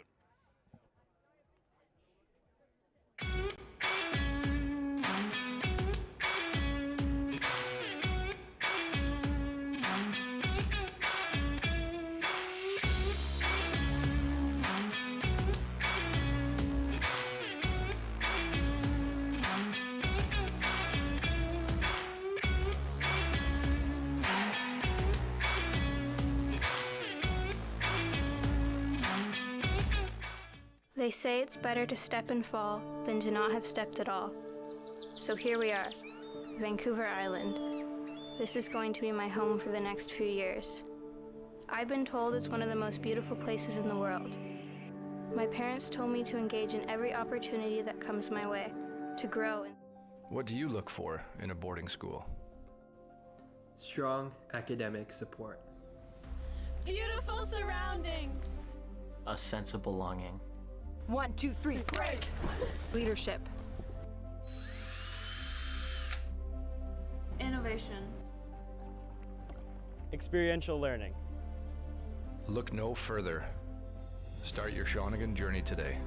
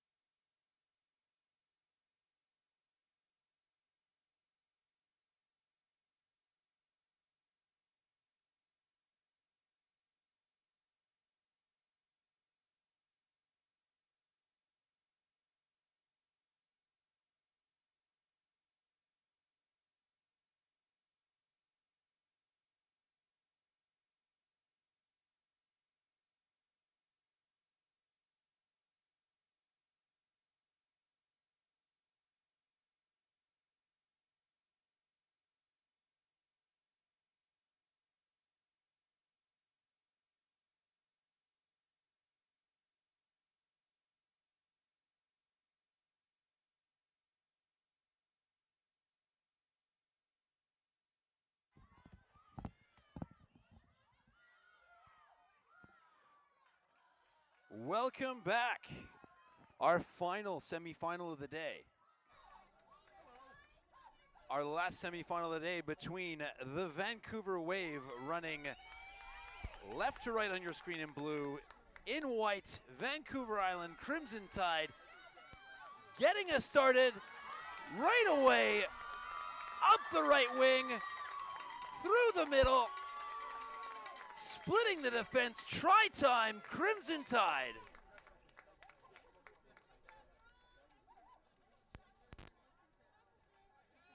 Crimson Tide wasting no time at all, gathering the kickoff, finding the space, looking for support, stretching the legs out.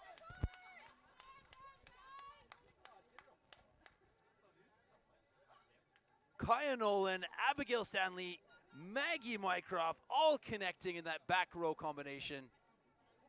What a try.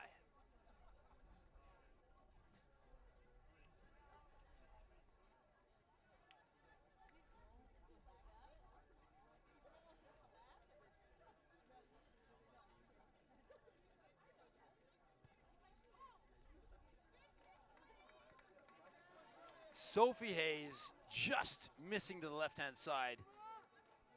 Crimson Tide open the scoring, 5-0, 2 minutes into the game.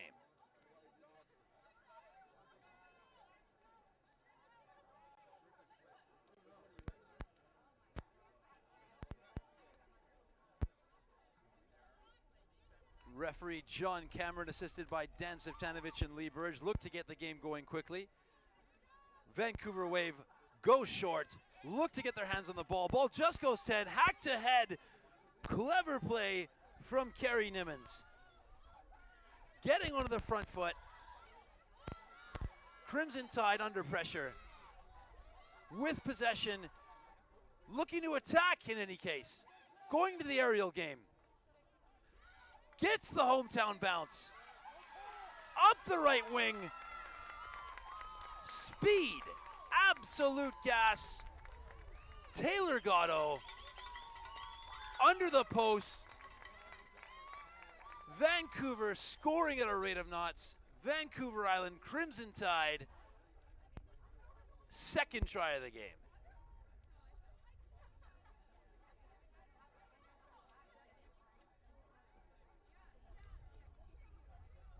Well, it didn't take long. Vancouver putting some pressure on Crimson Tide from the short kickoff. The fly hack didn't quite work out.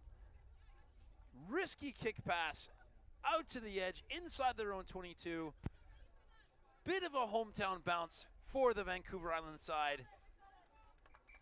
But the absolute pace from Taylor Gatto, slicing through the defense, under the posts. Sophie Hayes adding the extras, 12-0, 3.5 minutes gone.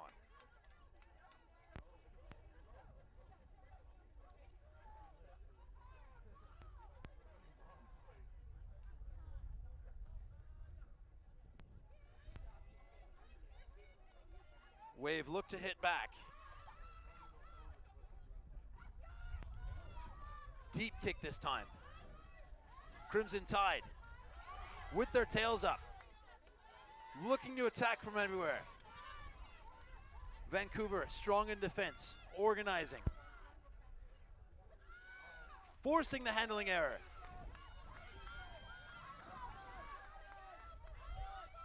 Vancouver screaming for the ball out wide.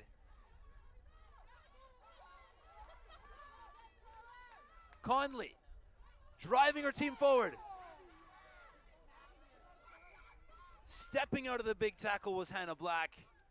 Losing the handle, but back to the penalty. Knock on from the Crimson Tide. Vancouver will have the put into the scrum. Great attacking position, right on the 15-meter line, 30 meters from the try line.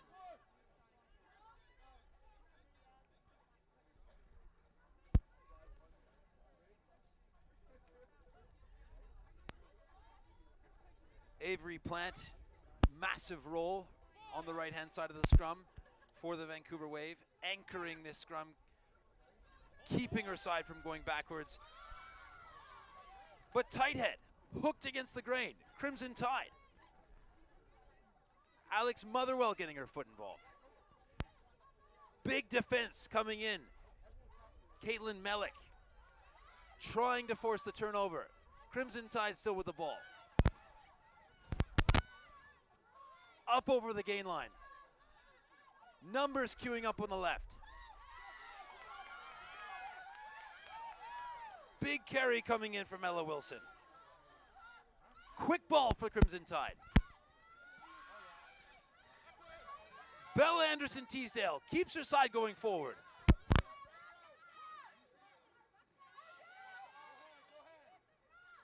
Crimson Tide, slow it down.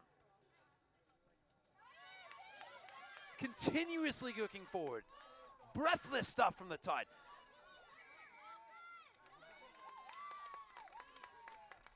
Vancouver Wave trying to get over the ball. Off feet's the decision. Crimson Tide will look for the line out. Just making touch there. They'll have the throw in just outside the Vancouver Wave 22.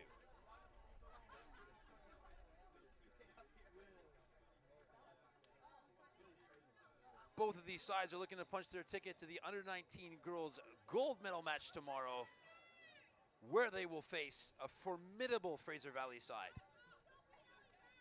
The runner-up, they'll look to take on the interior.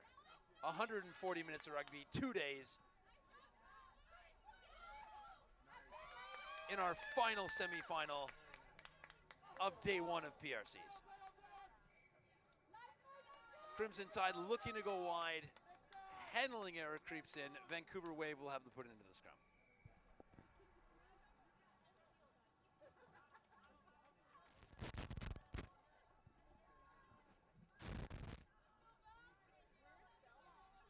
We are located at Canada Field on the beautiful campus of Shawnigan Lake School.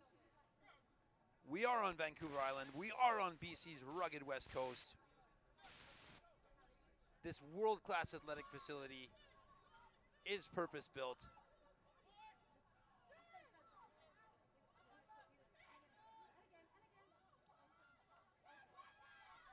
As Vancouver takes it up over the 22, ripped away by the Crimson Tide. Turnover ball. They look to go wide, straight away. Anderson Teasdale getting it to the edge. All backwards, says the referee.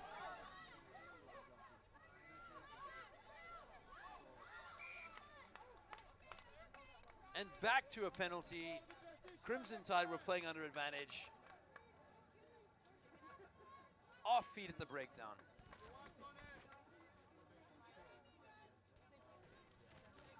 Referee John Cameron pulling the play back right onto the 22 in front of the post. Crimson Tide asking for the scrum, locking in the 8 forwards. Looking to exploit both sides of the field.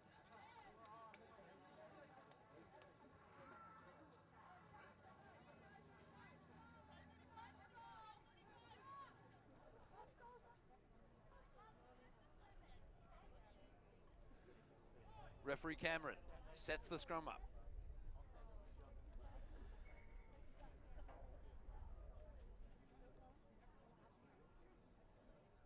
Harper May, ball in hand.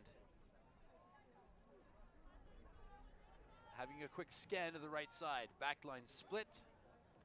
Lots of options here for the Crimson Tide.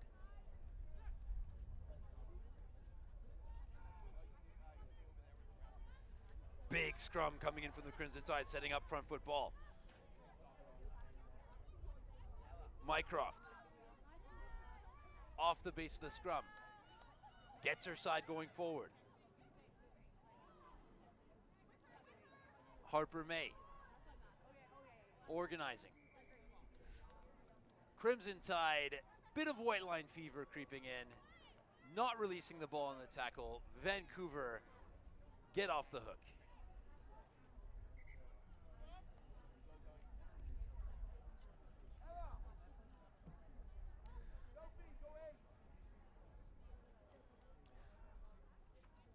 Early substitution coming in for the Wave. Zoe Crow coming onto the field.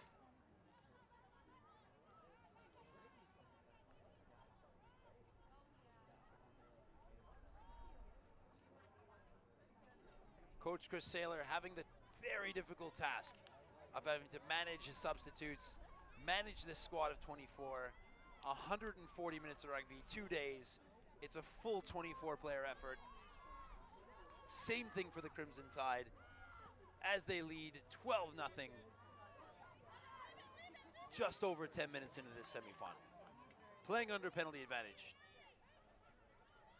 Vancouver just getting outside their 22.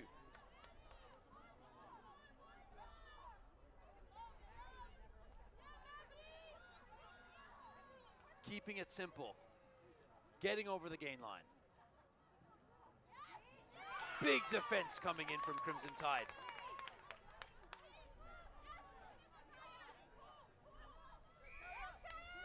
Great turnover from the Crimson Tide. Vancouver takes advantage of their penalty. Referee Cameron pulls them back to the mark. Surely they'll look to clear the lines from here. Vancouver not wanting to stop, deciding to play from the tap. Just outside their 22.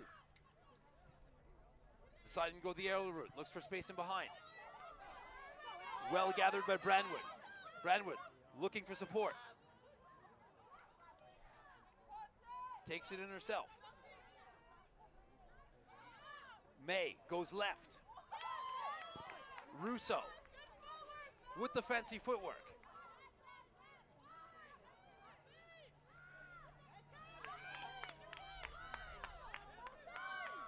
Lovely tip option, catching Vancouver offside. Crimson Tide have the penalty advantage. Anderton Gray, great ball at the back. Bounces kind, numbers on the right. Crimson Tide 2-on-1. Great cover defense coming in from Vancouver. 4 meters out. The forwards queue up. Pick and go. Both just short of the line. Ella Wilson looking to get her hands on the ball. Just short of the line.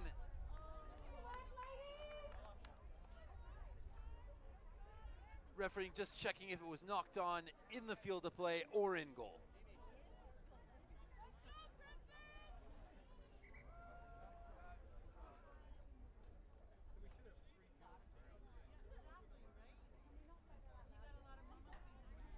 Confirmation coming in. The player was held and then crawled over the line. Penalty to Vancouver.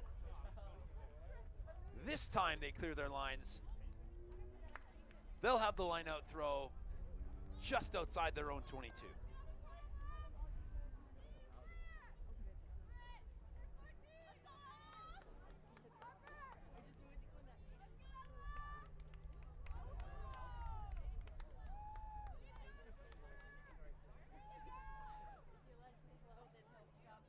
"21 minutes to go in the first half, and this our final semi-final match of day one here at PRCs. Tomorrow, another full day of action in under 15, 17s, and under 19s with our third place matches and our championship final matches.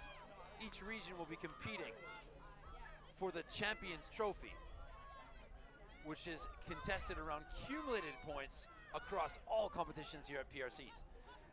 Vancouver looking for any kind of space deep in their own half. Crimson Tide content to play without the ball for now.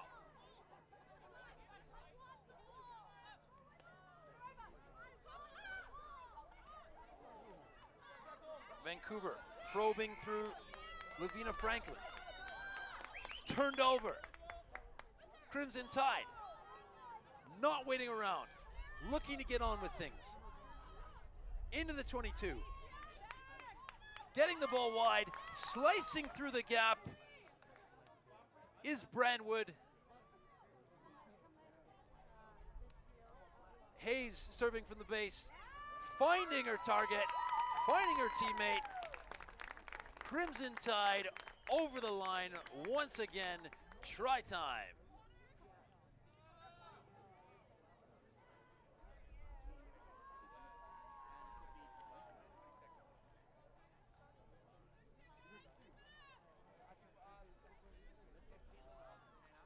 Sadie Williams getting over the line for the Crimson Tide. Try number 3, bringing us to 17-0.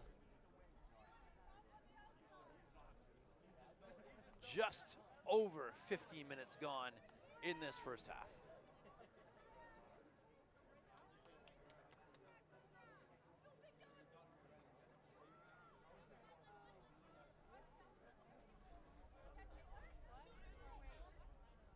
Difficult conversion from the right-hand side. Sophie Hayes will line it up.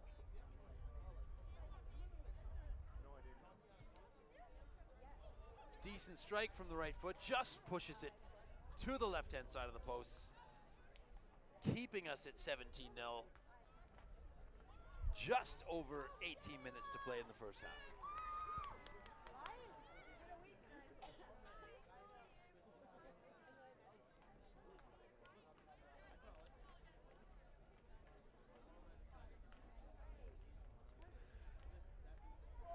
The Wave will look to hit back here. Crimson Tide spread evenly across the field, looking to absorb the pressure, looking surely to counterattack. It's been the recipe so far. Juggling but managed to hang on to it was Gwen Jones. Keeping the ball alive. Hayes deputizing at scrum half, moving it wide. Turned over at the base by the Vancouver Wave. They're going to look to play, but held on in the tackle by the Wave. Getting over the ball, Bella Anderson-Teasdale. Crimson Tide will have the throw into the line out just inside their own half and look to launch another attack. Not much ball so far for the Vancouver Wave. Not much territory either. Crimson Tide have been clinical, getting over the gain line, getting the offloads going, employing a kicking game, and finishing with very good speed on the edge. Anderson-Teasdale looks to keep it alive. Showing, goes to the foot.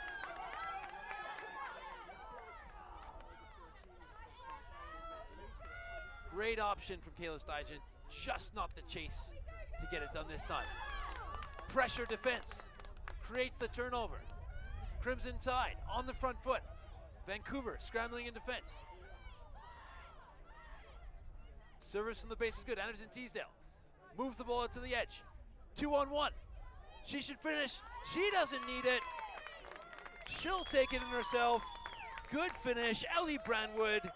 Try number 4, Crimson Tide.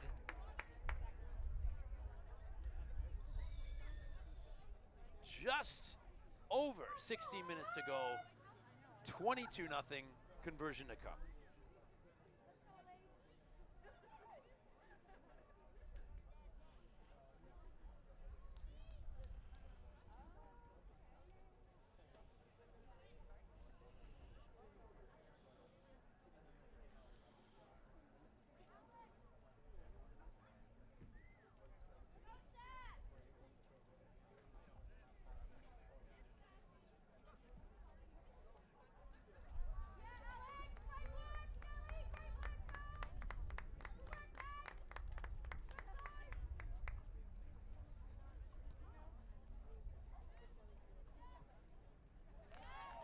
Conversion goes over. That brings us to Crimson Tide 24. Vancouver Wave, no score. Sophie Hayes adding the extras.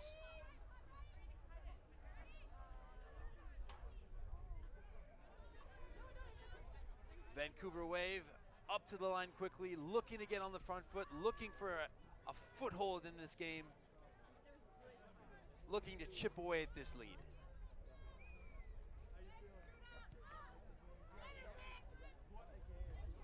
Wave go deep again.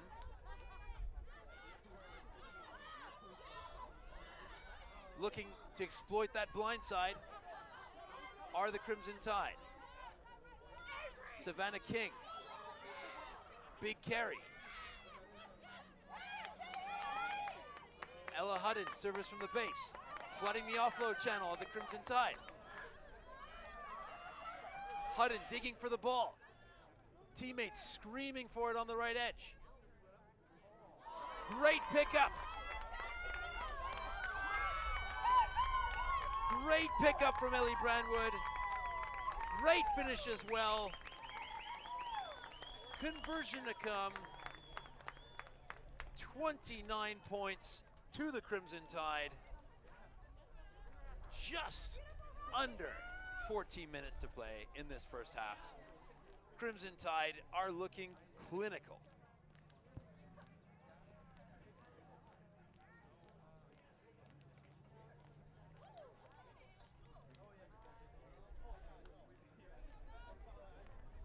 Shawnigan Lake's rugby centenary is coming up in 2028. Rugby started being played at Shawnigan Lake School in 1928. Their girls rugby program started in 1993, shortly after the school went co-ed. Rugby is played by students in all grades from 8 to 12 here at Shawnigan Lake School. Numerous graduates have gone on to play post-secondary, provincial, national, and professional levels. Thanks to first-rate facilities and commitment to excellence on and off the field, the school has formed official partnerships with Rugby Canada and Thunder Indigenous Rugby. Shawnigan has been the site of many Rugby Canada training camps and international fixtures at both the junior and senior levels. Canada Field in the Highlight Pavilion is host to the 2025 BC Rugby Provincial Regional Championships. In this, our final match of the under-19s for today, we're treated to an exhibition match following this one at 5 o'clock between Vancouver Island Crimson Tide and the Vancouver Wave. Vancouver Wave look to hit back, going deep with the kickoff once again. Crimson Tide immediately, Ella Hutton looking to exploit time and space on the edge. Numbers queuing up, but knocked on at the base. Reprieve for Vancouver.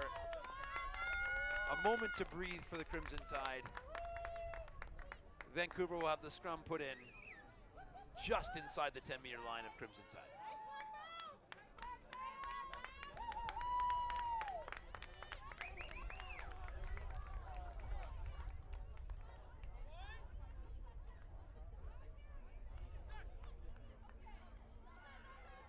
Big pressure coming on from the loose head side of Crimson Tide. Vancouver managed to scramble the ball away. Looking for a hole in the defense is Cody Conley. Trying to find a way through is Dia Dudwall. Conley looks to put width onto the ball through Franken. Franken takes it in herself. Slowing things down are the Wave.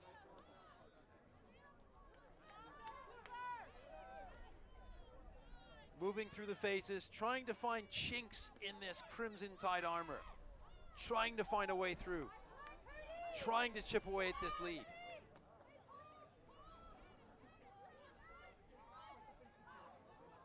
Crimson Tide going forward on defense.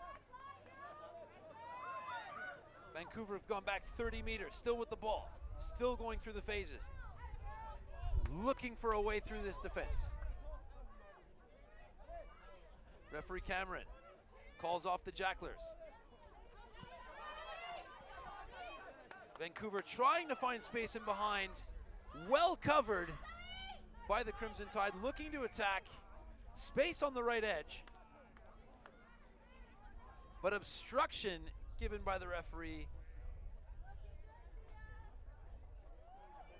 Zoe Mycroft just getting a bit too lateral, running around a teammate, preventing the tackle from happening. Penalty, Vancouver Wave. They'll look to run a tap move here.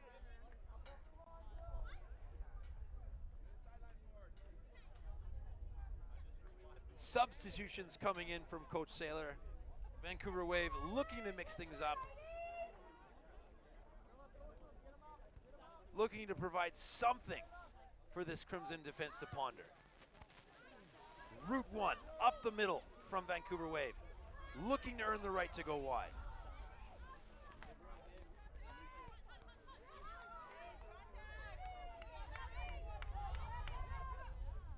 Switching the line of attack is Conley. Deliberate knock-on comes in from Crimson Tide. She could be in trouble.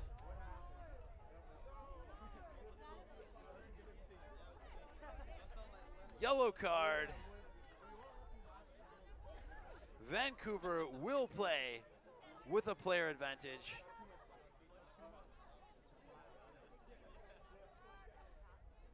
Coming out the line, little bit overzealous, knocking the ball down.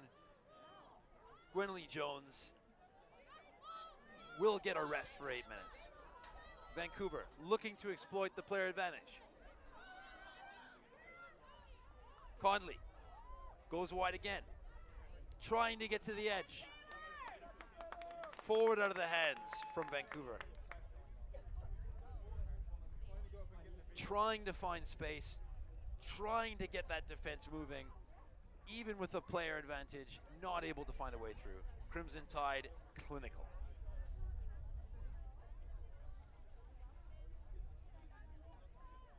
Crimson Tide going with the line-out option.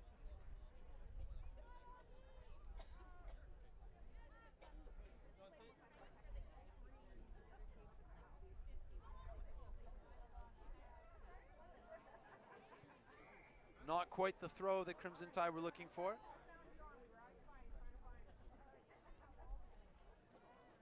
Vancouver will have the option of the scrum of the line-out. They prefer the line-out option.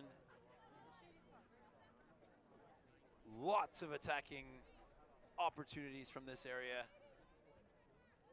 35 meters from the Crimson Tide line. Vancouver looking for something to take into the first half as a momentum boost. Crimson Tide take away another ball. Looking to play with width.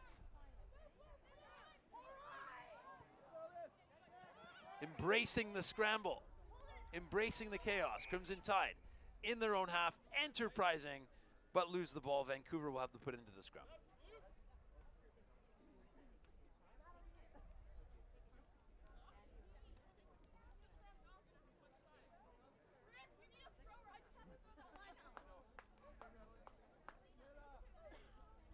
Wholesale changes coming on for Chris Saylor and the Vancouver Wave. An injection of fresh legs. Hoping to do something with the attacking scrum.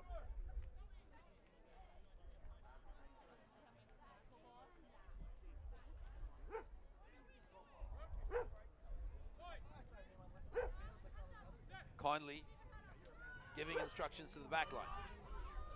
Vancouver under a bit of pressure at scrum time. Managed to get the ball away. Musgrove carrying into contact. Dudwall just gets herself isolated. Support just too late to arrive. The Jackals in time. Turnover ball. Crimson Tide, an opportunity to kick to the touchline.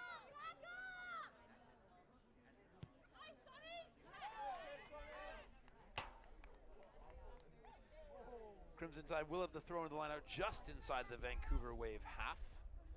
5.5 minutes to go. They've got the 31-point lead. They're looking for more. They're looking to build to tomorrow. They're looking to put their hands up for selection for the BC Bears U19 provincial team heading to Calgary in a few weeks' time. Vancouver get up the air to compete. The ball's untidy, but it's taken away by Crimson Tide. Well handled. Looking to go all the way to the edge. Finding some space, but desperately dragged down by Natalie Gee. She read the move, she corner flagged, she stopped the attack. Crimson still with the ball. The Crimson Tide into the attacking third. All backwards, says the referee. Crimson Tide still with the ball. Getting up over the gain line, Sadie Williams.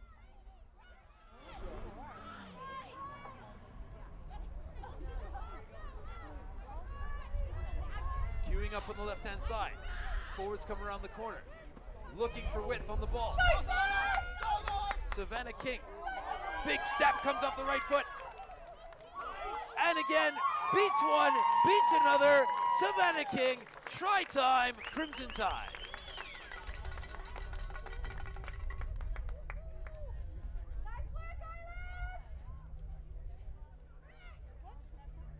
Well, the move was on as soon as that initial line break was formed. They got the ball at the edge. They didn't mind the bounce. They knew King had the steps. She beat 3 defenders. She finished it off. 36-0. 3.5 minutes to go.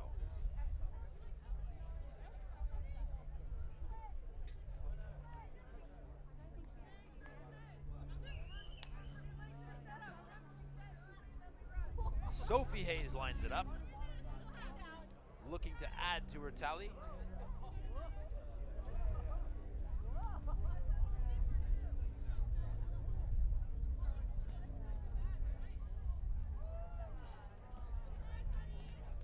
Just pushes the kick to the right. We're locked in at 36-0, just under 3 minutes to play. Vancouver looking to turn around, looking to take something into halftime.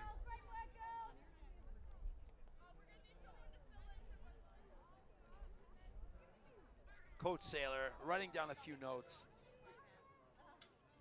thinking about what he can dial the troops in with at halftime, what he can do to chip into this Crimson Tide lead. What can he do to get his side going forward? Again, they go long.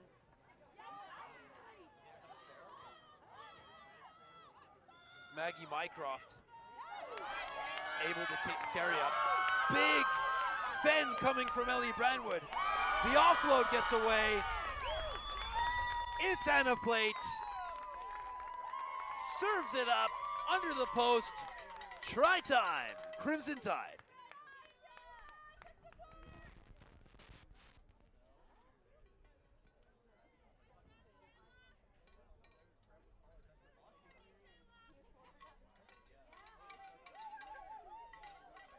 Just over 90 seconds to play. It's been all Crimson Tide. They've been clinical. They've been expeditious. They've been quick. Vancouver brave in defense, but just not quite quick enough to react to the width and speed of this Crimson Tide attack.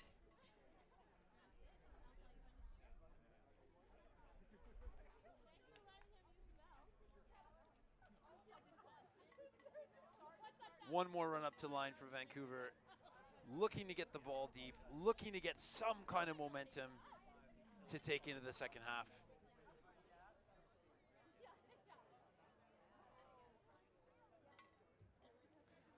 Conley looks to engage her chasing line, get hands back on the ball, decides to go short this time. Crimson Tide working the offload channels to perfection. Looking for space on the edge. Support comes in from Anna Plate.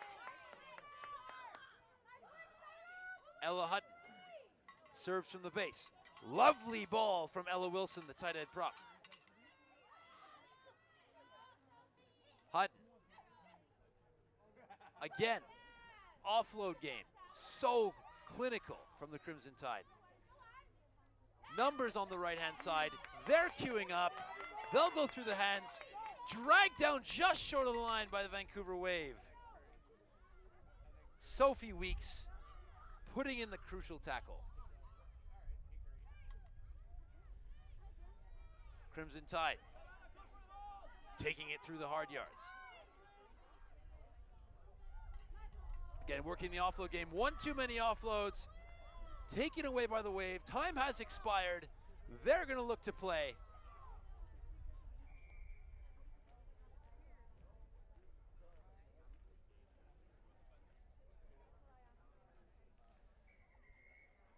No advantage coming.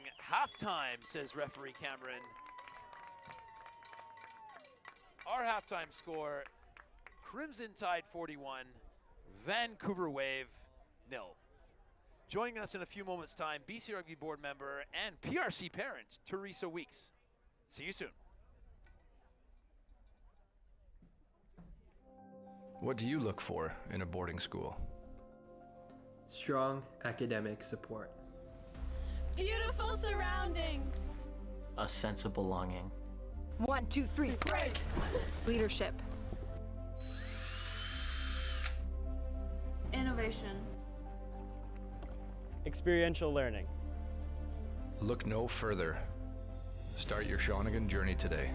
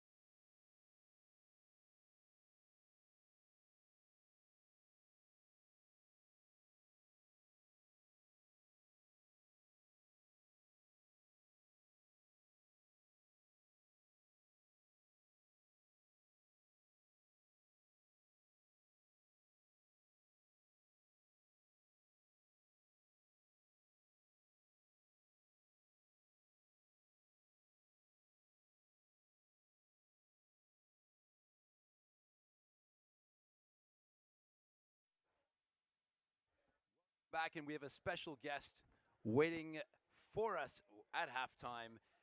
Teresa Weeks, BC Rugby board member, BC Rugby parent, PRC parent. What do you think of the tournament so far? Oh, I'm loving it, Chris. It's like great weather for rugby. And who can beat these grounds, right? Here at Shawnigan Lake, they're beautiful. The fans are coming out and they're giving out big cheers, supporting the teams. It's been awesome. They turned the weather on for us for sure. Canada Field, Hyde Lake Pavilion, Shawnigan Lake School, beautiful place. Yeah, exciting games as well, so it's been nice. Heading into the 25-26 season, obviously a few changes, PRC formats, age bandings for regional rugby going 15, 17s, 19s. What are you most excited about for what's coming up? Oh, what's coming up? Wow. So, I'm excited for the BC Bears coming up, that whole competition in Calgary. My gosh, I think looking at the teams today, I've been walking around and watching them. I'm pretty sure we're going to have some really good selection and bring on some fierce competition out in Calgary. Calgary in a few weeks' time, all these players putting their hand up for selection, including your daughter.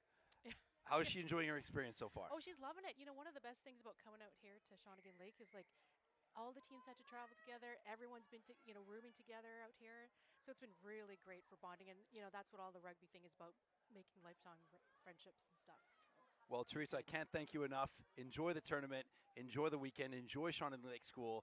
Thanks again, and we'll get back to the game. Great. Thanks.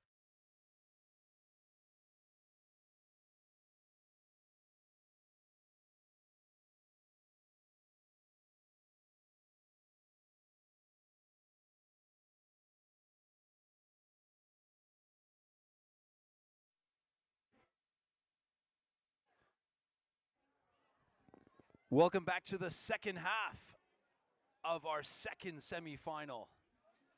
The Vancouver Wave looking to chip into this lead that the Crimson Tide have established.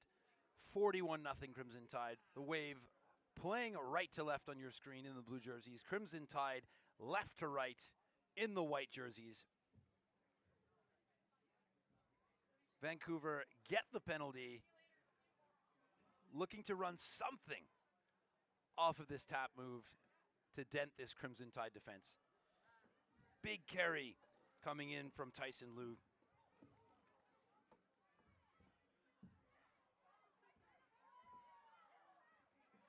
Trying to find something on the well met by a fierce Crimson Tide defense. Going the aerial route, Nimmons. Finding the bounce. Running onto the ball is Milik. Playing under advantage, Dudwall. Looks for the offload, intercepted by Sophie Hayes. Back to the scrum from the knock-on. Vancouver Wave will have the throw-in just inside their own half.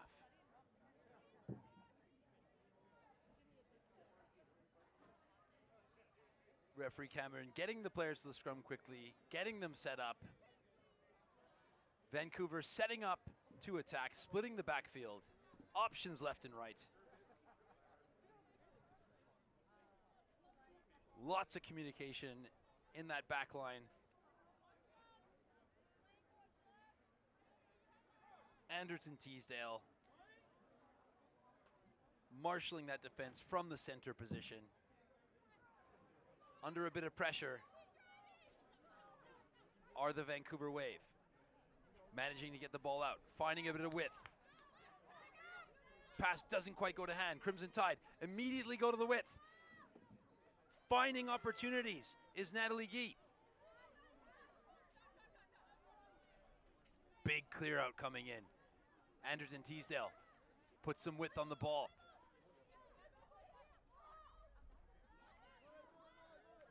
Keeping the ball alive. Anderton Teasdale using the foot, getting the bounce, just rolling into touch, pinning Vancouver on their own 5-meter line where they'll have the throw into line out. Crimson Tide has not let off the accelerator.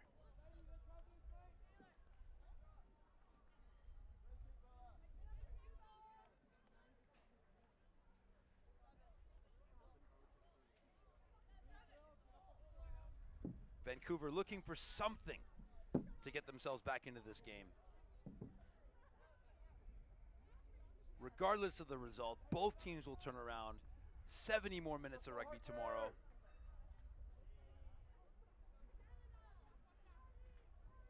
Where they'll meet the Interior or the Fraser Valley.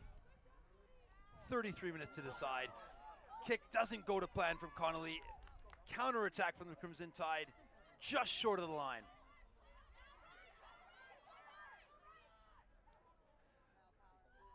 Too many options. Eliza Woods puts the ball down. Try time, Crimson Tide. Well, it all started from that kick. Anderton Teasdale using the right foot, finding the bounce, pinning the Wave onto their own 5-meter line. They're forced to kick under pressure. And in the end, there were just too many options to defend. Crimson Tide in for the score.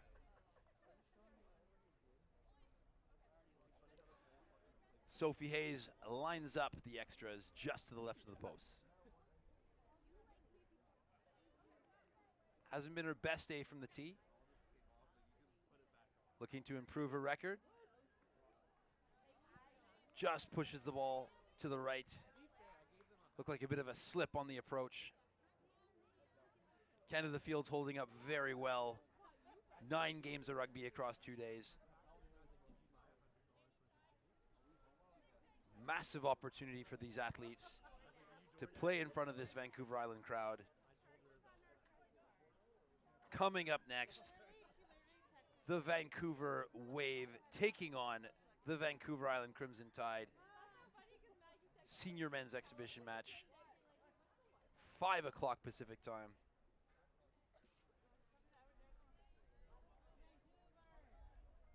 Conley looks to go deep. Anderton Teasdale picks it up off the right shin. Finds Ella Wilson.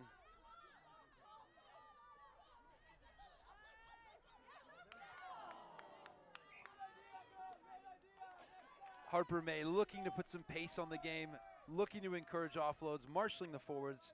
Doesn't go to hand that time. Vancouver Wave promising attacking position. They'll have the throw into the scrum.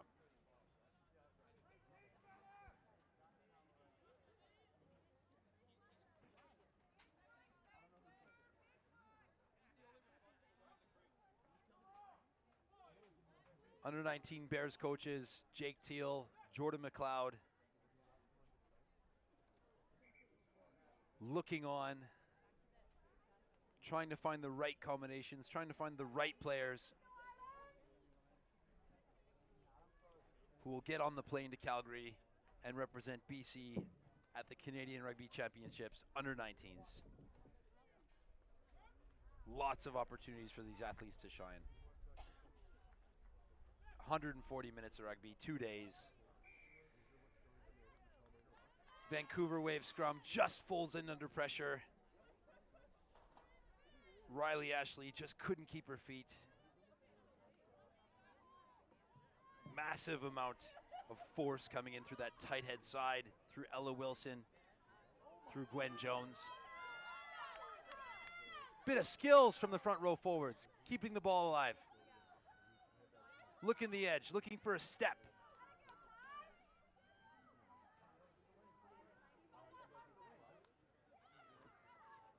Harper May giving it flat. Forward runners keeping up. May looks to play the ball, but holding on is the decision. Scramble defense in from Vancouver Wave, earning that penalty. They'll try to get something going here from their own half. Looking to run that tap move, getting those forwards engaged, getting them moving forward, trying to open up some space out wide. Dudwall, once again, with the offload.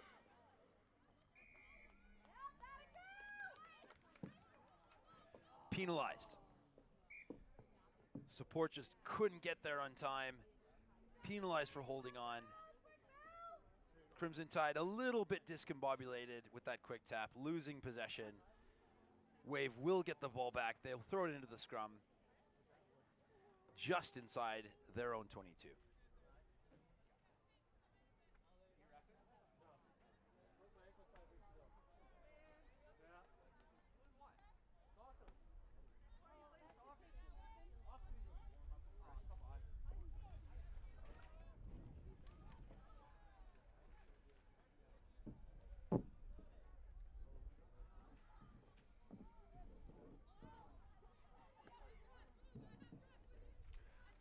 Looking to play with width straight off the base of the scrum. The Vancouver Wave searching for something in this game. Something to give them confidence, something to build momentum. May looks left, looks right. Keeping the ball alive are the Crimson Tide. But support not coming in time. Penalized for holding on. The Wave wasting no time. Going quickly out of their own 22, looking for something. Just bundled into touch is Natalie Gee. Couldn't find the space. Crimson Tide will have the attacking line out deep in territory.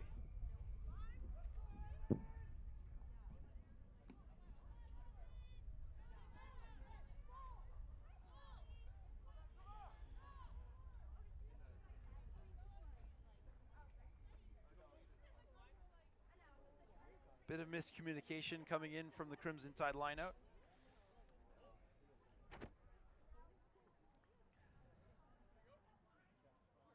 Opting for the traditional 7-player lineout formation.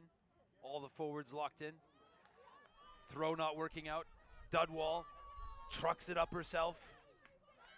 Gets a bit high in contact. Does well to get to the ground.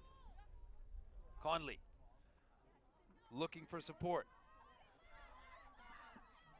Sophie Weeks just doesn't manage to hang on to the ball. Ball goes to the edge. All backwards is the call from the referee team.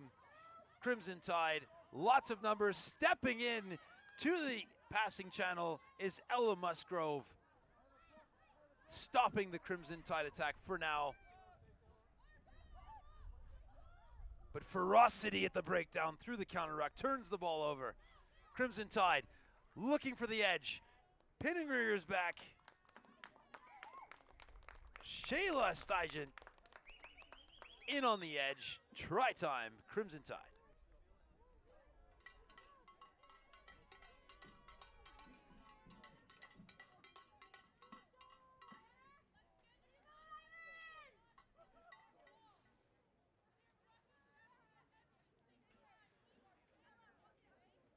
Another round of wholesale changes coming in for the Vancouver Wave. Coach Saylor keeping things fresh, keeping the subs ticking over. As we said before, it's a 24-player effort, 140 minutes of rugby across 2 days. Great conditions in any case for these athletes, 22 degrees.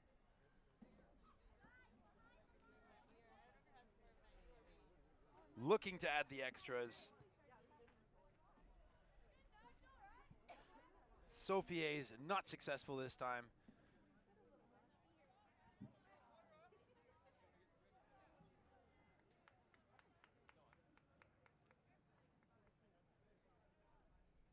Just over 12 minutes gone in the second half. Vancouver, valiant effort, trying to get the phases going, trying to stand up in defense. The transition game from Crimson Tide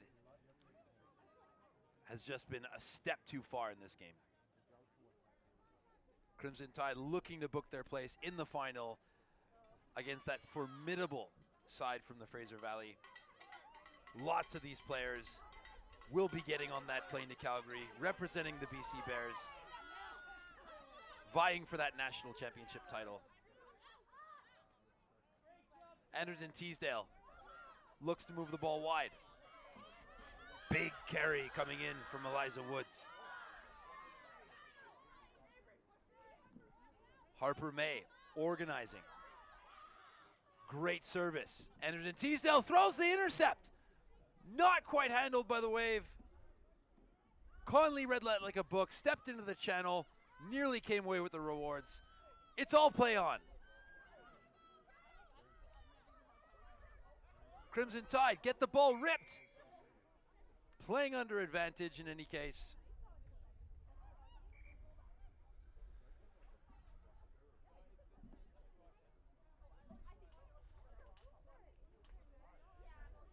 Referee Cameron just checking in with the player.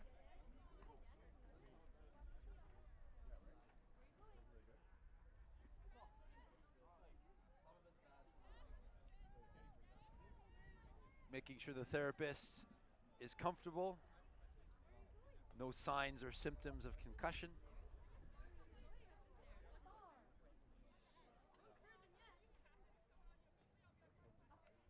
Our therapists are all trained in recognize and remove. If any players suspected to have signs or symptoms of concussion, they're taken off the field. When in doubt, sit them out.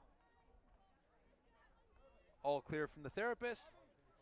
Time on, says Mr. Cameron. Anderton Teasdale will look to put this into the corner. No, swing of attack. Change of tactic with the crossfield kick. All backwards. Anderton Teasdale regathers herself. Looks to put width on the ball. Finding a seam through the defense and a plate. Offload, intercepted. Great covering, tracking skills from Carrie Nimmons. Dudwall doing what she's been doing all game, trucking it up. Gets the ball stripped. The Crimson Tide turning defense into attack. Keeping the foot on the accelerator. Anderton Teasdale gets the ball to Belle Russo.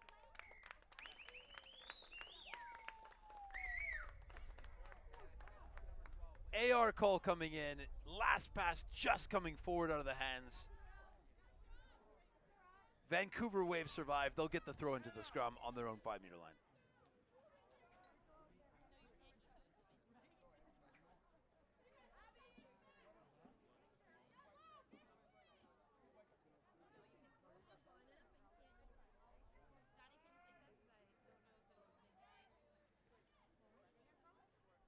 Crimson Tide looking to apply pressure on this scrum, making life difficult for Vancouver Wave. Trying to get some kind of foothold in this game. Vancouver Wave scrum holds strong, looking to find some kind of seam to get out of their own 22. Can't quite get around the corner. Big contest coming into the breakdown, well supported by Vancouver. Playing the ball on the ground's a decision. Crimson Tide just too quick to the ball.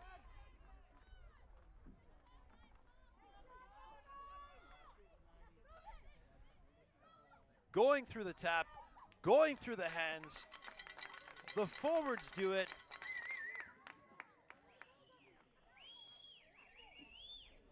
It's Ella Wilson. It's Kaya Nolan. It's Abigail Stanley, all linking up, putting pressure on the Vancouver breakdown, creating the turnover, and the end, finding the try line. Crimson Tide score again.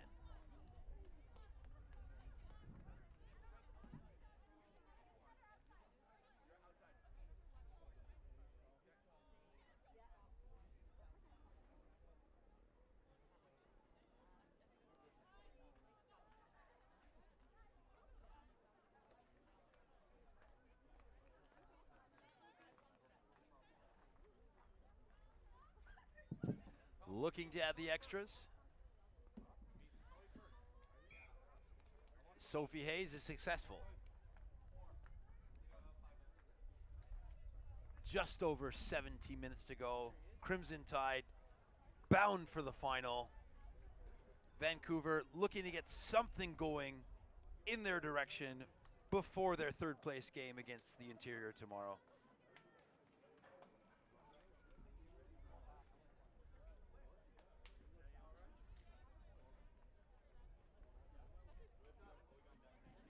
Massive day of rugby here at Shawnigan Lake School.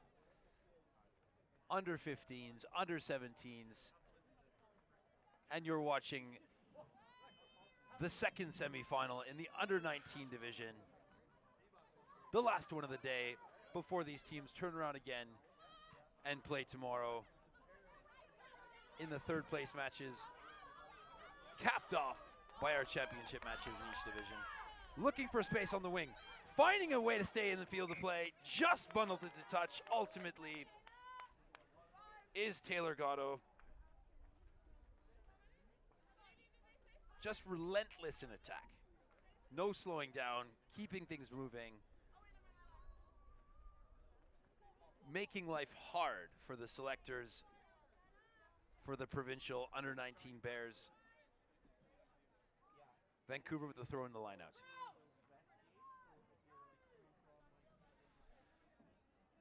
going to the front. Clever variation from Tennyson Liu. Managing to get the ball out are the Wave. Ella Musgrove gets the ball turned over. Wave looking to go wide quickly. Cover defenses there from Vancouver. Trying to generate some kind of line speed. Crimson Tide, too quick, flat pass. Beautiful read, beautiful line, and the support. Pass doesn't go to hand. Vancouver scramble in defense and get the ball back. They'll have the put into the scrum. Just inside their 22.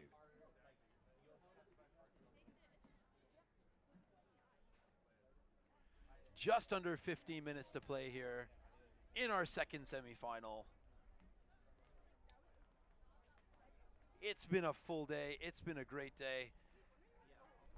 The athletes will take advantage of all the facilities here at the iconic Shawnigan Lake School. Recover, turn around, and do it again tomorrow.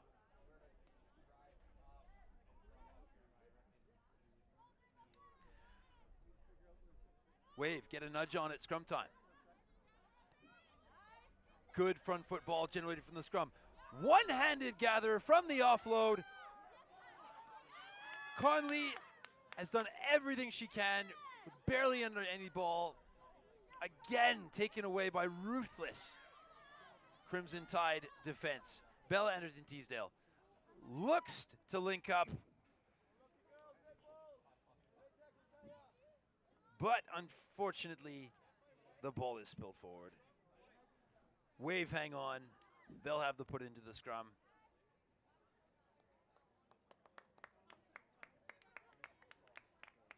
AR call coming through. First knock-on came through from the Vancouver Wave. So the Crimson Tide are still on attack. They'll have the throw-in. Just inside the 22. Anderson Teasdale standing at first receiver. Lots of options in this Crimson Tide backline. Lots of speed, power, skill, creativity.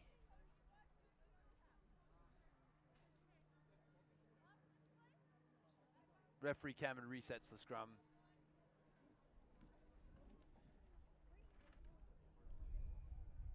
Crimson Tide destined for a matchup with the Fraser Valley tomorrow. Vancouver, in all likelihood, will play the interior. Two great games tomorrow. Big scrum coming in from Vancouver. Crimson Tide managed to hang on.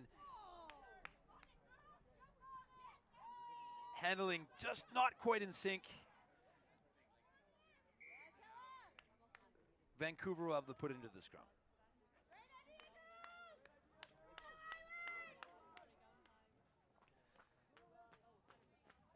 Coach Taylor doing his best, rotating his squad, keeping the group positive, keeping the energy high. There are always long-term and short-term considerations with selection, with players. It's not just about this tournament, this game, this season. It's about the summer. It's about next season. It's about keeping these players moving in the right direction, enjoying their rugby, and becoming the best versions of themselves on the field and off of it. Chris Taylor's a great role model for these young athletes.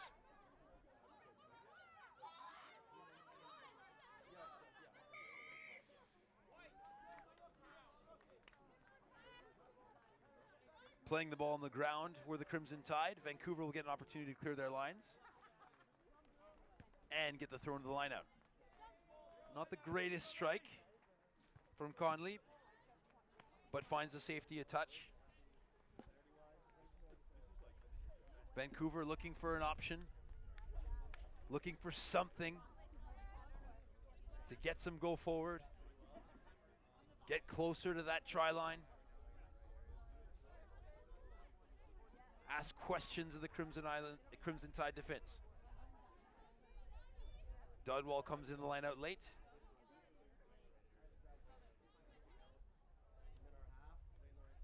Some substitutions on the go as well.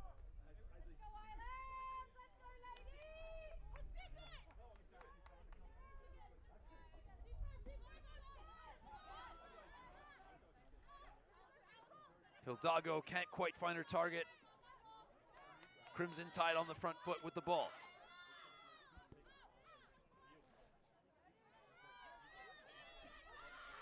Not quite quick enough to the breakdown.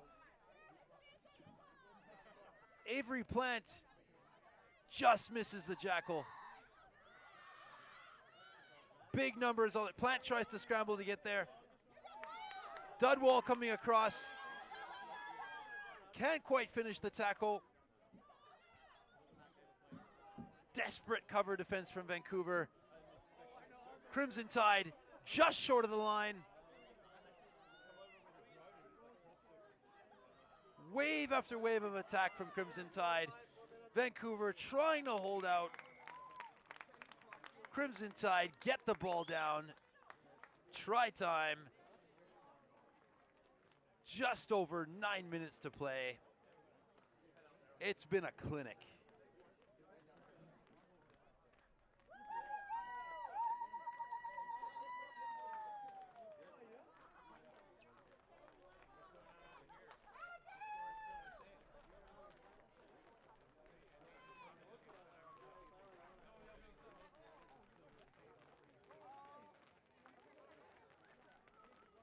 Watching on are the members of the senior men's sides from Vancouver and Vancouver Island. They will take to the field at 5 p.m. right here at Shawnigan Lake at the Highlight Pavilion. Conversion from Sophie Hayes not successful. The Wave won't give up. They'll look to kick off. They'll look to take something into tomorrow. Get on the score sheet. Finish these last 8 minutes. Crimson Tide, they don't want to let the foot off the gas. They need to be sharp. They need to recover. They need to turn around. And they need to face a formidable opponent in the Fraser Valley tomorrow in the Under-19 girls final.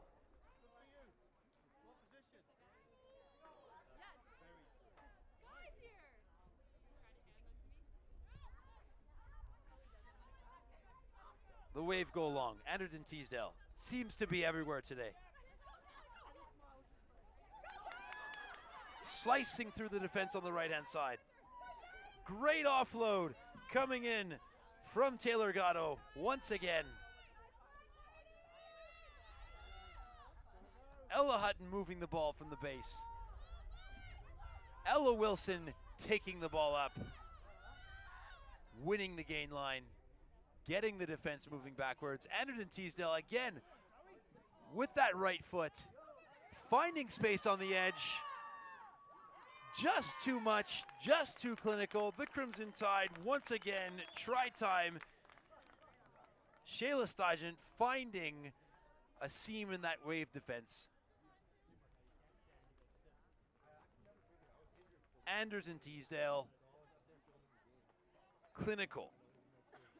Saw the space out wide, heard the call, dropped the ball onto the right foot. Try time.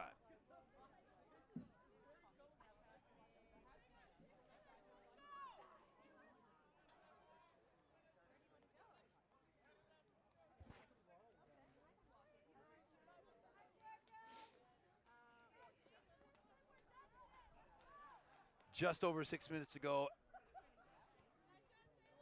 Going the drop kick route was Sophie Hayes. Conversion not successful. Vancouver running up to the line. Looking to leave it all out there. Recovery for these athletes. will be massive in how they turn around for tomorrow. Often a difference maker in those championship minutes, the last 10 minutes. The fine margins. Big tackle coming in from Tennyson Liu. Well supported from Gwen Jones. Ball over the top. Massive tackle into touch.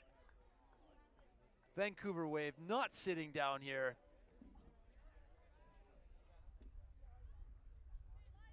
Looking for the strong finish, looking to build momentum, looking for a foothold somehow in this game. They'll have the throw in just inside the Crimson Tide half.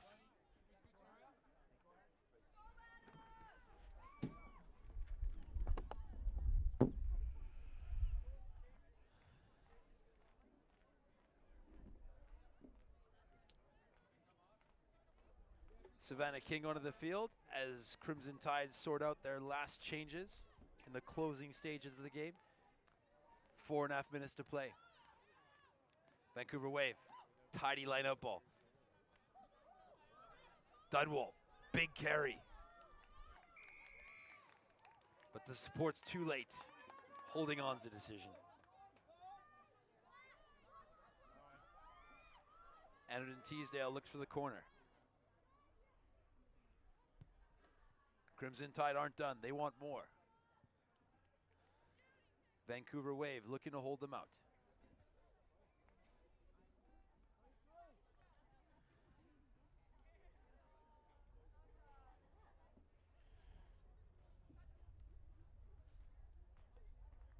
Crimson Tide have had all the territory, all the possession. Capitalized well. Move the ball to the edges, stuck it in behind when there was no space. Chased well, supported well. The Wave just hadn't had any ball, hadn't had any territory, trying to get some go forward.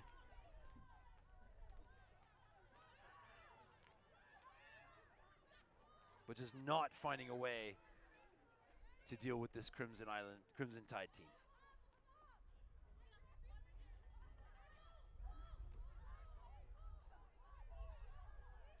Trying to work through the phases, looking through some space in behind, gets a hometown bounce.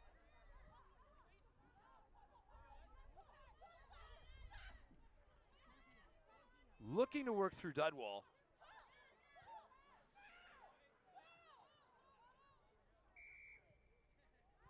Tackler not rolling away.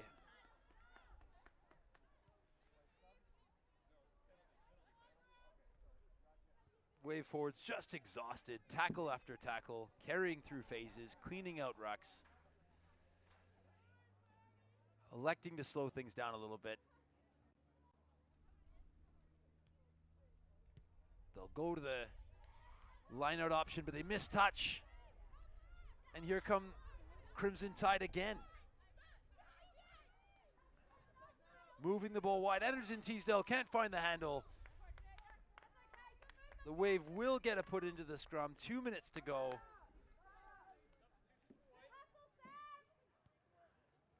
.40 meters from the line. Can they finish on a high note? Can they find something to help them build into tomorrow?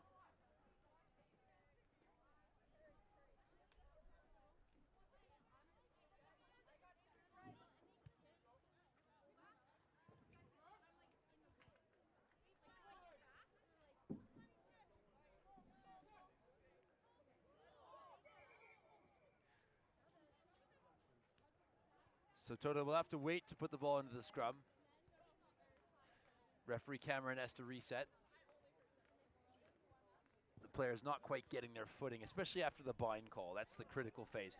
Information coming in from the assistant referee, collapsing the scrum. Eliza Woods, the guilty party. Wave look to run their tap move.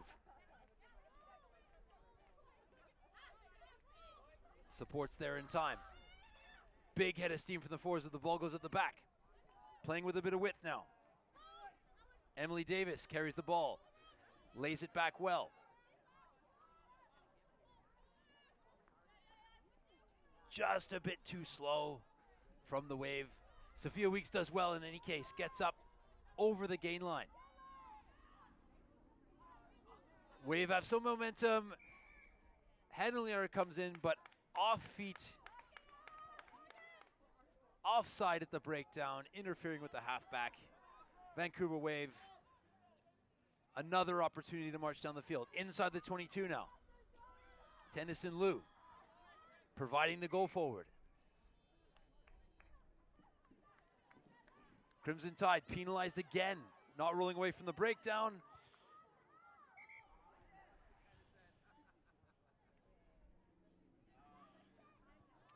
Not quite on the mark, says referee Cameron. Wave will have another shot to set it up.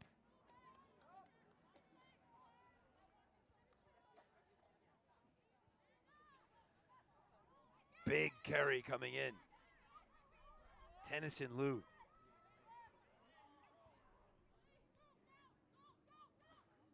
Using the options at the back, trying to find a bit of width, trying to find something.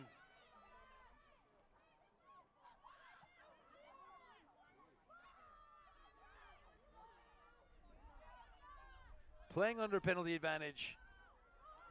Emily Davis takes it herself, stretches for the line. Emily Davis, individual brilliance, try time. Vancouver Wave, they got their try. They'll build for tomorrow. Emily Davis called her own number, found the try line.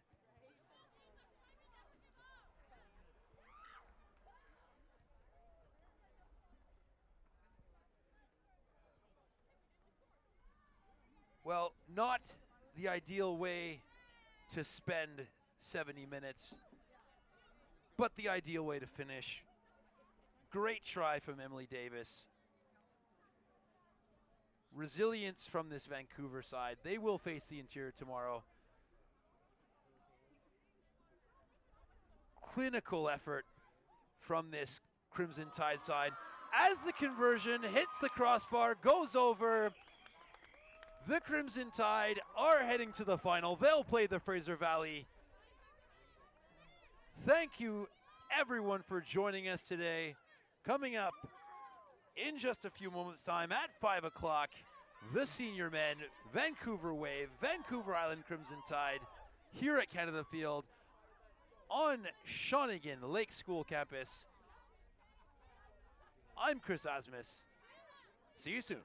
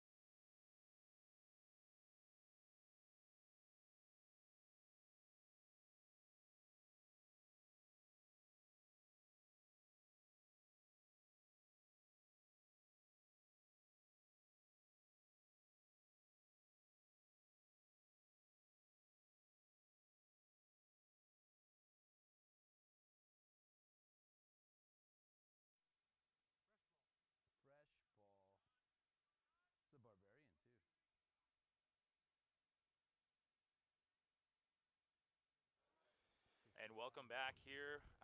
If you're joining us now, this is the senior men game between the Vancouver Island Crimson Tide in the red on the left and the Vancouver Wave in the blue on our right.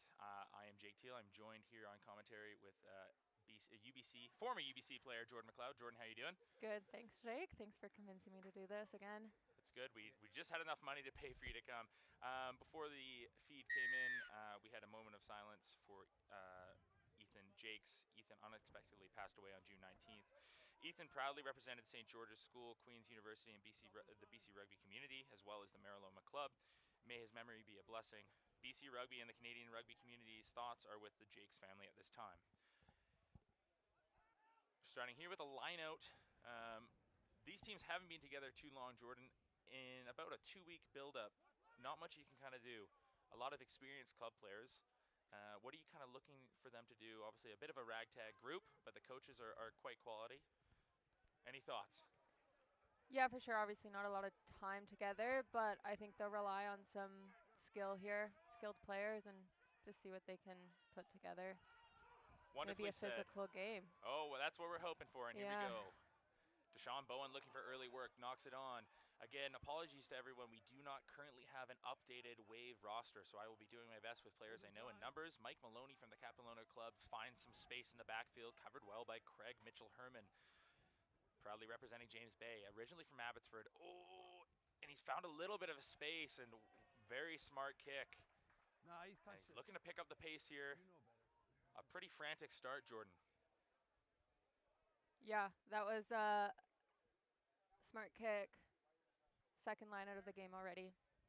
Yeah, we don't mind lineouts. Jordan obviously plies her trade formerly with the UBC Thunderbirds as a hooker, so she's our lineout expert. Stolen here by the Wave, taken down by their number 7. Wave looking to play off 9 here. The forward pod, big carry, met well by Pacific Pride player Theo Espanol. Finds Maloney, he's dangerous, we know this. Jordan Wilson-Ross, Canadian player, finds some space. He's corralled in, gets the offload off. Vancouver Wave looking to play fast early. Number 11 with a big carry, taken down by Bode. Oh, and he slipped it again. Does well to stay alive there. Big they keep the carry. pace. Number 5 takes the carry forward. Referee Chris Asmus, if you've tuned in today to our wonderfully done provincial regional tournament championships here at the beautiful Shawnigan Lake, you would have seen heard Chris Asmus in action. He's been on the mic all day, but now he is down on the field. We might actually get some ref mic from him. Oh.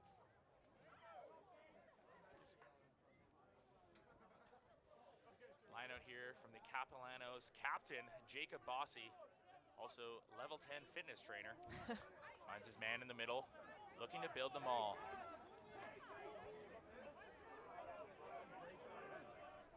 Once. Not found much ground. Now they're starting to get the push. Referee Asmus says for them to use it. They're starting to find some ground here. Okay. Scrum half, Reed Watkins at the back, marshalling his troops as they get on the front foot. Stopped just at the line. Vancouver opting to keep it close. Trying to be very physical, both sides. Oh, and there we go. Vancouver's on the board. Yeah, that's a great try there. Was that Jacob Bossy that put that down? It might have been Jacob Bossy.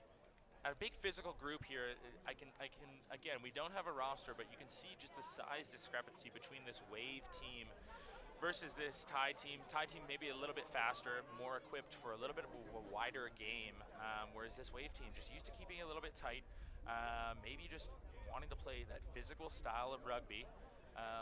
Obviously, it's an 80-minute game.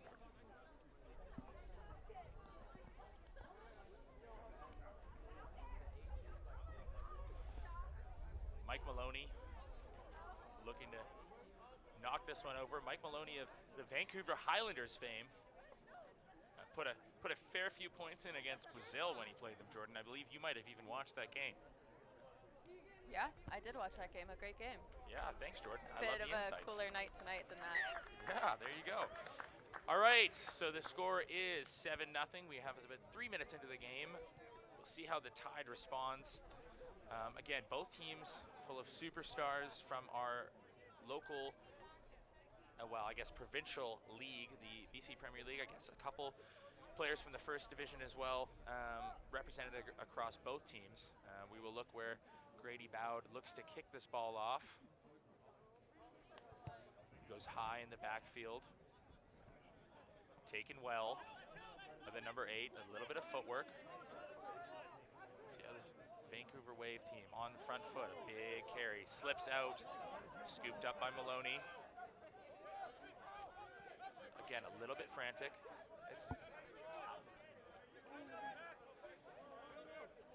Some physical carries off the jump here, Jordan. Now they look to exit. Maloney hasn't found touch. Oh, does well to keep that in. Mitchell Herman looking to find space. He's got Bowen on his outside. He opts to carry instead. Corralled well. Oh. Cleared out well. Taken by the number 8. Crosby Stewart at the back of the run. Ooh, a good counter ruck. And with the new rules, again, you can't play those 9. The 9, I'm not really clear on what referee Chris Asmo says not releasing. There it is. As Grady Bowd tries to find some touch here. Jordan, you think that we might see a little bit of a line out from Tide here? Coach Tyler Rowland might have them deploying a strong maul, perhaps? Yeah. Their first line out of the match didn't quite come off. But we'll see what happens here. Gone for the 5-man line out. Jumps in the middle. Oh. Again, a bit of miscommunication maybe. Just big carry from Bowen. Bowen on the front foot. See if Tide can use this ball. They've got space out wide. Ball goes to Grady Bowd. Finds Sean Griffiths. UVic player. Ooh, just misses a tackle. Release, J. Ross. Taken down by Ross. Scooped up by Crosby Stewart. Another big carry. Tide looking to build the momentum. They have numbers on the short side. See what they can do. Bowd opts to carry it out the back. A deft little flip. Here again, looking to maybe slow it down. Stewart digs the ball out. They're building the phases. Big carry by Corbin. Looking in, there it is. There's the response. Tide on the board. And we might be in for a busy afternoon, late evening of scoring, Jordan. Yeah, that was number 2 from Tide, putting that one down. But they also won. I couldn't have said it any better myself, Jordan. Thank you. Any thoughts on the action leading up to that? It was well worked. Sloppy lineup, but maintained possession, kept working down the field. It's hard in a game like this. You don't have much time to prepare. You're kind of coming together. Things like the lineout are very, very hard to maybe perfect. Again, where can that go wrong? Is it the throw? Is it the jump? Is it just maybe that time you don't have that connection built? Yeah, I mean, it's always the hooker's fault, right? It's always the throw. Well, that's what they say at UBC when we coach you, Jordan. Yeah. But yes, very, very hard to kind of get that connection down, but still Tide has these athletes in the backfield. They have a lot of firepower as Bowd knocks that over. And that takes us to 7-7 with about 33 to go. Wave coming back here. I imagine they might look to pin them deep. Try and force this Tide team to play out. Back and forth affair so far. Maloney with the ball.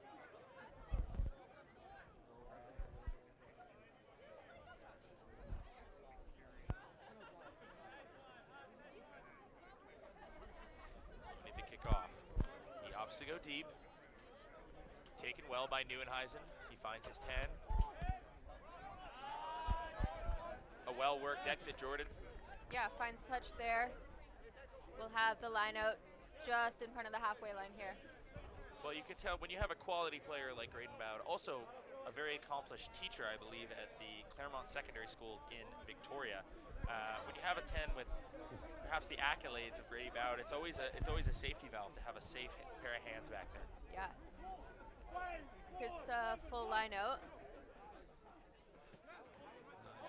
Looks like the Wave has maybe had a bit more time together. Goes back to the small. They're building it well, Jordan, here. You can hear Reed Watkins on the mic trying to get his troops going forward. They're being stopped. Chris Asmus signaling, telling them they don't need to go. Maloney finds Wilson Ross. He gets to the outside, skips out of a tackle. Taken down there. Again, Wave looking to play quickly. They find Maloney. Lots of space in the backfield. And that's the danger when you're playing a guy. Oh, man. What a fantastic kick. Yeah, no, I was in touch already. By the Vancouver Wave. Mike Maloney showing his class again. The Tide look a little bit jumbled in the backfield. But now they have a line out, and again, with their line out troubles so far early on in this game, it might be a bit tough spot here. They've gone for the 4-man Jordan. Some more pressure from Wave, but they come off with it. Big carry here. Crosby Stewart looking to find another little carry. Finds Theo Espanol. T-Spain, as some would call him. Stewart digging for the ball. He finds his 10. Bowd looking to clear his line. Maloney going for a trot up the hill. Corralled well. So play quick here. Oh. No. Cheeky little move there. Oh, and they've gone quick. They find Watkins. Oh. The offload out the back, not going to hand. Wave looking to carry it up, trying to manipulate this Tide defense. They pull it out the back. Maloney dummies, tries to find a hole. Taken down well by Nieuwenhuizen. They have numbers on the left side. Miss pass, the bounce pass, the hardest pass to defend in all of rugby. Oh, Griffiths, big. Wonderfully done there by Sean Griffiths.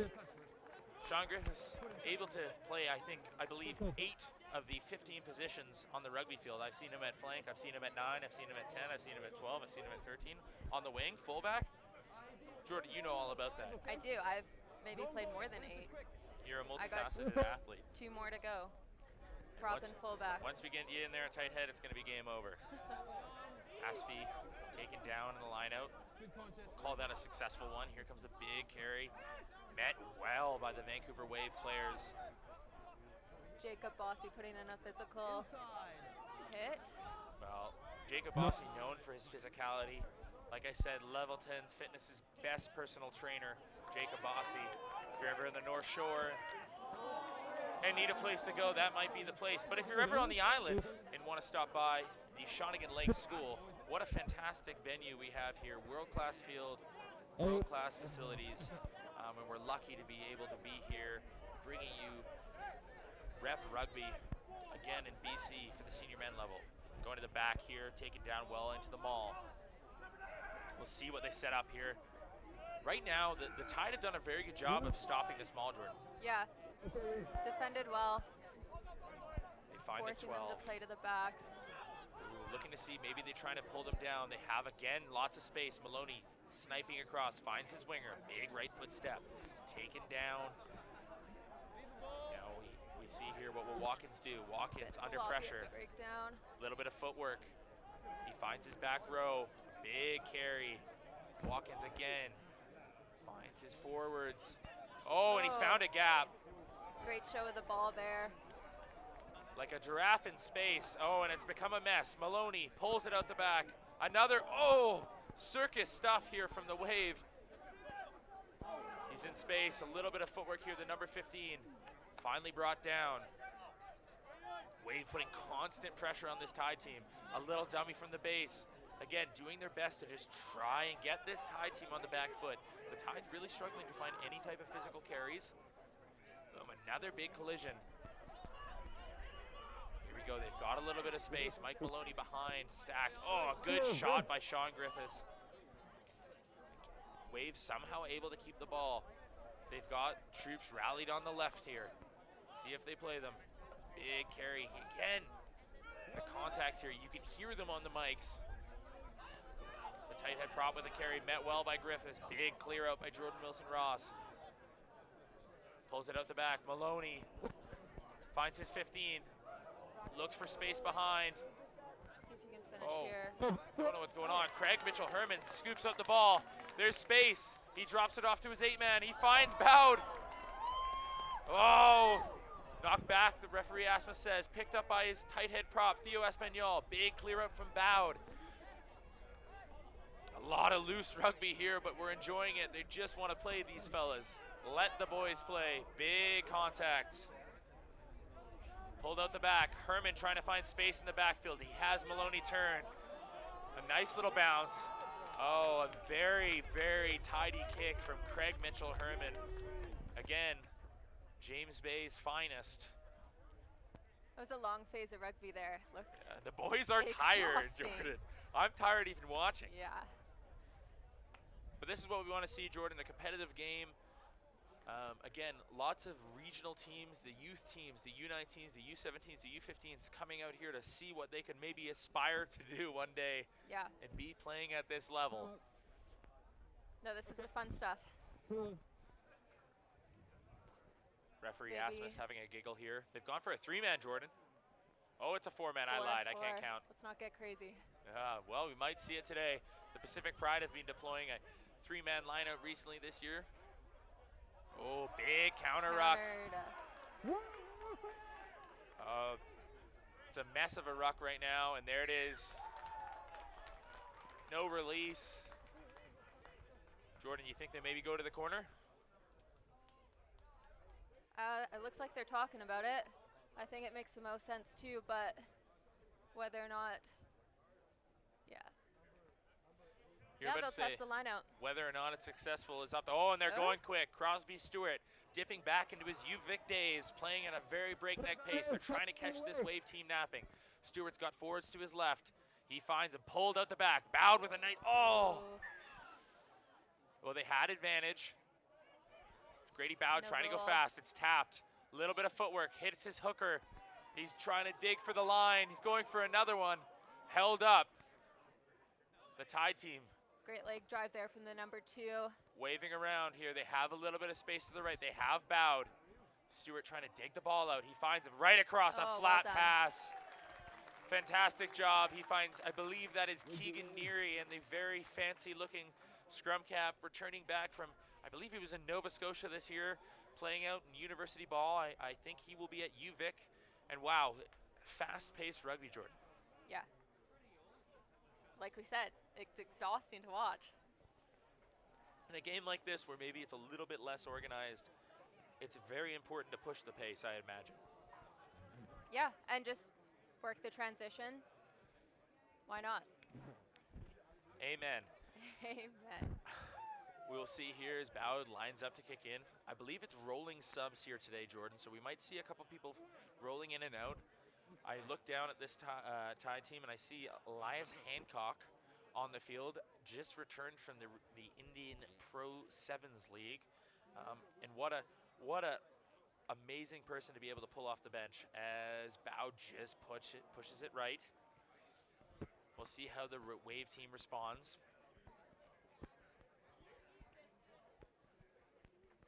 It looks like this Tide team has about 45 million subs. Coach Kieran Breen, Robin McDowell, and Tyler Rowland really trying to do their best. Oh, it looks like they're just asking, can we roll people in? Can we roll people out? Who knows? No one knows what's going on in Kieran Breen's head. Mike Maloney kicking us off here. Opted to go deep last time. The kick is up. A little bit shorter. Brendan Beck, I believe his name is, from James Bay Rugby Club, done well to just release, get a little bit extra space. They've overloaded that ruck. Nieuwenhuizen set for the carry. Nieuwenhuizen pulls to Bowd. Bowd right across the ball. Beautiful flat pass. Finds Griffiths in space. A little bit of footwork. He flicks it nicely inside to Herman. Mitchell Herman, I should say, finds Bowen. A physical character with some international experience to Sean Bowen. You can see Grady Bowd trying to organize this team. Pulls it. No, wow, met well. Stewart scoops it up. He finds his 10. Right across the face. Wow. Brendan Beck in space. Tackled well. Oh. Just lost his feet there, or? I think he went for the extra roll, Jordan. That might be the call. But again, a couple good phases there. We're starting to see a really fun, fast-paced attacking platform here for this Tide team. They're looking to play, really stretch the Wave team, trying to get them maybe pinched down to create that space on the outside as Maloney looks for touch, and he finds it. Jordan, another line out. You're the expert. What do you think we're looking at here? Do you think they stick with the maul? Jordan, I'm asking you. Well, I think maybe they do, actually. Jordan, I like it. The confidence is just brimming right now. I think that's a young Kevin. Not sure if I know his last name. Griffith? From UBC, Griffith. Yeah, well, there we go. Front of the line out there. Like I said before, lots of clubs represented here. This is what we want to see to grow the club scene. Oh, a little bit disconnected, but they're starting to get that push now. A little bit of a delayed maul, Jordan. Maybe tactical. And there they go. They're on the front foot as the maul goes back. Referee Asmus signals they have advantage. Points to Elias Hancock saying to come to the side. Again, Elias Hancock returning from sevens. Not many mauls there. Reed Watkins, he knows he has a free one. He finds Maloney. Maloney finds Wilson Ross. Wilson Ross with a nice little left foot step. He's taken down by Nieuwenhuizen. Nieuwenhuizen does a great job getting his hands on the ball. Advantage is still going. I believe they might have a new advantage. Maloney. Oh, wow. Read well there by Bowen, but they'll go back. And I believe, yeah, it was not releasing Nieuwenhuizen. Referee Chris Asmus signaling, saying that there's maybe too many penalties here, Jordan. In a game where maybe organization isn't the key, giving away penalties like that is a big no-no. For sure, yeah.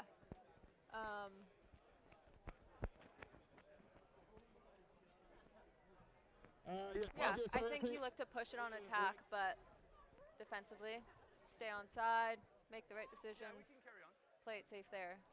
Well, this wave team's a bit bigger, and it's hard, especially when you're trying to maybe push the pace, to kind of create that that mismatch as you start to get tired. Yeah. And this is a long game. Like I said, 80-minute game, scores at 12-7. Slow it down, play on the front foot. 20 minutes left. I think you might be able to make the call here, Jordan. What are we about to see? I think we go back to the small, or they've worked it a couple times, maybe a peel. Ooh, a cheeky peel. Jordan making the call. We'll see if her predictions are right. If not, she's fired. A great, I'd say a record-setting crowd here today at Shawnigan Lake. Goes to the back of the line out. It's Chris the maul, is happy Jordan. with it. That's straight. Well, Jordan doesn't have to be straight anymore, Jordan. That is true. No one was up there on. to contest in the air. Looks what do like I they're know? stuck. It's corralled well here. Keep using the word Ball corral. just spits Watkins, out. a little bit of footwork. A lateral, I'd say. Oh, and it's being turned over. Well done by the Tide team. Bowd looking to play quick. You gotta love it if you love running rugby. Finds Bowen on the outside. A big carry. Bowen's a very strong character. He enjoys an up-front rugby style. Stewart finds his man in number 17. A big look, a little bit of footwork, trying to get on the front foot, held up well by this wave team. The ruck is being slowed. We know the Tide's looking to play quick. Oh, a nice little dump off back to Mitchell Herman. He is hit with a good shot here. Stewart looking to find Bowd. Bowd trying to get the ball into their end. An inspecting kick there, finds a nice bounce. Oh, and it's taken in by Neary. The ruck is a bit of a mess. They have advantage. Stewart loves playing on the front foot. A disciple of the Doug Tate speedy rugby here. Grady Bowd with a cheeky little kick. He picks it up. Footwork. Oh, it just knocked on. We're seeing what this Tide team can do when they're on the front foot, Jordan. Yeah, I think you said it early in the game. They're maybe a bit outsized, but let them just play fast. And it's working well for them. Penalty in the middle of the field. And they've called for a scrum. A big call here from this Tide team. We said they might be perhaps undersized compared to this wave team, but technically, perhaps they're more savvy, Jordan. Can you speak a little bit about the technical side of the scrum? Yeah, I think technique beats size at the end of the day. If you can get underneath your opposition, happy days. Looks like they're not looking to the line out, so let's try another set piece. And they've stacked the left side. They have Bowen behind the scrum. I'd look for him to maybe get in motion, try and get the hands on the ball. Again, just trying to get a good platform to play here. What a big scrum. It's a big push from Waveville. Creates some messy ball. Where that ball is going to come out. Referee Asmus has it. Oh, it's being dropped back, and there it is. It's knocked on. So we'll basically have a scrum in the same spot. Jordan, after watching that, what are we thinking right now in the scrum scene? Gotta get lower. Gotta get lower, as our scrum expert Jordan McLeod has said. And it's rolling subs. I just heard from the sideline yelling it's rolling subs. I haven't seen yet the Wave maybe use this tactic of trying to bring in some fresh bodies. Again, we'll have a center field scrum. Bowen stacked behind. Bowen has represented Canada on the 7 stage, scoring a couple of amazing tries. Looking here, see what they look to do. This Wave team, a big pack, and they've got this tie team in the backfield. Stewart on the front foot. He finds Griffiths. Griffiths finding a weak shoulder. They've got Bowen out to the right side. I wonder if they get him the ball early, and they do. A wonderful off. Oh! Bowen giving the defender the business with an extra little bit of mustard in the stiff arm. Wonderful hands from the number 16. Setting his winger away in space, and that's just this Tide team is just playing at a pace that might be hard for the Wave team to match. When they're on the front foot, they have so many fantastic athletes, and they're almost looks like they're using hockey line subs here, Jordan. Yeah, it's a different game, but if you got it, use it. Jordan, I wish they had rolling subs when I was playing, Jordan. I think that would benefit preferred energy system. Yes, exactly. It would have, I might have, yeah, no, it wouldn't have actually probably changed too much, to be honest. Bad from the sideline. Again, a well-worked set piece move. I know Coach Kieran Breen is probably very happy with that. Yeah, and they did well to get that ball out quickly from the scrum. Coach Kieran Breen, former international, as well as Coach Tyler Rowland, and I believe perhaps maybe manager Robin McDowell, taking a sip of water, hanging out with his crew down there. Dream, believe, succeed. Pretty talented coaching staff on the other side. Coach Aaron Tackle of Collingwood School, recent provincial high school champions. Jordan, we were at that game. Likes to play a very fun style of rugby. Yeah. It was a passionate game as well. Oh, it was very passionate, Jordan. I'm glad we have our thesaurus out. We're trying to use different words here. Again, my name is Jake Teal. I'm joined by Jordan McLeod here in the booth for this game between the Vancouver Wave and the Vancouver Island Crimson Tide at the sunny Shawnigan Lake School on the Canada field. The high kickoff taken well by Elias Hancock. One in the backfield here for the Wave. I'm looking, yeah, you figured an experienced player. Oh, no, never mind. We are hidden from the other one in the backfield. Gives it over to Maloney. Maloney with a sniping run, taken down. Oh, and it's well done by this Crimson Tide team to create that turnover, and they're looking to play fast again. Nieuwenhuizen. He himself had represented Canada a couple times. Looking to get on the front foot here. They have an overloaded left side. They might have numbers. Slower ball. Bowd finds Herman out the back. Offload to Spaniol. Hancock trying to get his arms free. We've seen what he can do on the international stage. Big carry by the number 17. Stewart to Bowd. Bowd finds a gap. Looking to offload. Oh, well done by the Wave number 5 to try and knock the ball up, but somehow the Tide picks it up. He hits Kainoa Lloyd. Just came back from Hobbiton in New Zealand. Kainoa Lloyd, I believe he got off the plane and is here playing today. That's commitment.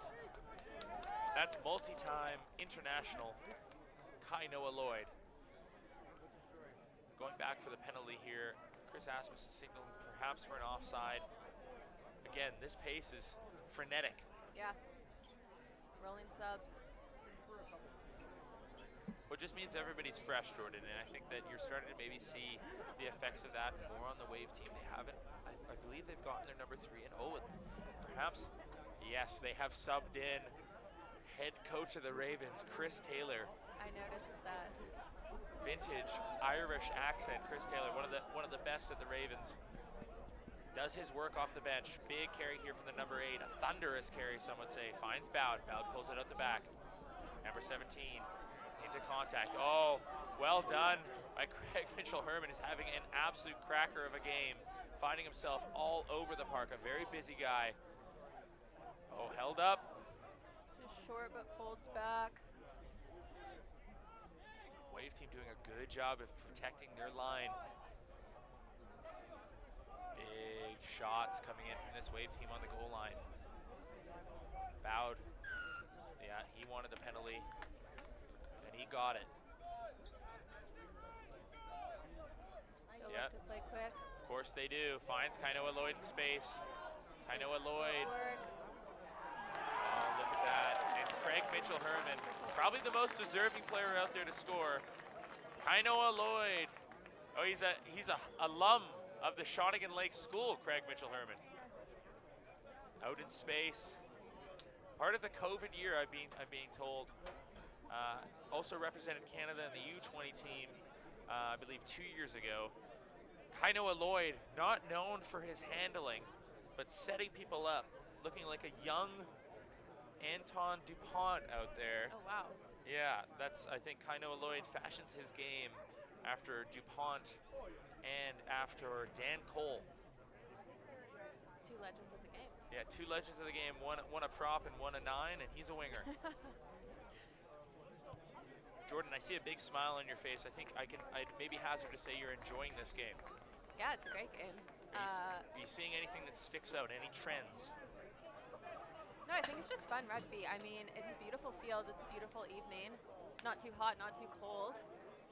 It's making me want to play rugby, honestly. I don't know about you, Jake. Jordan's getting the bug. I could not imagine being on this field right now, Jordan. I think I would die. Too many nerves watching these talented guys out here. I don't think I could keep up. Speaking of talented guys, Isaac Gonavue has now entered the field. I believe wearing number 23. Originally from Calgary, Isaac Gonavue, of Fijian descent. I believe perhaps, Nieuwenhuizen shapes the kick. Elects to carry instead. He finds a gap. Mike Nieuwenhuizen in space. He goes for a little chip. Nieuwenhuizen pulling, all the tricks out of the bag. Mike Nieuwenhuizen pulling the treats out of the refrigerator and showing many things. Mike Nieuwenhuizen. Lots of tricks in that bag. He's played a little bit of 10, a little bit of 12, a little bit of 13 for the James Bay team. Very talented rugby player, originally from Ontario. Oh, they're calling for a sub here. We'll see Chris Taylor, widely regarded as one of the best scrummaging tight heads in the BC Premier League. Also widely regarded as one of the hardest people to understand when he's angry with the Irish accent. We'll see how this scrum goes. Again, last scrum, Jordan, the Wave had the advantage.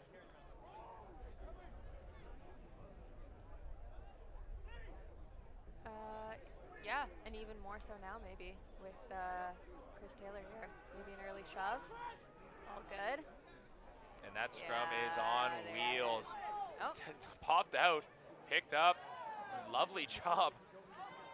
Bowed, gets the ball. They've got space to the left, Jordan. I'm wondering if they're going to try and play it here. Oh, and it's being turned over by the Wave. You maybe think Maloney will look to clear his lines here. Try and find space behind. No, they've decided to carry. Looks like they want to play. And you can't fault him. That's the vibe of the game here. Maloney finds his winger.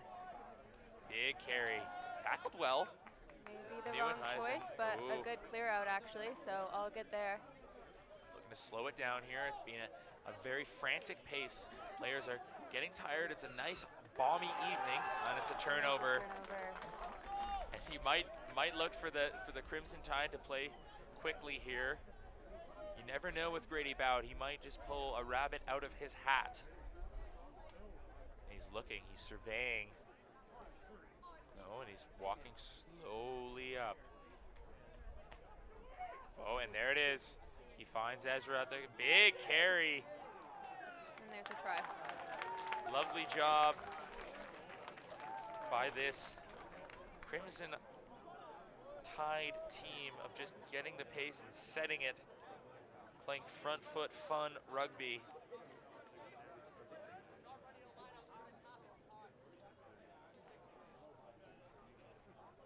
Again, I'm sweating up here, Jordan. These guys have been moving at a breakneck pace. Yeah, it looks like they have the U18, U19 team out there bringing a couple water bottles. It isn't that great. Just a great way to just connect to the youth. I believe that try was scored by Ezra Bai, who previously has represented the college rifles team in Auckland, as well as James Bay. I believe he is headed to Ireland, perhaps, to ply his trade. We are back here with the Vancouver Wave team. It is 29-7 with 6 minutes to go. Maloney taking his time, walking up. He's been looking to his left side, so our near side recently on the kickoffs. Looking around, trying to find the space. Looks to go deep. Taken well by Hudson Poppet. Poppet clears his lines. Gets about 6 meters, maybe, let's say 15 meters? Yeah, give them 15. Say 15 meters there, Jordan. Again here, this Wave team has been utilizing that maul. We'll see if they go back to it here.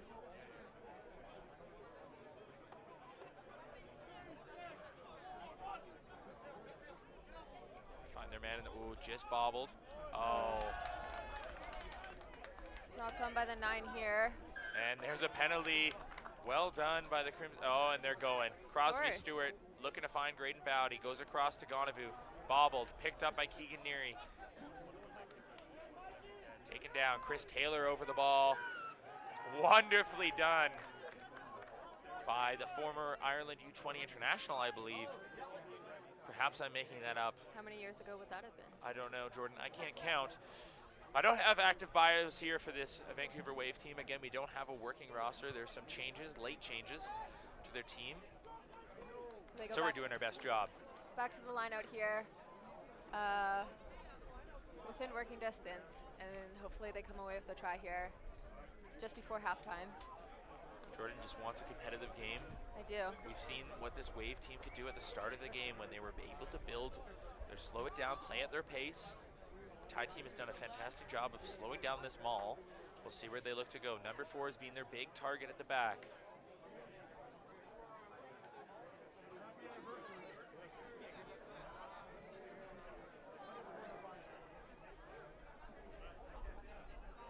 And they found their man. The drive is on here, Jordan.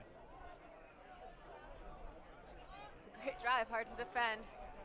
Yeah. An easy try. And there it is. We'll call it the Chris Taylor effect, but a well-worked try from the Vancouver Wave. Again, I wish I had a roster here to make more comments on their team, but we do with what we can with what we got here. It's funny, the try coincides with Coach Kieran Breen subbing off Grady Bowd, who's had a fantastic game, again showing, just like wine, you get finer the more you age. About 4 minutes left. That brings us to 31-12. Conversion to come. Looks like no one wanted to bring the tee out. Now it's coming. It's okay. It's number 20 slowly. Oh, and he's being called back. Understandable sometimes. I get called back as well. Now maybe a bit rushed with this kick. Jordan, we should say though that a fantastic atmosphere here. We can't even really capture too much on the camera. Just so many people. I'd say we're at near capacity here, close to 20,000 people watching. Again, my numbers might not be too good. I'm not a mathematician, but tons of PRC rep teams here supporting, watching. Yeah, lots of youth, lots of families sticking around to watch the game tonight. That's what we want, Jordan, an inclusive, fun rugby environment as Gonavu looks to start us off here. And he's gone. A cheeky little shot there from Gonavu, corralled well there, picked up, looking to find his teammate. Big collision, Watkins finds number 16, a big carry. Met well though, a big double tackle. I believe that might be Andrew Eason who just entered the field. Oh. Wow. And the boys are fired up. Teddy T-Span opting to go quick. Watkins misses the tackle. Couple of crawls on the ground there, but got away with it. Okay, anything to get on the front foot. Exactly. Stewart. Game Oh. of inches, but a turnover there. We might be looking at a turnover fest here. Wants to play quick, but is told otherwise. Opted They'll to slow it down. Yeah. Especially with around 2 minutes left in this game. I think the Wave, maybe if they can, off the educated boot of Maloney, try and get in their end, perhaps build them all. Perhaps try and get on the front foot, play that physical style of Wave rugby. Coach Chris Taylor trotting into the back. Well, first one there. I believe Chris Taylor actually has many records set at the local F45 in Kitsilano. They call him Mr. F45, Jordan. That F45, it gets a lot of business from the Ravens team here. Well, anything to stay in shape. Some interesting tactics being deployed there, and a little bit of a headlock pulled out the back. Maloney finds number 15, he shifts it on. A little bit of space, a right foot step, taken down.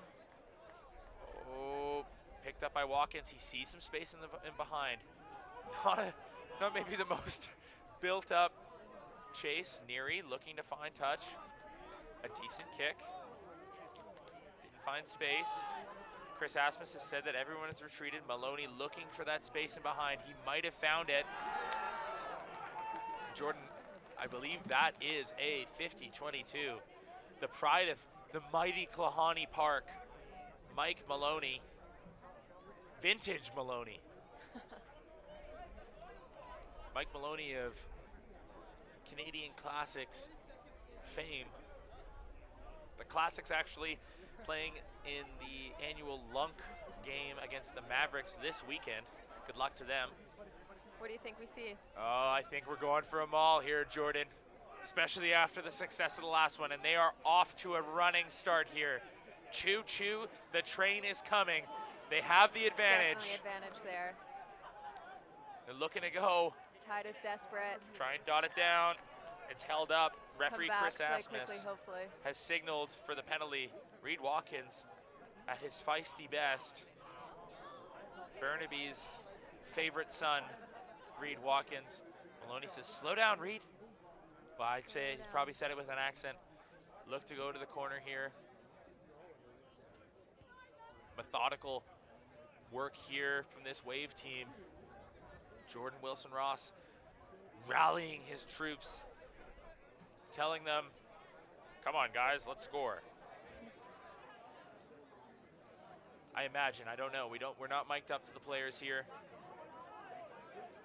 Again, going to the middle, Jordan, waiting, delay on that, and here they go. That second push is very important for this team. They have the advantage again. Oh, referee Chris Asmus with the longer whistle. Yeah, I figured this was coming. See you later, alligator. Am I right, Jordan? Yep. And that's always tough in a game like this to receive a yellow card right going into half. But now we'll see what the Wave is able to do with the advantage. Maloney dots into the corner. A good decision from Chris there. Jordan, going into half, if you were Kieran Breen, Tyler Rowland, and Robin McDowell, the mighty trio coaching the Tide team, what would you say? Find a way to stop this maul. I couldn't have put it better myself, Jordan. That's why they pay you the big bucks. A little bit of maybe an unintentional peel. Man. That's what I've been wanting, honestly. That's what you've been calling for. Ooh, looks like Reed Watkins has stolen the ball. Oh, and it was knocked on, and referee Chris Asmus has signaled it is halftime. Thank you for joining us in this first half. We will take a short break and then come back to you a second half action between the Vancouver Wave and the Crimson Tide from the Vancouver Island. Senior men's going to halftime 31-12 for the Crimson Tide from Vancouver Island.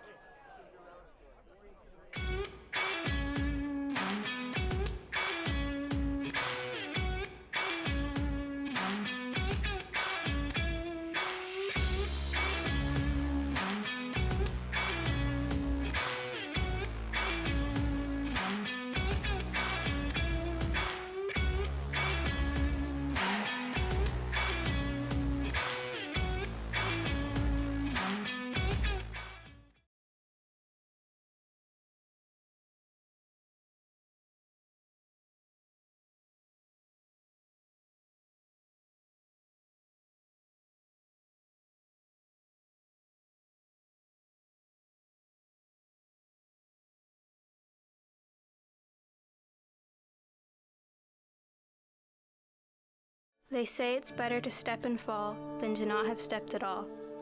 So here we are, Vancouver Island. This is going to be my home for the next few years. I've been told it's one of the most beautiful places in the world. My parents told me to engage in every opportunity that comes my way, to grow in self-discovery, to step, to fall, better than to not have stepped at all. Beautiful British Columbia, home of Shawnigan Lake School.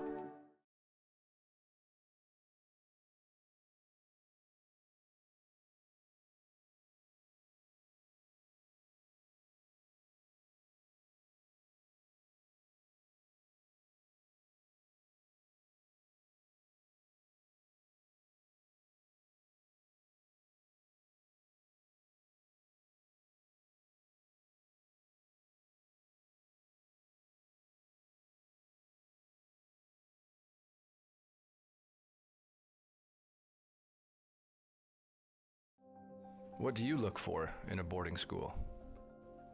Strong academic support. Beautiful surroundings. A sense of belonging. 1, 2, 3, break! Leadership. Innovation. Experiential learning. Look no further. Start your Shawnigan journey today. Hi, and welcome back. I'm joined now by the legend, Tim Murdy. Tim, thank you for joining us. How are you enjoying the game so far? Well, I'm really enjoying it for a variety of reasons. It's a nice, entertaining game of rugby. Both teams are, I believe, approaching it in the right manner. They're trying to run the ball and play some attacking rugby. What I think more enjoying is the fact that Vancouver and the Tide are playing at a senior men's game. This used to be a huge game on the rugby fixture list. Years ago, kind of pre-professionalism, this was basically the Canada trial game. And why is that important to have this back? Like, I understand it, but let's maybe talk to the viewers at home why this is important to give these athletes who are perhaps on the cusp of playing for Canada this opportunity to maybe represent their region, but also show themselves to perhaps maybe try and get to a higher level. Yeah, 100%. Well, that's exactly it. There needs to be a pathway, and I think that, the professionalism and the MLR and a variety of reasons have, and increasing demands on people to get into their careers earlier and that sort of things have kind of changed the pathway for players that want to go on and play rugby at a higher level. And club rugby is fantastic for all the reasons that we love playing the sport. It's an amazing sport, the camaraderie, the competition, all those sorts of things.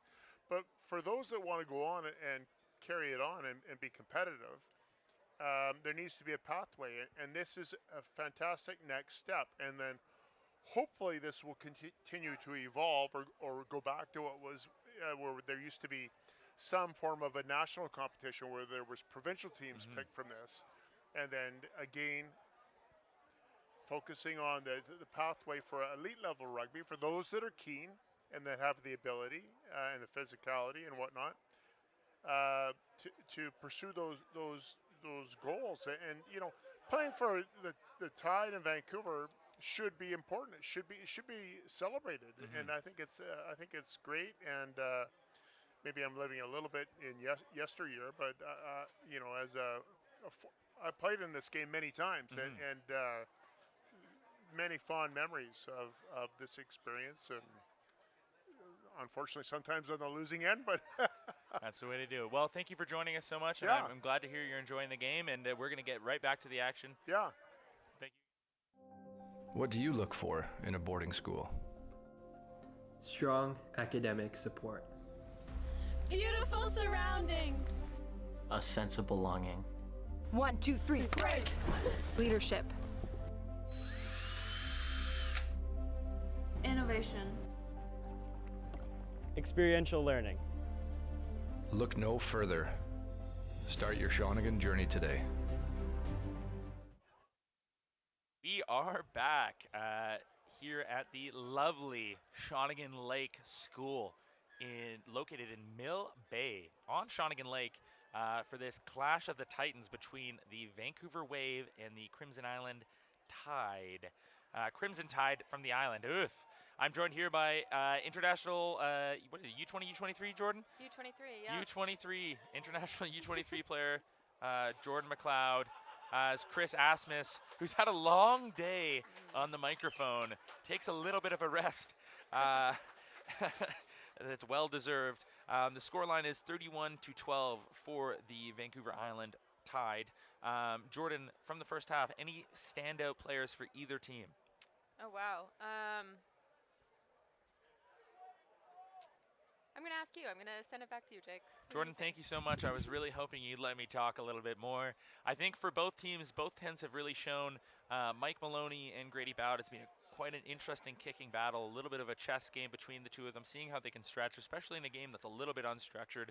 Both have been trying to find space and create some lovely flat balls, some kicks behind. Really has been excellent.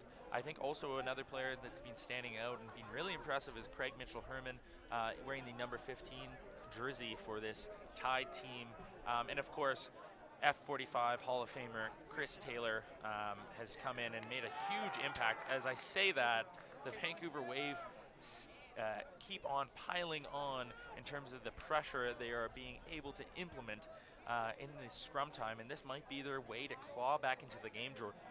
I think you're right. Thanks. Jordan. Jordan. Oh man. Oh! Just bobbled overhead. Nieuwenhuizen looks to find some space behind. Oh, and just bobbled into touch. Nieuwenhuizen very happy. A cute little outside of the foot kick as Sean Griffiths looks to pull out his Tom Brady impression. Not my name, quarterback. Oh, goodness, I shouldn't have said that. But anyway, we are joined back here now. The throw coming from the Tide team in the red on the right of your screen, and the Wave in the blue on the left side. I believe this is Corbin wearing the number 2 jersey, represents the CW club. Taken well there. Stewart at the back, he finds his 10. Gets the ball across.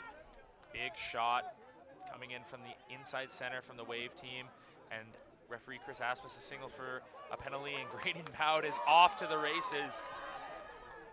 Graydon Bowd, oh my goodness. Graydon Bowd take a bow, leaving defenders in his wake. Stewart trying to up the tempo again. This Tide team, we know they like to play fast. Under the tutelage of, oh my goodness, Craig Mitchell-Herman has found tons of space, and that might be the try of the day.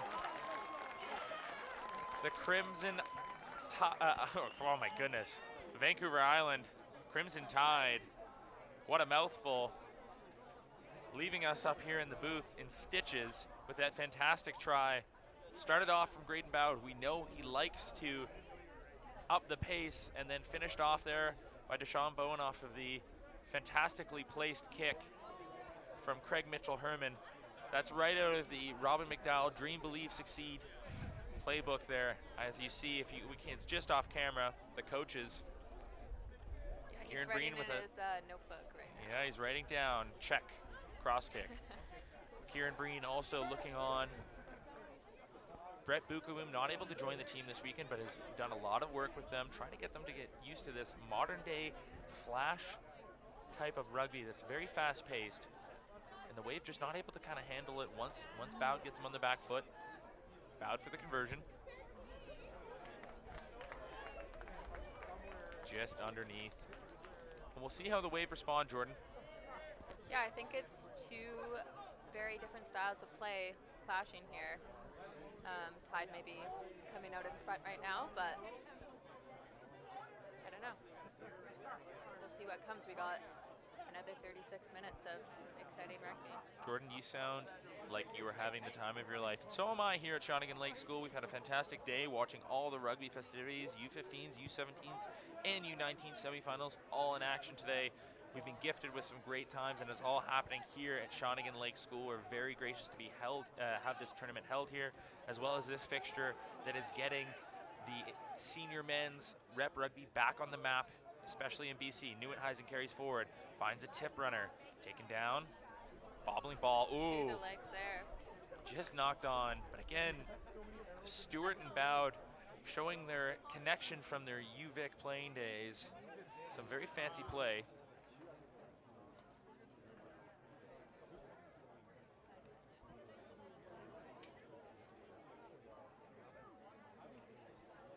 Scrum on the right-hand side.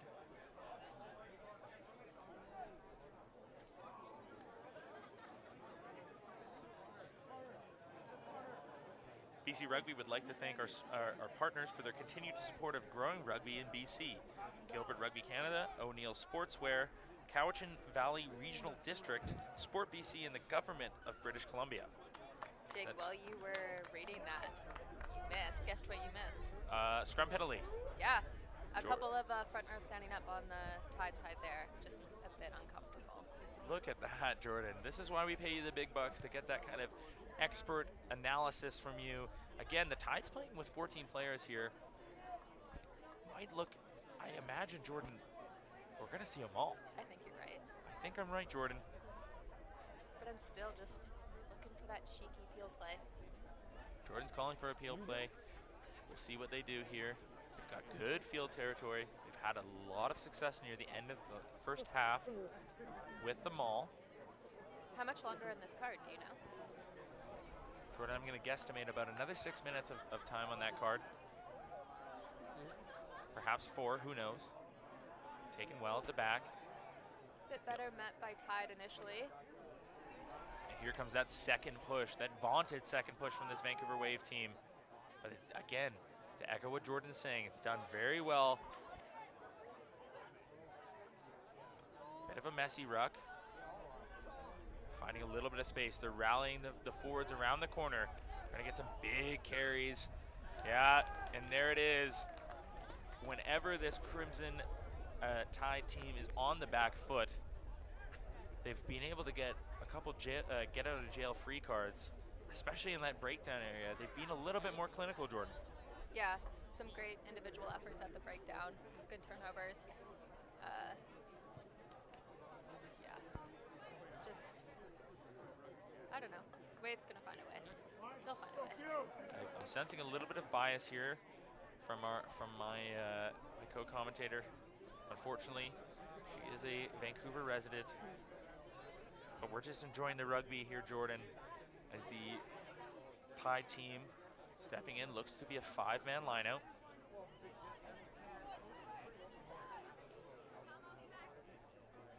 They go to the middle. Oof, a bit of a messy take there. There's the penalty. And I imagine we might see a kick to the quarter, Jordan, and Yeah, we I think you're might right. see them all. Another go here for Wave. Just mistiming again on the line out there from the Tide. A bit of an errant attempt to catch that ball as well. Going up with one hand, suggests perhaps maybe a little bit unsettled in the jump and a little bit unsettled in the boost, perhaps. Again, the timing, these teams have not been able to be together for very long. We're very happy to have this competition back, but some of that connection points, like the line out, Jordan, might suffer. Yeah, things that just take time with each other. Go back of the line out. And here they go, there's the advantage coming from the side. The Wave is on the front foot. You can hear the calls beckoning, free, free. Because there was a penalty.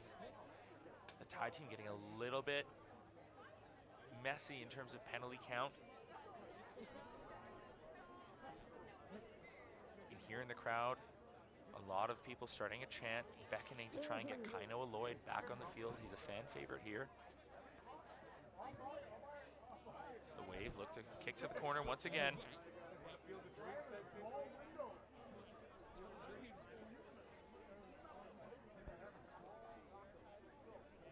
Jordan, I don't think we need to say it at this point. No. Those at home, they know. Wave trying to find a little bit of success here. They've been in this corner. They've pinned them in the corner. They just haven't been able to execute. Oh, Jordan. Not really what I was looking for. if I'm Not being what Jordan was honest. looking for. She hasn't given the pass, but it's a little bit of trickery at the front of the line out. Here come the Wave. They're trying to build through their forwards. Chris Taylor with a big carry. Oh, and again. And there they are. it just seems like a little bit of a disconnect between the wave carriers and the support players just not being able to be perhaps violent enough in the clear out. Yeah, a bit keen maybe on the carry itself, and yeah, just getting disconnected there. Good shot just on the outside of the 22 here as the Tide, again, veteran coach Kieran Breen rolling in the subs, big front row line change. Bringing in the fresh troops.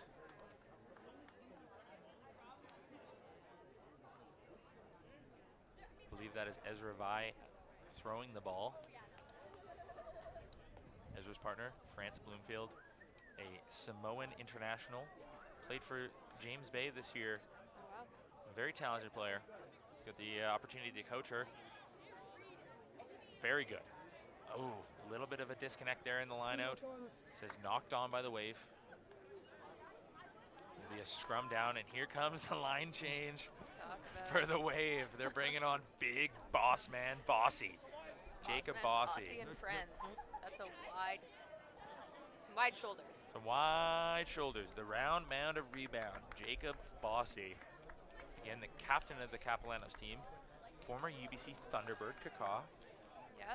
And I believe a graduate of the Brentwood School, which is just down the road. Rivals of the Shawnigan Lake School. Maybe knows this field well. Perhaps he does. I look down at the sideline. I see Kainoa Lloyd preparing. The crowd is going. They're getting excited. Crosby Stewart finds Neuenhuizen, pulls out the back to Bowd. Bowd goes right over the top. He finds Bowen. Bowen in space. He's going to be physical. He beats his defender. He stays in bounds. Oh, a bit high. Referee Chris Asmus has signaled that is high. They have the advantage here. And you know Stewart wants to go quick. He finds Griffiths. Griffiths with a dummy. The fend. He's gotten them on the front foot. The wave team is reeling. Stewart finds Neuenhuizen. Neuenhuizen right across the front. Big carry. Oh, offload finds the dirt, but that's okay. The bouncing ball, it's gone backwards. He finds Bowd. Bowd with a nice little flick over top. He finds Vi. Big carry from the number 17, 16 perhaps. Who knows? Again, we're working with no rosters up here. Stewart finds Espanol. Big carry from the lock. Lots of space. And the rucks become a bit of a mess, and there's referee Chris Asmus has signaled that the ball is being held up. Jordan, this pace, can't keep up. Oh my goodness, the crowd is going nuts. Elias Hancock and Kainoa Lloyd, I believe also Sky, I'm not gonna even try and pronounce Sky's last name, of the McDowell Academy fame, has gone on. A local kid. I believe the crowd is just excited to see Kainoa Lloyd back out there. Queens alum. As the wave tries to organize, trying to clear their end. Goal line dropout now. Jordan, where would you go here? This is not my area of expertise. Jordan would just hope to hit the ball. Yep. Mike Maloney has gone deep, looking to pin them on the sideline, going to local boys. Oh, and it's just bobbled it. Pass to Bowd. Bowd to Herman. A bit more quiet. Kainoa Lloyd showing off his newfound 7 skills. The offload goes to the deck. That's okay. The idea was there. Hancock in space. We know he's a rangy athlete. Oh, and it's being called back. A forward pass in there somewhere. Surely. Surely. But you know, it's your favorite time of the game here, Jordan. Yeah. Scrum down. And this is where the wave team looks to make their money. They have been putting on a scrummaging clinic today, Jordan. Yeah, some would say. Some would say. I just did. Yeah, for sure. Two great back rows, or front rows. There's a front row on the bench, just front row on the field.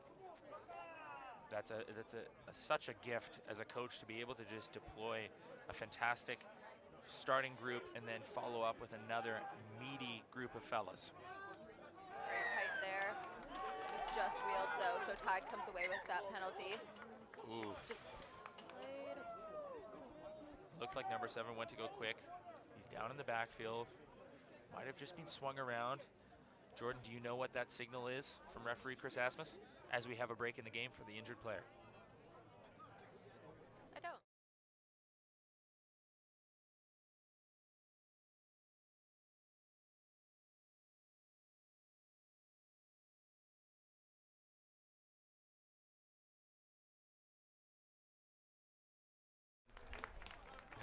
Oh no, we had some guests, but she cowered away, unfortunately. So we don't know what that was, but the player has gotten up. He looks to be healthy, so that's okay. Again, we're operating a little bit blind up here in terms of no rosters and no idea what Mr. Referee Chris Asmus is signaling, but he is one of the best in the business, has reffed multiple internationals and multiple MLR games. So he's the best man for the job here, and he's done a fantastic job, not only on the mic today, across the youth games, but here on the field. We're lucky to have many refs here developing and working. I believe over 18 different referees here today on site, and they've done a fantastic job, and we are very appreciative of them. As the Tide look to throw a bit of an overthrow. Again, just mistimed. The wave now will exit. Oh, a big carry. Number 5, he's been active all day in the red scrum cap. Looking to find Maloney in the backfield. Perhaps a spiral bomb. No. Unfortunately for any fans of that, back home. Taken well by Bowen. He finds Mitchell Herman. Mitchell Herman with a little carry. He's gone. Opted for the kick. Oh my goodness. And it's going to work out for Mitchell Herman, who is having an incredible game. And that's the bounce of the ball, Jordan, as the Tide take the lead to 41-12 with 23 minutes to play. And we're being treated to quite the game, Jordan. Yeah, it's been some showcase rugby. Some highlight reel stuff. Do you have anything like that on yours? Never, Jordan. A shake of the head from Jake. Never, Jordan. I wish. As the teams get back here, again, we have to give a shout out to Shawnigan Lake School. I can't say enough about this ground. It's fantastic. The quality of grass, I believe it's Bermuda. It's top tier.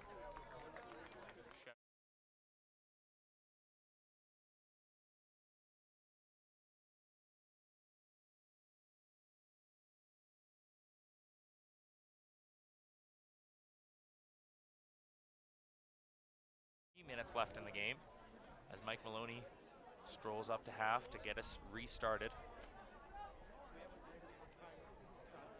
We've seen a lot of stuff today, Jordan, a lot of action. They go deep. Sean Griffiths will take it. He's opting to carry, as he often does.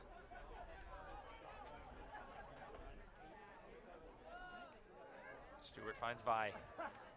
Oh, big carry. He's not held, and he's broken the line, and they are on the front foot again. We'll look to see what they do. Finds Merlin McLeod. UVic player, big carry. Gonavu out the back to Kai Lloyd. And Kai Lloyd has found some space, and his legs are going. He finds Eason, who finds Bowen. And Bowen decides, instead of going around, I'll just go right through, and that's another highlight reel try from this Crimson Tide team, who are just having fun out there. And I have to believe Coach Kieran Breen drew this up in his room by himself when he thought about how this game would go. He might even be in tears on the sideline there. Yeah. As Deshaun Bowen runs and throws up a try celebration to this record-setting crowd. I believe 50,000 people in attendance here at Shawnigan Lake today. It's grown. In it's the past growing. 20 minutes, 30,000 has shown up. The Malahat is backed up with so many people trying to get here for this game, and why wouldn't they be? It's the return of senior rep rugby to the men's leagues here in BC, and what a fantastic display of rugby we've had. It's 48-12 for the Island team, as Keegan Neary looking to knock this one over. Not an easy kick, Jordan. No. Let's see if he makes it. Yes, let's see if he makes it. Well, we're going to look. And Neary. Oh, that's a good strike. Nearly hit it. See what I did there, Jordan? That's why we're getting paid.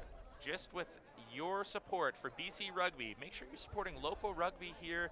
Lots of rugby in action. If you are on the island, please come down and support all the U15, U17, and U19 players tomorrow in the championship day. I believe if you look out at the Vancouver Wave team, you will see Vancouver Ravens captain and arguably one of the best players, Isaiah Harrison, suiting up wearing the number 6 jersey. They look to go deep. Surprised he didn't get the call up for the mighty Vancouver Ravens 7s team that's in action in the Stampede this weekend.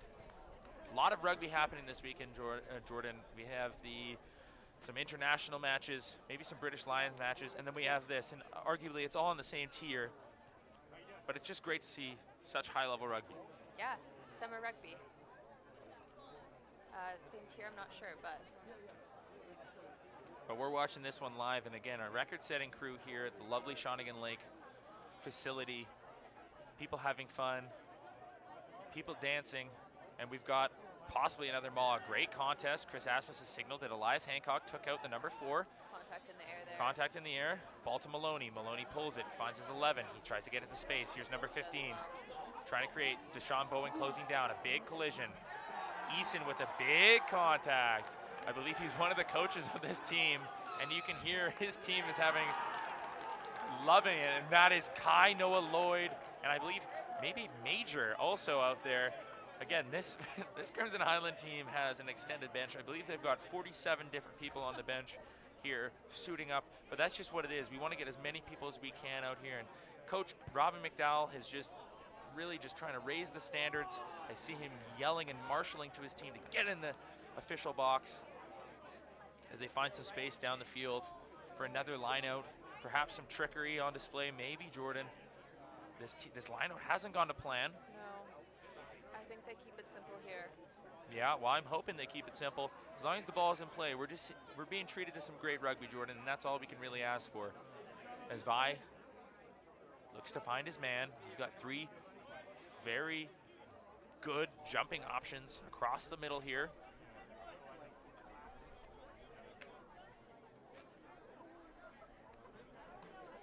Gone to the front, safe ball. They find Neary. Neary with a nice flat pass across to Kai Lloyd. He pulls out the back to Gonavu. Gonavu finds it to Eason. Eason finds, and he's corralled down. There's Bowen in support. It's turned over. An errant offload off the deck. Perhaps maybe should have held it, but that's okay. Everything's coming up tied as they knock the ball, the player with the ball, into touch, and it will be their line out. So Jordan, we've just basically gone from one side of the field to the other in terms of field spacing here. But again, if you're the Tide team, your coach Tyler Rowland or coach Brett Bukuma, who may be tuning in on stream, you're hoping just for a nice secure ball. They opted for the front here. Perhaps maybe be a little bit more expansive. Yeah, you know what? And that might be a commentator's curse, folks. That's okay, they still come away with it here. Hancock using the 8-foot wingspan to pull that one back in. A big carry from Vi. He's had a busy game off the bench. Kainoa Lloyd, of course, he finds the ball. He always does. Neary going for a box cross kick. And it's taken well by the Wave team. We are seeing all types of crazy things out here. But we'd love to see you out here supporting tomorrow. Again, nowhere else you'd rather be on a sunny Sunday than up at Shawnigan Lake. Is Maloney prowling, looking to find where maybe he's going to kick. Again, a goal line dropout. We've seen a couple in this game. A peculiar amount of these in this game. I think we've had over 4. Jordan's thinking, she doesn't know. We don't have the stats here. Maloney finds some grass, picked up well. They get the ball to Lloyd. Lloyd to Gonavu. Gonavu, a little bit of footwork. He's trying to find a gap. Oh, and just bobbled there. Advantage for Wave here, which is good. Oh, and referee Well Chris defended Asmus there. has signaled, holding on, no release. Oh. Wave takes a high ball. Page out of the Tide book here. Oh, and the bounce of the ball might sit pretty for the number 5. He's done a fantastic job. And it's another turnover. Like we said, all game, it's been the theme. The Tide are on the back foot, but they're just able to scrape by and create turnovers. More great work in the breakdown there. That was Textbook stuff, Jordan. textbook. When you look at the textbook under good breakdown work, that would be in it. For sure. Touch finder, perhaps a bit short, but that's okay, as we're getting another line change here.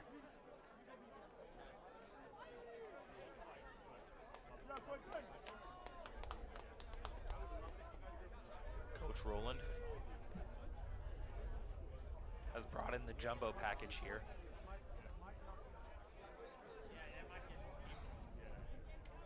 You can see now former international coach Roland there in the red hat, looking on with happiness as his lineout opts to go to the back. Knocked on in the lineout, that's okay, they'll play. A little bit of a high pass, taken well by Kainoa Lloyd with a big carry. And he's So still going physical. Kainoa Lloyd. Looking to play to the right side here. Perhaps a bit slow. Bowen picks it up. Makes one man miss, and now he's taken down. Thai team perhaps running out of steam. They've slowed down the pace. Both teams putting in a lot of shots, a lot of effort. Can't question the effort. Finds Gonavu. Gonavu hits his hard line. Well taken. The sixth phase here. Gonavu looking, and there's Bowen on his inside, looking for more work. He's been very active. Gonavu able to stay on his feet. Going to around the ninth phase. Eason across the face, just bobbled. And it's gone forward. And a knock on as we catch our breath here with around 14 minutes left in this game. Score currently sitting at 48-12 for the Tide. I think the players are starting to feel the heat, starting to feel the whatever 70 minutes of rugby that's been played so far. And Jordan's a hot one out here. We're looking at a balmy 15, perhaps 16 degrees. But that sun, the Shawnigan sun, again, we're pretty high above sea level here. The sun is just dangerous up here. Something with the ozone, I imagine. Yeah. Well, many people call Shawnigan Lake the Australia of BC. But again, we're at elevation, so that also might have a factor. Yeah. I believe in Canada, this is the highest point. And again, like these teams didn't have a ton of time together. No. Not a ton of altitude prep. No. So. And perhaps that's beginning to show right now, but I think as you look out on both sides, both teams just having such a good time. A lot of smiles, a lot of camaraderie. Yeah. And Jordan, when you think of rugby, it's really, that's what it's about. Having fun. For sure. And just a little island versus mainland. Guys, they've definitely come up across previous. That's what makes it fun, those little 1v1 battles. And a chance to really play some higher level rugby and represent their region as the Wave scrum is on. They look to march. Man, they Got have good them control on skates. From number 8 there. And it'll come back.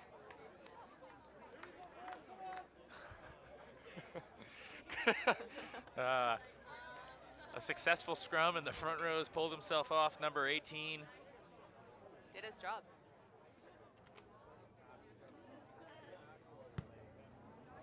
Maloney opts for the banana kick. Seeing all manners of things here at this wonderful game. As the crowd starts to die down, I think we're at about 15,000 here. We're at capacity. Parking has been limited the whole day, but people have been pouring in for this game. It is the marquee game of the day after a great day of rugby. They look to go to the front, taken well. Oh, and here comes the Tide. They're just putting them on their back foot. Number 16 does a good job of trying to get that ball in. Reed Watkins at the back. He finds Wilson Ross. Wilson Ross pulls to Maloney. Maloney looking to go over top. A little bit of spin on that ball. He finds his winger. And he's... Yep, okay. And here's Maloney. Maloney across the face. Ooh, nice little tip ball. Perhaps unneeded. They pull to Wilson Ross. Wilson Ross in space. Finds Griffiths. He's number 16. Big carries. And you know what? It's been a long game, but you cannot knock the commitment and the physicality from this Wave team. For sure. It's, Oh, and they're going quick. Hancock. Gonavu. Gonavu surveying. Little hitch kick. Oh, lovely little ball. All right, they've got loads of numbers to the right. A little dummy. Gonavu. Seen it many days down at the MAC. He finds Bowen. Oh, no. I imagine there might be perhaps some sort of a slippery substance on the ball. Bowen's looking down at his hands. Maybe the sun was shining. Who knows? He's had a fantastic game. But unlike him, usually throwing laser beams. And Jordan, we're back at it. It's a wave line out. We might be seeing the vaunted maul. Well, let's see if it holds in the last couple of minutes of the game here. Yeah. Well, they bring it down, trying to minimize that line speed. They find Maloney. Maloney across the face to the 11, finds the 15, gets the ball to the 23 early. Big carry, he's trying to get to the outside, a big fend, and just taken out. And you can even see the subtle fist pump from Coach Robin McDowell. Former Mexican women's sevens coach, Robin McDowell, down there. This Tide team's got to be happy with their defensive effort. Only allowing 12 points today with under 10 minutes remaining. Just outside of their 22. They've called a 4-man line out. Looks like, yep. Yeah, I'm right in this You're one, right in Jordan. that one. Good counting, Jake. It's hard, it's my job. Ball goes behind Kainoa Lloyd, taken well, and Kainoa Lloyd is off to the races. He's breaking a couple tackles. Hudson Poppet dancing, finds Hancock in space, and he is opening up. Unhitch the wagon, Hancock. He finds Keegan Neary. Oh my goodness. Globetrotter stuff from this Tide team, but just not able to finish it off. The footwork from Poppet. The 45-meter gait from Elias Hancock when he stretches those legs. I think that was 3 strides. He took three steps in 25 meters. I believe Elias Hancock set a Rugby Canada record for having the longest wingspan, unofficially. Coming in at around 9'2". 9'2", wow.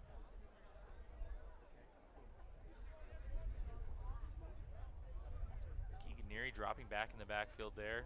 He's had a busy game as well. Soon to be representing UVic. So many clubs on display here. Some fantastic players getting the opportunity to shine. Perhaps to be picked up for some further rep rugby. In the past, many opportunities for players to perhaps progress, but here they've been, maybe that since COVID, that well has gone a little bit dry, but now with a fantastic event like this, it is back up, and we have rep rugby for senior men. Couldn't ask for a better way to cap off a fantastic day here at Shawnigan Lake. Again, we will be back tomorrow with the Provincial Regional Championships, the PRCs, with all the final games. All of the games will be broadcast on the upper field and I believe the Colts field and this field, the Canada field, with, I believe I might even be allowed back on commentating tomorrow, joined by Chris Asmus, but some great games on display and some future Canadian rugby stars here. So please tune in, or if you're on the island, join in as we are back in action. Isaac Gonavu, defensive stalwart. Oh, and here, number 5 has had a fantastic game. I wish we had his name. And he's in space, a big carry, met well, offloads to Watkins, Watkins to Maloney. They have the numbers, the wave on the front foot. All they need to do is just go through, drawn pass. They find their winger. Taken down. Watkins takes his time. There's a Tide player in the backfield just slowly walking back. The crowd is hollering for them to get the ball to number 5, understandably, after that break. Oof. Knocked on, unintentional from Elias Hancock. But that's okay. We're going to a scrum, and if any part of the game really has suited this Wave team, it's the scrum. Do you think we roll subs? Well, I'm looking down here, Jordan. It's just off camera, but you can see the front row subs getting up, frothing, ready to go. But perhaps they're going to stick with the crew that's out there. Again, they've have had the advantage today. The scoreboard reads currently 48-12.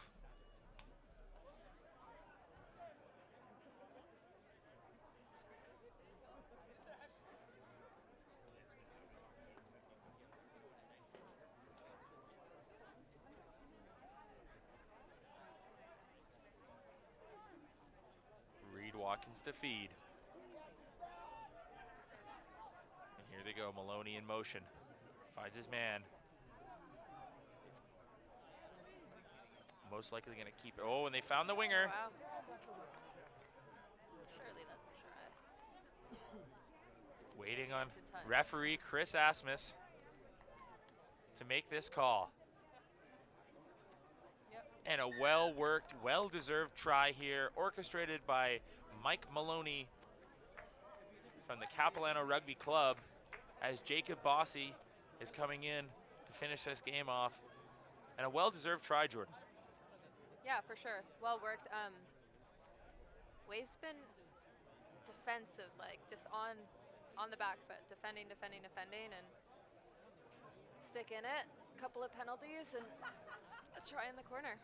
Well, the pace of this game really has suited the Tide, and they've done a good job of really just trying to keep it at that breakneck pace, not giving this Wave team any time to settle in. And I think you made a good point.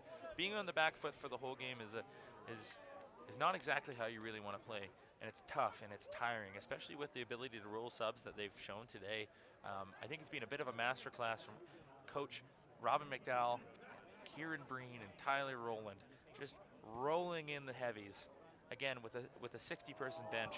Maybe a bit of benefit with the game being on the island. Maybe able to have a couple more of the guys here. And you can never know how many of the Wave players perhaps had triple O's on the way over on the ferry. Yeah. And those things start to weigh on you, especially the island fortress that is Shawnigan Lake School. Yeah, it's a long journey up here.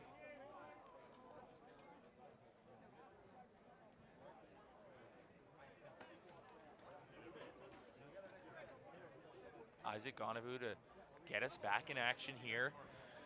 The scoreboard reads 48-17 for the Tide. Tide in the red. We have under 4 minutes left.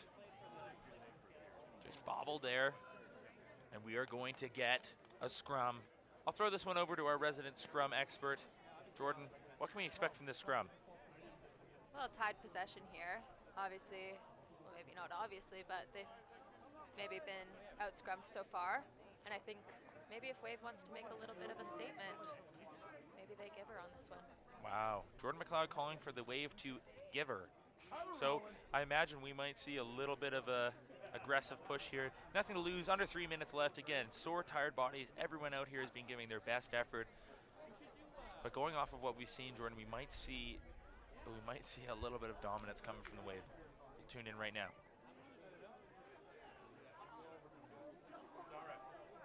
Good height from the Tide, and they get the ball out cleanly. Kainoa Lloyd. Shot from Reed Watkins. Gonavu in space. A little bit of a hitch kick. He can find space. He sets his winger free. And the number 11 dots it down to bring the score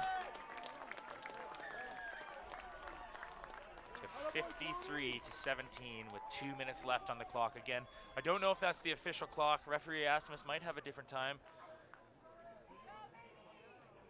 But selfishly, I want this game to keep going. The intrigue, the drama that is the Tide versus Wave Classic. Again, it is reborn here on the island at the magnificent campus that is Shawnigan Lake School. Hopefully this game will will happen again, perhaps with the involvement of maybe a Valley team, perhaps an interior region as well. Jordan, can you speak to just how much amazing rugby you've seen today? Yeah, it's been phenomenal all day, from age grade stuff earlier till this evening. And it's fantastic to see so many pillars of the rugby community. I mean, we spoke with Tim Murdy at half today. We have John Tate, we have members of the Rugby Canada community as well, just out here experiencing it and giving these young athletes an opportunity to see what they could aspire to be. Speaking of athletes to aspire to be, Kainoa Lloyd had a great game wearing the number 2 jersey. I'd love to see him get the ball one more time. Selfishly, as a big fan of his. Mike Maloney shaping to kick away from him though, as we have under a minute left. He's gone for a contestable kick, and there's that man again. Ooh, a great contest from both sides. Elias Hancock met well by the number 5, who's had a fantastic game, and again, I'd be remiss to say that it's unfortunate we don't have his name, because he's definitely been my player of the game for that Wave team in the second half. Looking like the Tide gonna stretch it. Here is that man, Kainoa Lloyd, in space, looking to pass, and he does. Oh, just into that cheer. Well, it's unfortunate. Kainoa Lloyd, he, I believe, has many records at the Rugby Canada gym with just how strong he is. That pass might have just been too hard. His ability to generate strength as the Wave looked to go quickly. They have drawn a penalty, and they've done it again. They're going quick. They're swinging the ball. Bossy in space. Nothing better than seeing Bossy in space. I'm nervous. That man, muscles. Oh, Kainoa Lloyd has done it. The fan favorite again. Just generating turnovers. Big carries. Again, his favorite player is Anton Dupont. He mirrors his game after that. A knock on in contact. And referee Asmus is going to call the game. And that's it, folks. The final score reading 53 for the Crimson Tide Vancouver Island team and 17 for the Vancouver Wave team. Jordan, thank you so much for joining me. This has been a fantastic experience, one I'll never forget. I'm honored to be here in the booth with you. My name's Jake Teal, and again, please tune in tomorrow. Catch in PRC Championships final Sunday, Shawnigan Lake. Having a blast. See you soon.